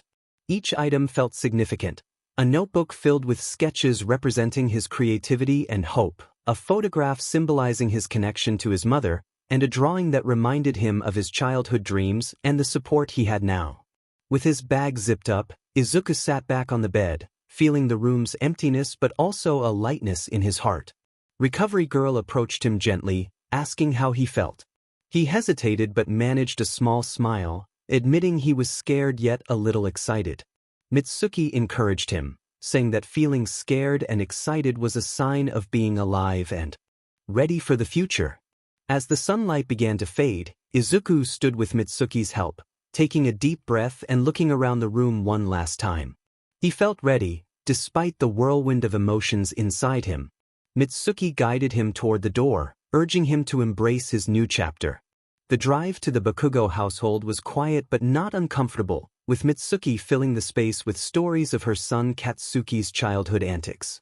Izuku sat in the passenger seat, his bag on his lap and his wings pressed against the back of the seat. He smiled faintly at Mitsuki's animated storytelling, though nerves twisted in his stomach. As they arrived at a modest two-story home, the garden was well kept, and the porch light glowed warmly against the dusk. Mitsuki announced their arrival, and Izuku stared at the house, feeling his heart race at the thought of stepping inside and meeting her family. Mitsuki noticed his apprehension and reassured him that it was normal to feel nervous. Inside, the house felt cozy and lived in, with the scent of fresh laundry and faint 𝗶𝗞s in the air. Family photos adorned the walls, and the furniture looked comfortably worn. Mitsuki guided Izuku through the entryway, pointing out various features, including the bathroom, kitchen, and his room upstairs. She assured him that Katsuki's room was on the other side of the house, so he wouldn't be bothered too much. As they reached the stairs, a voice called out from the kitchen, and Katsuki appeared in the doorway. His sharp crimson eyes narrowed as they landed on Izuku, and although his expression was fierce, there was a flicker of curiosity in his gaze. He crossed his arms and acknowledged Izuku, asking if he was the kid Mitsuki had been talking about. Mitsuki playfully warned Katsuki not to scare Izuku off, and Katsuki, with a faint smirk, welcomed him in his own gruff way. Izuku blinked, unsure how to respond, and stammered a thank you, feeling his wings twitch nervously. Mitsuki sent Katsuki off to finish setting the table for dinner, assuring Izuku that he would fit right in. Upstairs, Mitsuki opened the door to a small but inviting guest room. The walls were painted a soft blue, and a neatly made bed sat against one wall. A desk and chair occupied the corner, and the window overlooked the quiet street outside. Mitsuki encouraged Izuku to make himself at home and assured him that if he needed anything, he could ask. Izuku stepped inside, feeling the warmth of the room. He ran his fingers over the quilt, feeling a swell of emotion. It was perfect. Mitsuki smiled warmly and left him to settle in, assuring him that Katsuki was all bark and no bite. As the room fell quiet, Izuku sat on the edge of the bed, his bag at his feet. He glanced around, feeling a sense of comfort in the unfamiliar surroundings. For the first time in years, he felt the stirrings of belonging. He reached into his bag, pulling out the photograph of his mother and placing it on the desk. The image seemed to glow in the soft light, radiating warmth and encouragement. He whispered a promise to try, feeling steady despite the emotions swirling within him. As he sat there, his wings shifted slightly, their dark feathers catching the light. The space around him felt like more than just a room. It felt like a place where he could begin to heal. The morning light seeped through the soft blue curtains of Izuku's new room, casting gentle rays across the desk and the small bed where he lay. For a moment he stayed still, his mind slowly rousing from sleep. The room was quiet except for the faint rustle of leaves outside the window and the occasional hum of life from the rest of the house. Izuku blinked up at the ceiling, the unfamiliar surroundings sinking in. The walls were painted a calming shade of blue, bare except for a few shelves that Mitsuki had said he could use however he liked. A soft breeze drifted through the partially open window, carrying the faint scent of flowers from the garden below. His wings shifted slightly against the mattress, their dark feathers brushing the blanket. He sat up slowly, rubbing the sleep from his eyes, and glanced around the room. On the desk, the photograph of his mother stood beside his notebook. The image seemed to glow softly in the morning light, her kind smile a comforting presence in this unfamiliar space. Izuku reached for the notebook, flipping it open to the sketch he had worked on the night before. A pair of wings, their dark feathers streaked with white. He ran his fingers over the page, his thoughts swirling. He felt a mix of hope and heaviness as he acknowledged, to himself, that this was his home now. But as the silence stretched on, so did the weight of uncertainty. What if he wasn't ready for this? What if he couldn't adjust? His chest tightened, and his wings twitched nervously. He glanced at the door, the sound of faint voices from downstairs reaching his ears. Mitsuki was probably in the kitchen, and Katsuki's gruff tone occasionally broke through the hum of conversation. The idea of joining them filled Izuku with both anticipation and fear. He didn't want to impose or seem ungrateful, but the thought of stepping out into this new environment was daunting. He stood, his legs feeling shaky beneath him. His wings adjusted instinctively, stretching slightly before folding neatly behind him. He walked over to the desk and picked up the photograph, his fingers brushing the frame. He whispered to himself, recalling how his mother would encourage him to try. Taking a deep breath, Izuku set the photograph back on the desk and adjusted the hem of his shirt. He walked to the door, his hand hesitating on the handle for a moment before he opened it. The soft hum of activity grew louder as he stepped into the hallway. The scent of something warm and inviting wafted from downstairs, mingling with the faint sounds of clinking dishes. As he descended the stairs, the light-hearted bickering of Mitsuki and Katsuki became clearer. Mitsuki's voice rang out, urging Katsuki not to shove everything in the sink, while Katsuki grumbled back, dismissing her concerns. Izuku paused at the base of the stairs, a small smile tugging at his lips despite his nerves.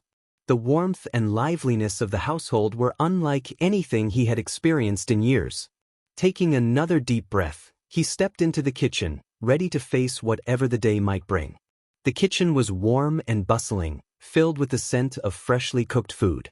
Mitsuki stood by the stove, flipping pancakes with practiced ease. A steaming pot of miso soup sat on the counter beside a plate piled high with tamagoyaki. Katsuki sat at the kitchen table, his arms crossed and a scowl on his face as he stared at his phone. The faint sound of news anchors discussing the latest hero activities played from the small TV mounted on the wall. Izuku hesitated in the doorway, his wings shifting slightly behind him. The lively atmosphere was comforting but overwhelming, and he wasn't sure how to step into it. Mitsuki turned, her eyes lighting up when she saw him. She greeted him cheerfully, saying he was just in time for breakfast. Katsuki glanced up from his phone, his crimson eyes narrowing slightly as he acknowledged Izuku's presence, teasing him about finally being awake and suggesting he eat quickly to avoid Mitsuki's nagging.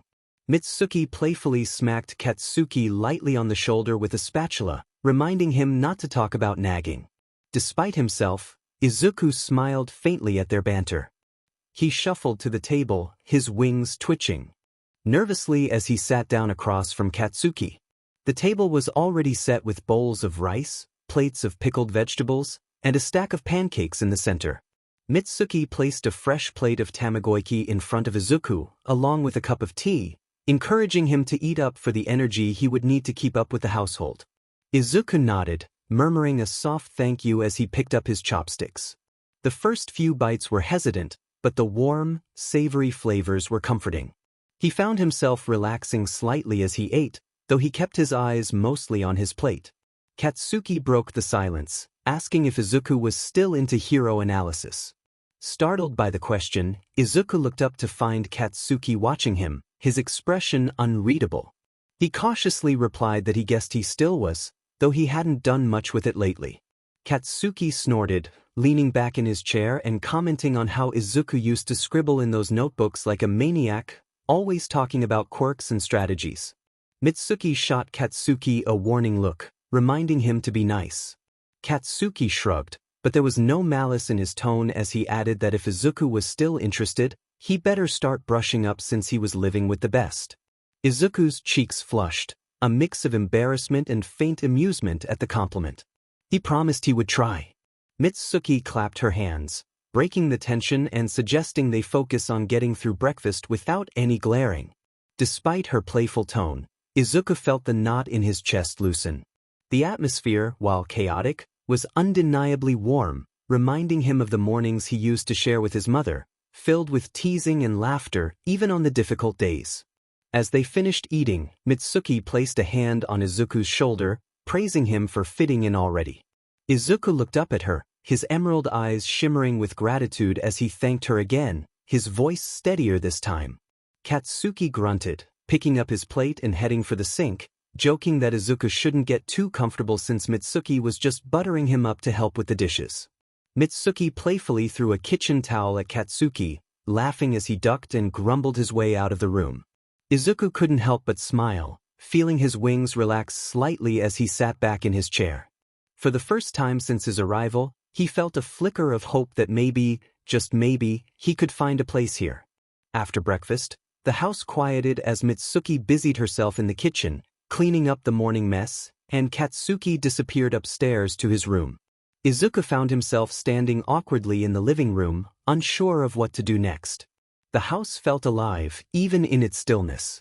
Family photos adorned the walls, some showing a younger Mitsuki and her husband, others featuring a scowling Katsuki at various stages of his life. Trophies and medals were displayed on a small shelf, their polished surfaces catching the sunlight that streamed through the windows. Izuku's wings shifted nervously as he took a step toward the photos, his curiosity tugging at him despite his hesitation. One photograph in particular caught his eye. A young Katsuki stood on a podium, holding a shiny medal with a triumphant expression and a wide grin. Izuku smiled faintly, imagining Mitsuki cheering loudly in the background when the photo was taken. He reached out to trace the edge of the frame but hesitated, his hand hovering midair. Mitsuki's voice called from behind him, startling him slightly. She leaned against the doorframe, a small towel slung over her shoulder and a grin on her face. She encouraged him to feel free to look around, reminding him that this was his home now too. Izuku nodded, his cheeks flushing slightly, and thanked her softly. Mitsuki stepped closer, her tone casual but warm, offering to give him a full tour to help him avoid any mishaps. The tour began in the living room, where Mitsuki pointed out family photos and Katsuki's various awards. She gestured to a large trophy, mentioning it was from his first sports festival and how competitive he had always been, even as a child. Izuku chuckled softly, picturing a younger Katsuki barking orders at his classmates during school competitions. They moved on to the kitchen and dining area, where Mitsuki explained the layout of the cabinets and fridge, inviting him to help himself to anything. As they climbed the stairs, she pointed out the doors to various rooms, mentioning Katsuki's room and her husband's study, which was currently unoccupied due to a business trip. When they reached Izuku's room, Mitsuki reassured him that it was all his and encouraged him to make it his own. As Mitsuki led him back downstairs, they passed a door that led to the backyard. Mitsuki paused, her grin widening as she opened the door. The backyard was a small but vibrant space, filled with neatly trimmed grass and colorful flower beds. A wooden bench sat under a large tree, providing shade. The air smelled fresh and earthy, carrying the faint scent of blossoms. Izuku stepped outside, feeling a calming sensation wash over him as he sat on the bench, letting the sunlight warm his face. For the first time in a long while, the world felt less intimidating and more manageable. The living room was bathed in soft afternoon light as Izuku hesitantly stepped inside. Katsuki sat sprawled on the couch, arms crossed and one leg propped up on the coffee table, while a hero documentary played in the background. Izuku hesitated in the doorway, unsure if he should interrupt. Katsuki glanced at him and motioned toward the empty spot on the couch, urging him to sit. Izuku shuffled forward, settling on the far end of the couch, his hands folded in his lap as he watched the documentary analyze a hero's strategy during a major battle. Katsuki suddenly pointed out a hero named 𝐒𝐮𝐬𝐴, asking if Izuku knew about him. Startled, Izuku confirmed that he did, explaining the hero's quirk, which allowed him to harden his BLD into blades. Katsuki smirked, acknowledging Izuku's knowledge and recalling how he used to scribble notes about heroes and strategies. As the documentary shifted to teamwork among heroes during large-scale disasters, Izuku quietly remarked on the importance of collaboration, noting that even the strongest heroes couldn't do everything alone. Katsuki agreed, adding that teamwork only worked if everyone knew their roles. Izuku nodded, emphasizing the significance of planning and strategy. Katsuki gave a small, approving grunt, acknowledging Izuku's thoughts. As the show moved into its final segment, Katsuki turned down the volume and glanced at Izuku, bluntly stating that he wouldn't coddle him. He insisted that if Izuku was going to live there, he needed to stop moping around and start acting like someone who belonged. The words resonated with Izuku, who felt the weight of Katsuki's seriousness. There was no sugarcoating, but there was also no rejection, and Izuku found himself determined to rise to the challenge. It wasn't an invitation exactly, but it felt like an acknowledgement, a grudging acceptance that Izuku was part of this household now. Izuku nodded, his voice steadier this time, agreeing to the unspoken understanding. Katsuki leaned back, crossing his arms and declaring that it was time for Izuku to stop hogging the remote since his show was on next. Izuku couldn't help but smile faintly as he passed Katsuki the remote. For all his rough edges, Katsuki had a way of cutting through Izuku's self-doubt without even trying. As the TV switched to a new program, Izuku let himself relax further into the couch. The living room felt less intimidating now, its warmth and liveliness beginning to feel like something he could grow used to. For the first time, he allowed himself to believe that maybe Katsuki was right, maybe he could belong here after all. The sun hung low in the sky, casting a warm golden glow through the window of Izuku's new room. He sat at his desk, his notebook open to a fresh page. His pencil hovered just above the surface, trembling slightly as he debated what to draw. The events of the day swirled in his mind, the lively breakfast, Mitsuki's encouraging words, and Katsuki's blunt but oddly supportive attitude. Each moment had left a mark, small but meaningful, nudging him closer to a fragile sense of belonging. Izuku exhaled slowly and began to sketch. The lines were hesitant at first, forming the outline of wings. He added details to the feathers, shading the edges with a blend of dark and light strokes. The wings on the page reflected his own, a mix of shadows and faint streaks of white that seemed to shimmer with potential. As he worked, a knock at the door broke his concentration. Mitsuki's gentle voice called out to him, and he set the pencil down, inviting her in. Mitsuki stepped inside, a warm smile on her face. She glanced at the notebook on the desk, her eyes lighting up as she commented on his drawing. Izuku flushed slightly, his wings shifting behind him, and explained that drawing helped him think. Mitsuki leaned against the wall, crossing her arms, and remarked on the importance of finding ways to sort through his thoughts, asking how he was holding up after such a big day. Izuku hesitated, his gaze dropping to his hands as he admitted that the day had been different, but not in a bad way. Mitsuki's smile softened as she affirmed that different was good, indicating that he was starting to settle in, little by little. She then suggested they go sit outside for a bit, as the backyard was the best place to watch the sunset. Izuku hesitated but then nodded, standing and following her out of the room. The backyard was bathed in the soft hues of twilight, the sky a blend of orange, pink, and purple. The air was cool and refreshing, carrying the faint scent of flowers from the garden beds. Mitsuki led Izuku to the wooden bench beneath the large tree, sitting down with a sigh. Izuku sat beside her, his wings folding neatly behind him. For a moment, neither of them spoke, simply taking in the quiet beauty of the evening. Mitsuki remarked that this spot had seen a lot of thinking over the years, recalling how Katsuki used to climb that tree when he was little, claiming he could get a better view of the sky. She chuckled about how he had fallen out more times than she could count. Izuku chuckled softly, imagining a younger, equally fiery Katsuki scaling the branches. He noted that Katsuki seemed different from what he had expected. Mitsuki smirked, explaining that while Katsuki was rough around the edges, he had a good heart and that his yelling was misleading. He cared more than he let on.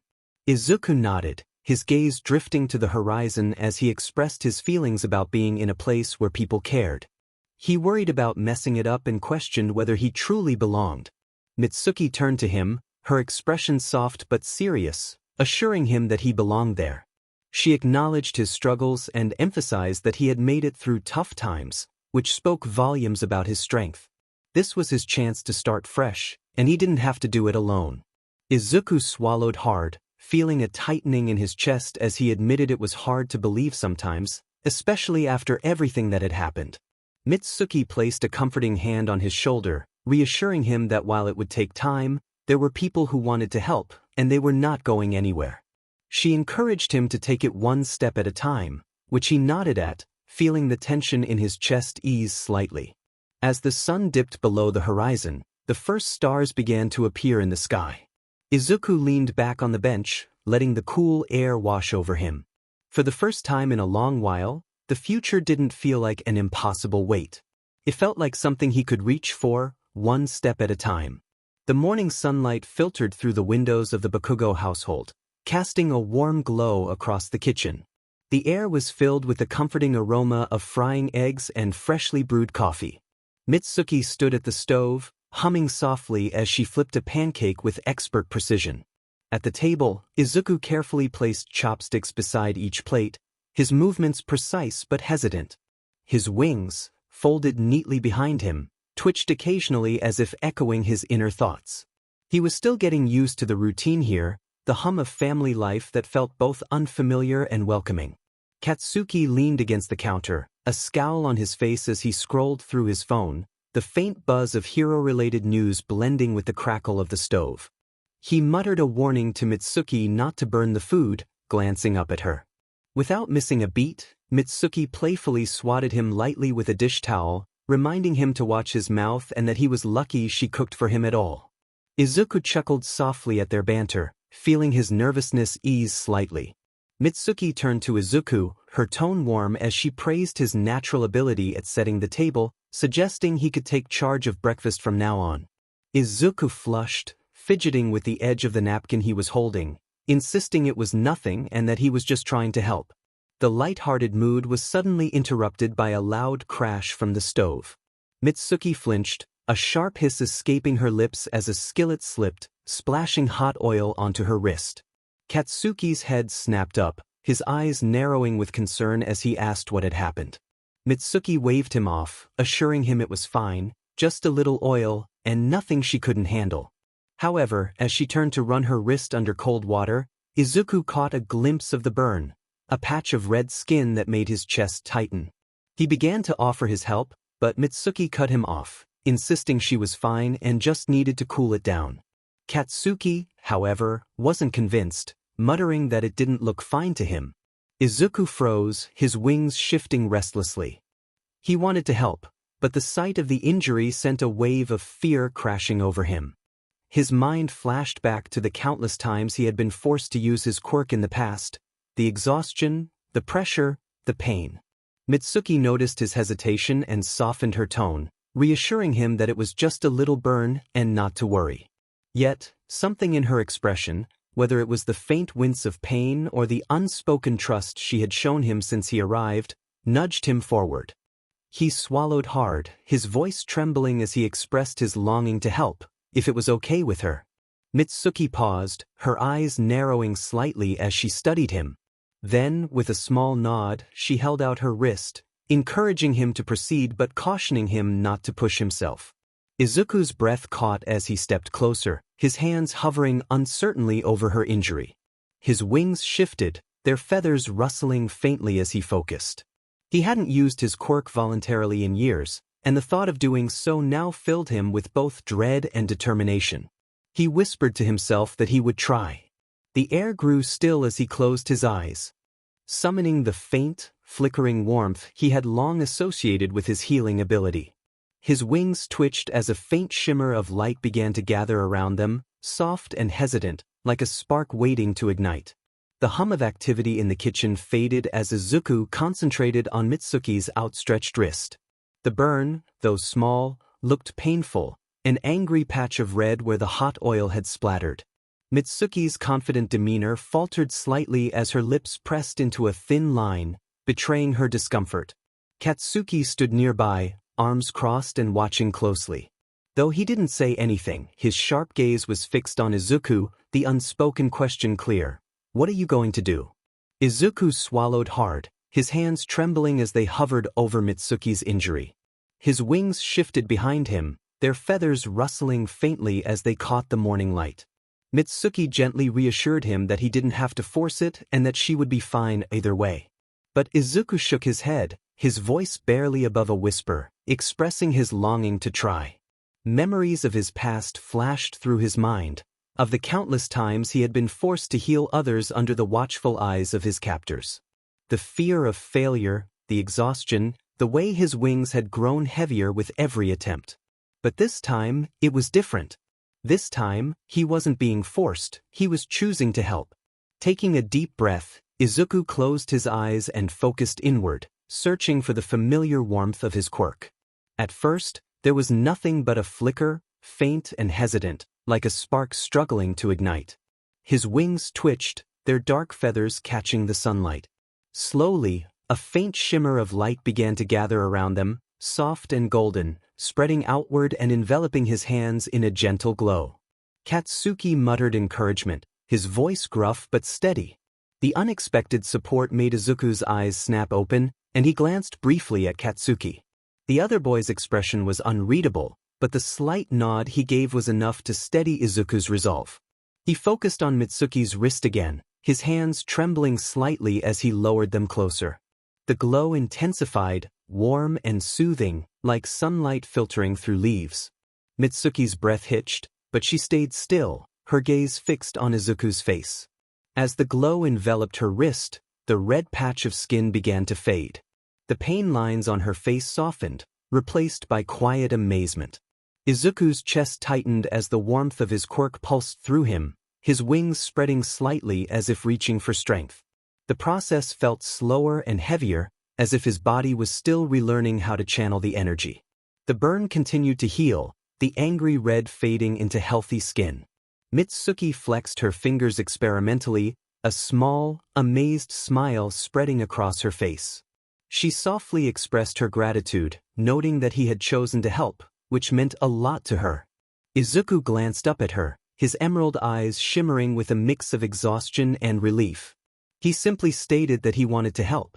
Mitsuki smiled, placing a comforting hand on his shoulder, acknowledging that he had shown real strength.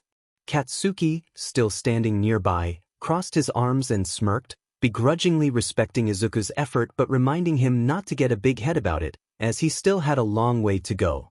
Izuku let out a faint chuckle, the tension in his chest easing slightly. Despite the exhaustion, a flicker of pride warmed him. For the first time in years, he had used his quirk not because he was forced to, but because he chose to. As the morning light bathed the room, the air felt lighter, charged with a new sense of possibility. Izuku's wings twitched faintly, their feathers catching the sunlight, reflecting the quiet strength he had found within himself. The house was quiet after the incident, save for the faint ticking of the kitchen clock. Mitsuki had insisted on cleaning up the kitchen herself, leaving Izuku alone at the dining table. Katsuki had grumbled something about needing to blow off steam and retreated to the backyard. Izuku sat with his hands folded tightly in his lap, his wings curling protectively around him.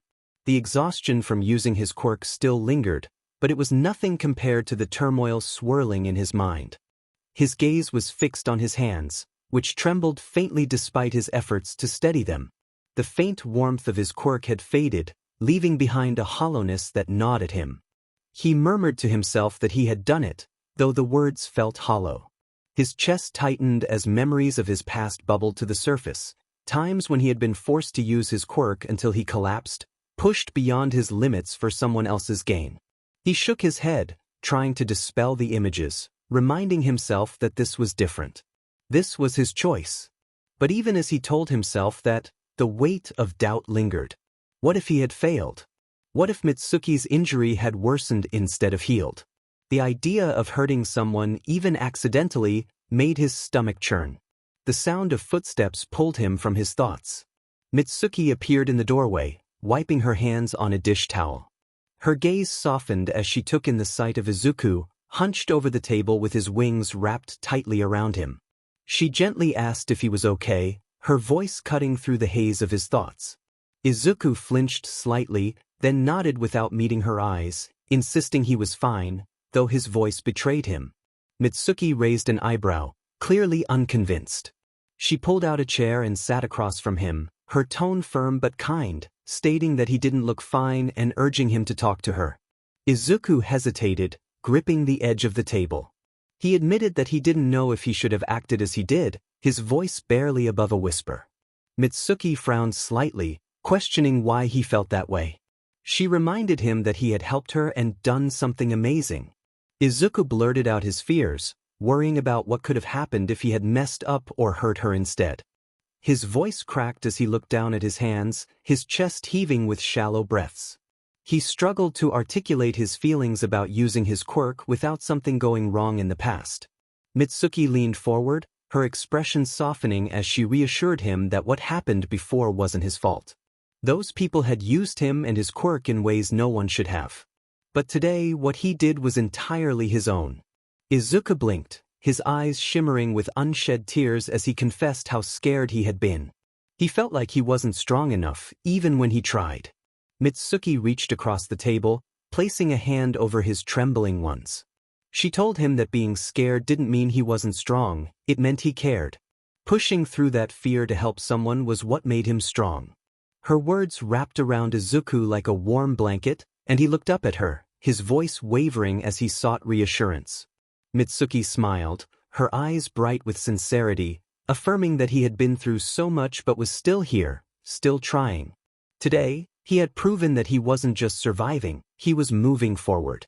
He whispered his thanks, and Mitsuki gently squeezed his hands before standing. She reminded him that what he did today wasn't just about healing her, it was about healing himself, too. As she left the room, Izuku sat back in his chair, his wings slowly unfurling. He took a deep breath, letting her words sink in. For the first time, using his quirk didn't feel like a burden, it felt like a choice. Later in the afternoon, Izuku found himself standing in the backyard.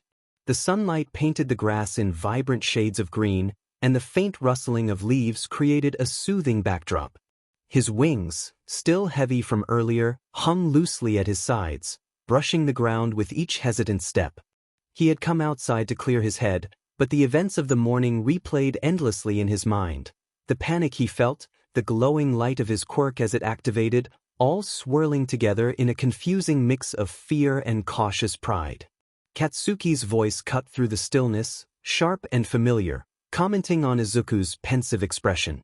Izuku turned to see Katsuki standing by the sliding glass door, hands shoved into the pockets of his sweatpants. His expression was neutral, but his sharp crimson eyes were locked onto Izuku with an intensity that made him straighten instinctively. Izuku muttered that he wasn't thinking too much, though the flush on his cheeks betrayed him. Katsuki scoffed, stepping into the yard and pointing out that Izuku had that familiar worried expression. Izuku blinked, confused by the term. Katsuki rolled his eyes, explaining that it was the face he made when he worried about messing up or being disliked. Izuku flinched at the blunt words, but Katsuki pressed on, gesturing around them and demanding to know why he was still moping after healing Mitsuki. Izuku hesitated, his wings twitching behind him as he admitted he was scared. He worried about whether he would be able to help someone when it truly mattered. Katsuki stared at him for a long moment before sighing heavily and dragging a hand through his messy blonde hair. He bluntly stated that everyone makes mistakes, but being afraid of what might happen was just wasting time. Izuku looked down, feeling the weight of his fears. Katsuki interrupted his thoughts with a sharp glare, insisting that he needed to get back up and try again, as that was what heroes did. The words hit Izuku like a jolt, and for a moment, they stood in silence. Katsuki finally sighed again, his tone softening slightly, acknowledging that Izuku had done well that day but urging him not to make it a one-time thing. If he was going to be there, he needed to start trusting himself. Izuku blinked, feeling the knot in his chest loosen slightly as he promised to try. Katsuki smirked faintly, telling him to stop sulking because he was making the yard look depressing. Izuku let out a soft laugh, the tension easing from his shoulders. The conversation, while blunt, had planted a new spark of determination in his heart. As Katsuki headed back inside, Izuku remained in the yard, his wings stretching slightly in the sunlight. For the first time, he felt like the weight on his back was just a little lighter. The late afternoon sunlight poured through the living room windows, casting warm, golden streaks across the floor. Izuku sat curled up on the couch, a cup of tea cradled in his hands. The mug's gentle warmth seeped into his fingers, grounding him as his thoughts swirled. Mitsuki was seated across from him in her favorite armchair, her legs tucked under her and a soft throw blanket draped over her lap. She had insisted that he rest after the morning's events, but Izuku hadn't been able to fully relax. His wings twitched occasionally, betraying the restlessness in his chest. Mitsuki remarked on his quietness, breaking the silence. Izuku glanced up at her, his emerald eyes wide, apologizing for his distraction. She held up a hand, smiling gently as she assured him she wasn't scolding him but merely checking in. She asked what was going on in his mind. Izuku hesitated, staring down at his tea, replaying the day's events, Mitsuki's injury, the moment he decided to act, the warm glow of his quirk as it healed her wrist. He finally admitted that he was still trying to understand what had happened. He hadn't used his quirk like that in so long, and it felt different.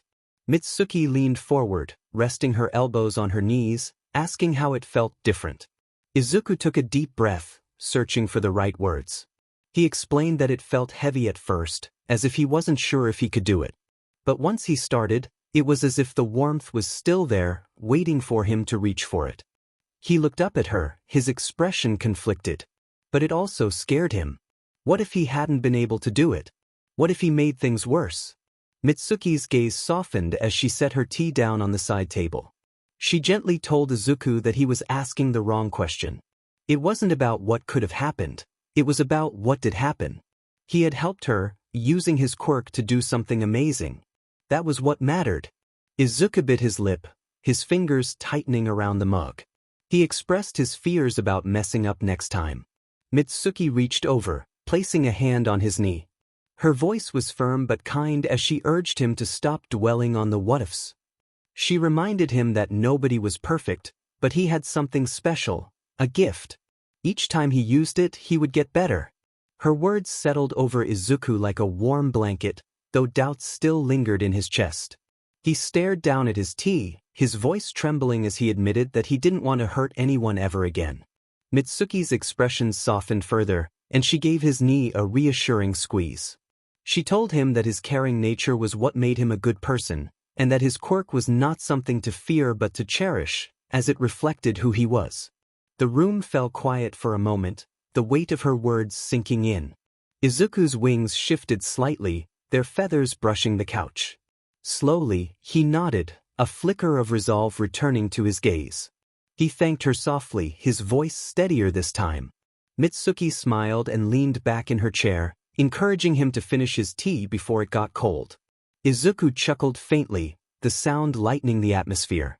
As he sipped his tea, the knot of fear in his chest loosened just a little more.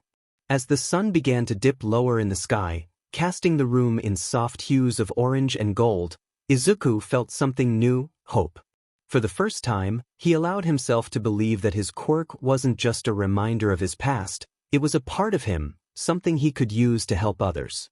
And maybe, just maybe, it could be a step toward the future he had once dreamed of.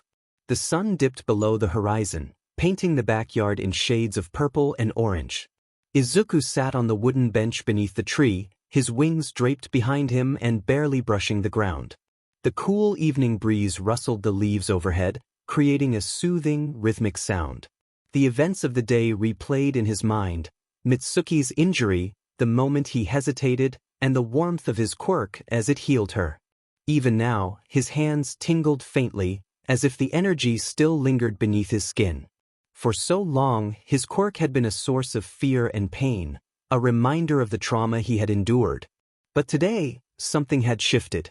Izuku leaned forward, resting his elbows on his knees and his chin in his hands. His green eyes stared into the fading light, a mix of emotions swirling within them.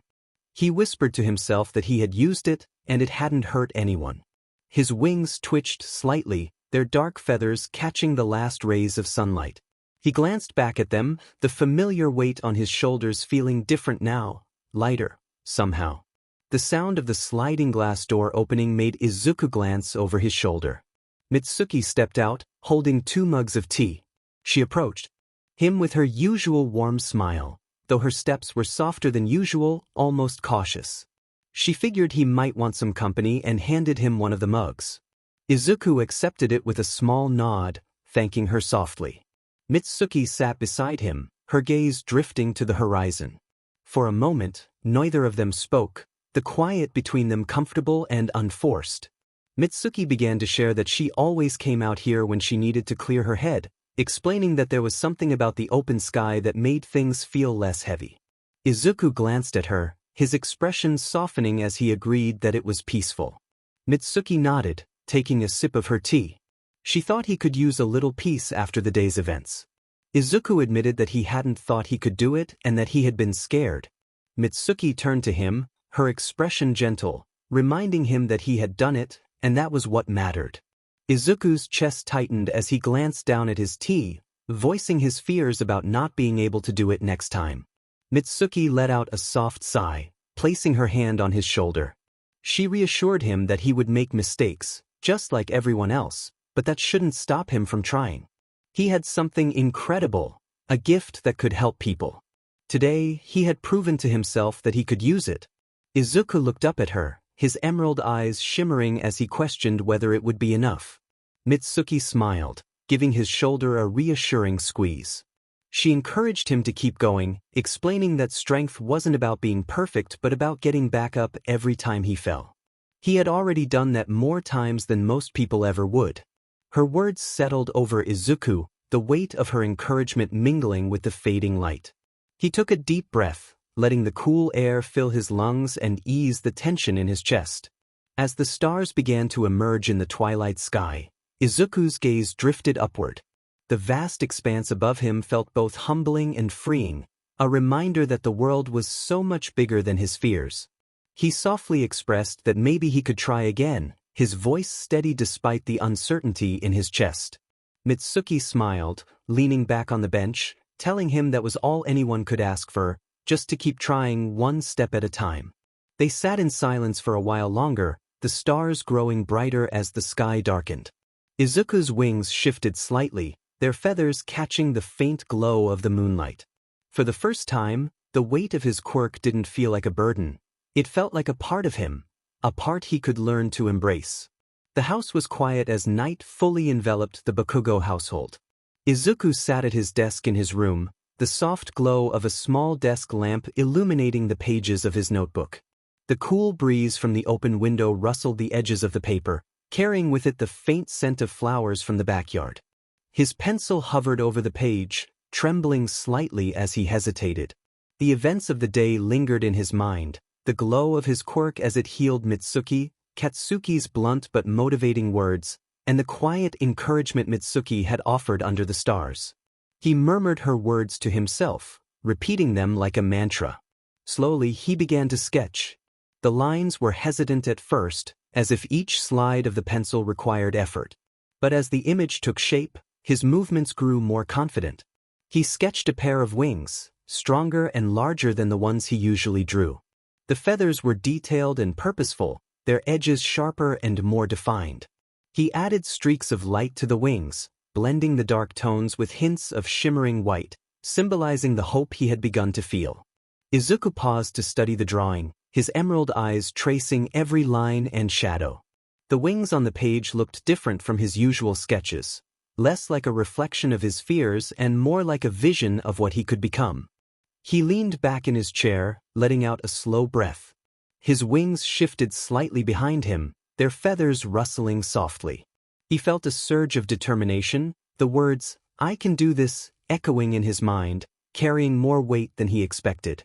The photograph of his mother sat on the desk beside him, her kind smile illuminated by the lamp's light. Izuku picked it up, holding it gently as he gazed at her face. He hoped she would be proud of him, his heart filled with emotion as he promised himself to keep trying. Setting the photo back down, he turned to the notebook again. Beneath the sketch of the wings, he wrote a single line in bold, determined letters. "Strength is choosing to keep moving forward." Izuku closed the notebook and set it aside, the faintest hint of a smile tugging at his lips. The weight in his chest felt a little lighter, the shadows of doubt not as suffocating as they once were. As he stood and prepared for bed, his wings unfurled slightly, catching the moonlight streaming through the window. The streaks of white in his feathers shimmered faintly, like tiny beacons of hope.